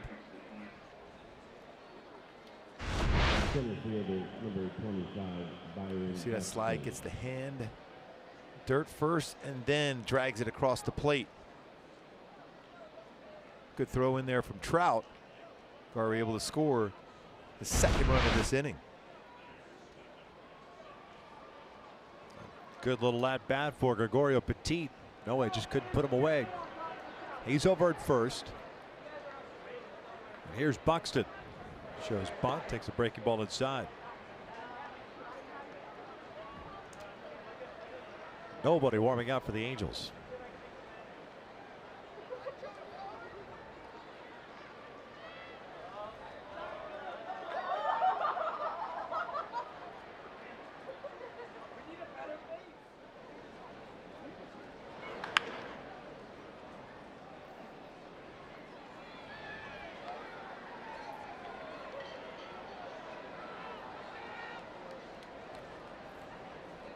Next pitch will match his 2nd most thrown in a game in his career.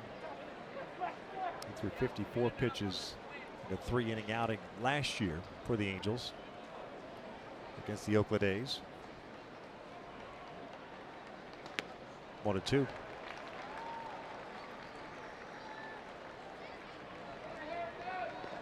Two very quick, economical innings, and then this inning here for Noe, especially it started off with that ground ball right back off up the middle off his glove.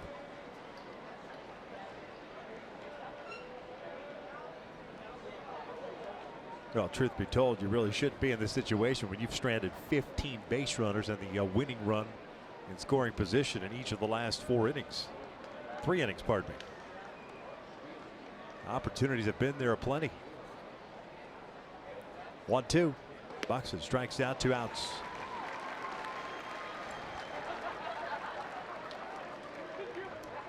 Joe Mauer coming up now. First baseman, number 7, Joe Mauer.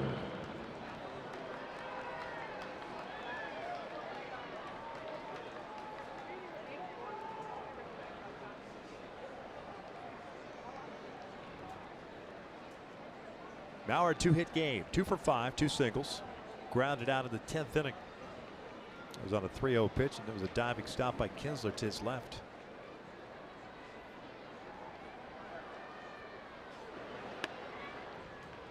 Mauer takes another first pitch.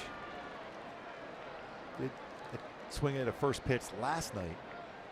In the game, 2.8% swinging at the first pitch this season. Less than 3% of the time he will swing at that first pitch.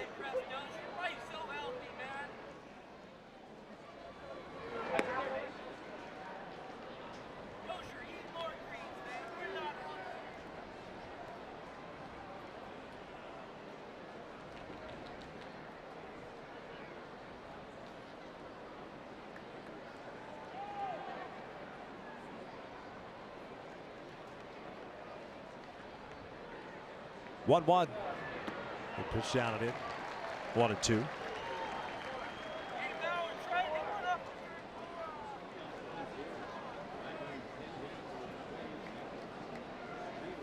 Two runs in here in the 12th. 5-3 Minnesota.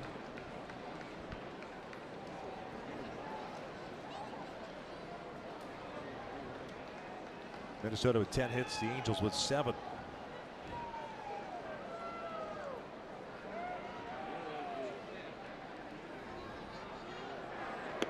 Swing and a miss. It's a 3rd out of the inning. It doesn't matter that throw where it goes.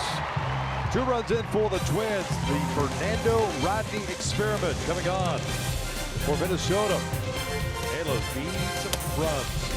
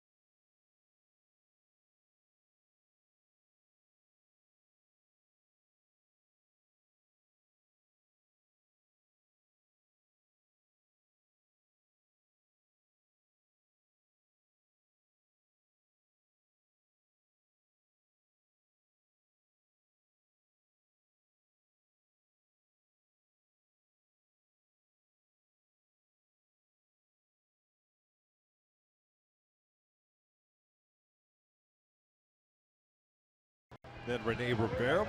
If anybody gets on board, Zach Cozart in the top of the order. Randall Rodney coming on for the second consecutive game. Went 1 inning last night, allowed a base hit. Picked up save number 6 of the season. He's 1-2 with a 3.55 ERA. Yeah, fastball's 92-97. Very good plus changeup and a slider.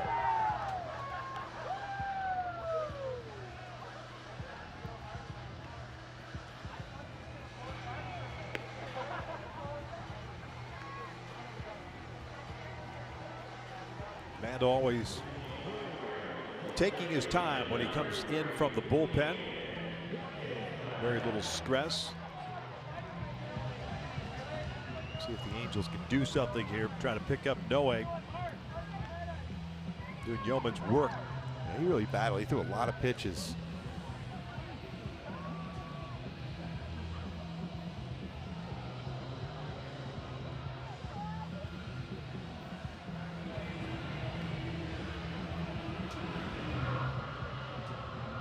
Very important to get that leadoff batter on here in Ian Kinsler.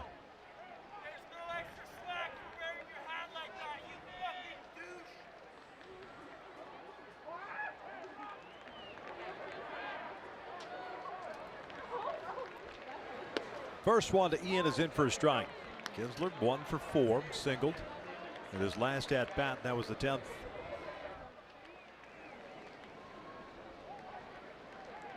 Five for 17, so he's faced him quite a bit.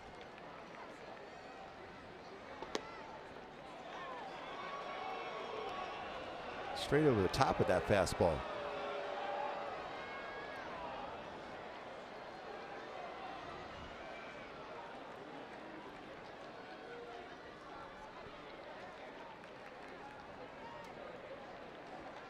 Oh, 2.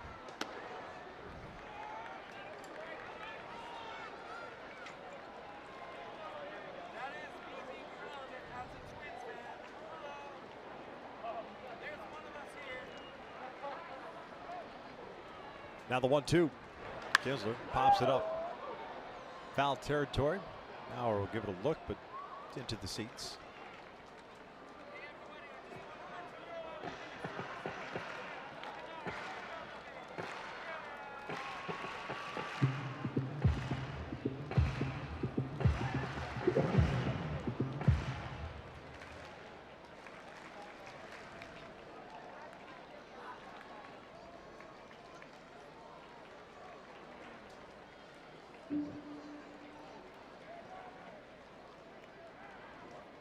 Another 1-2 pitch, slightly overthrown. And straight over top again with that fastball. Again, looking to get on base here. Start this rally against Rodney. General will make it interesting.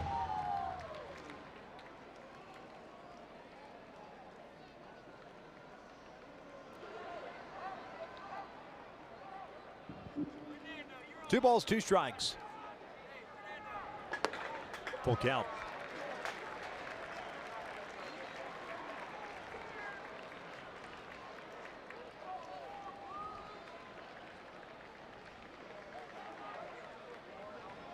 You mentioned before, Rodney's a guy that has that walk in his game, that's for sure. Here's the payoff. Kinsler shoots one down the right field line, slicing out of play.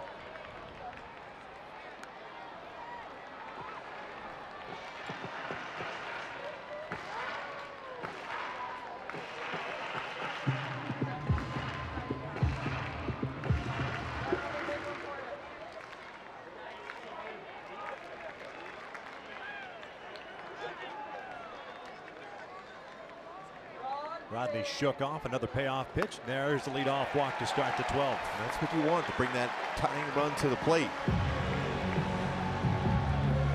Good at bat for Kinsler. Second walk of the game.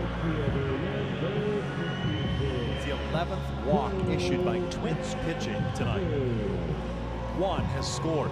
That was the leadoff walk in the 7th.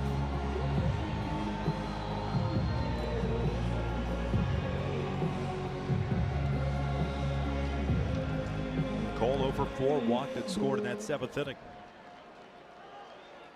Just 1 for 7 in his career versus Rodney. Grounded out last night. He's going to get that changeup, especially away. You have to stay back if you're Cole. Shoot that ground ball through that hole on the left side of the infield. A lot of room there, especially if he's going to stay away against you.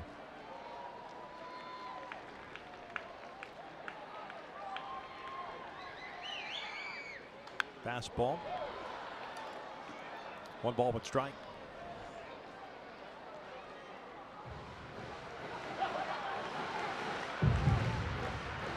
Buxton fairly deep in center field. Kepler a little bit deeper in right.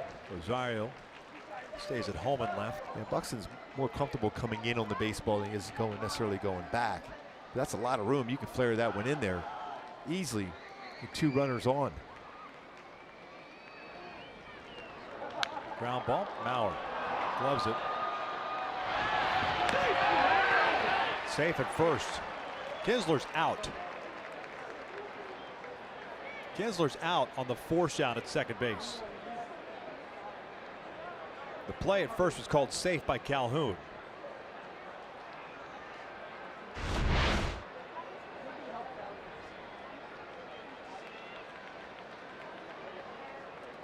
Just wonder if Cole was able to step on the base. Looked like he got him. Yeah, he's out. That's going to turn into a double play if they challenge it.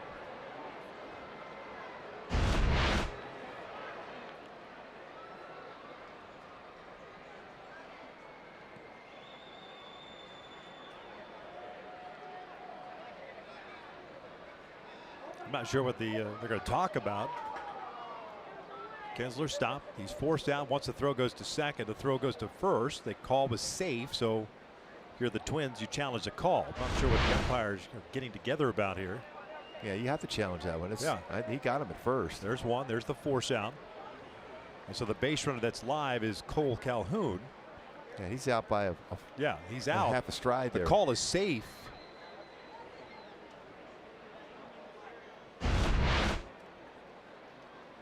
That's going to be a double play. They're going to go ahead and challenge it as far as an umpire review.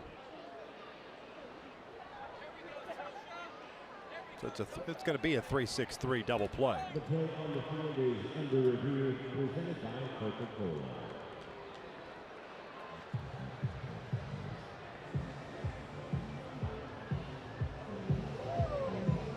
The only thing I can think of as to why Kinsler stopped, wasn't quite sure where Mauer was in relation to the bag. Because if Mauer or any first baseman catches it, touches the base, then it's a tag play at first. Or is his foot on the base there? That's the thing. Is Mauer's foot on the base at any point? From that angle, it looks like it is. Yeah. From there, but the other angle, it looked like it was disconnected slightly. But I still think it's going to be a double play ball. There's no other games being played right now. Padres walked off on the Cardinals in the 12th. So it's a double play. 2 outs here in the 12th. The call is overturned.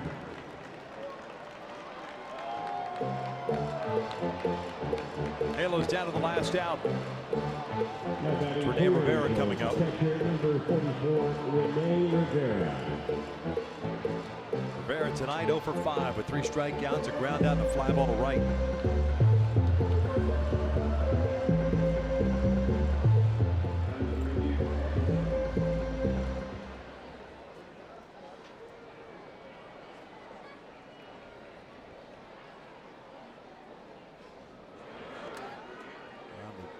Spiking that one out in front of the plate.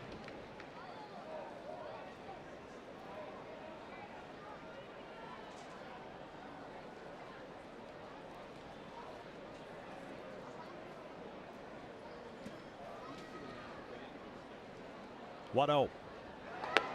2 balls, no strikes. Still trying to get on base to bring that tying run to the plate. Zach Cozart with Trout behind him.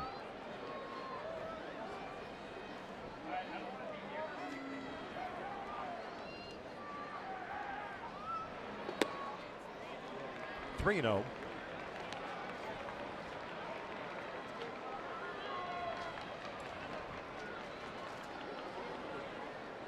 If you're Rivera now, you're taking 1, maybe even 2 pitches.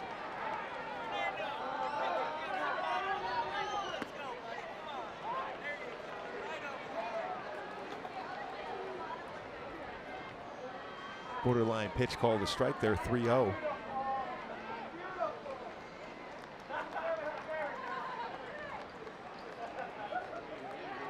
Three one now. And there's a walk, the second issued by Rodney here, the 12th. So the Angels get another opportunity here in Zach Kozar.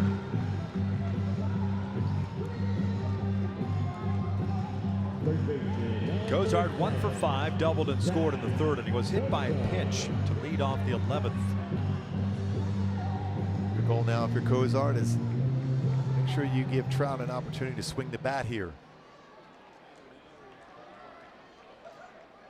In the bottom of the 12th.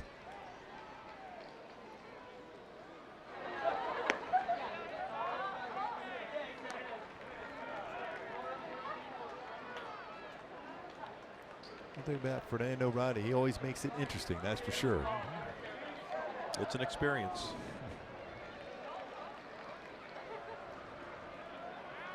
0-1. 0-2.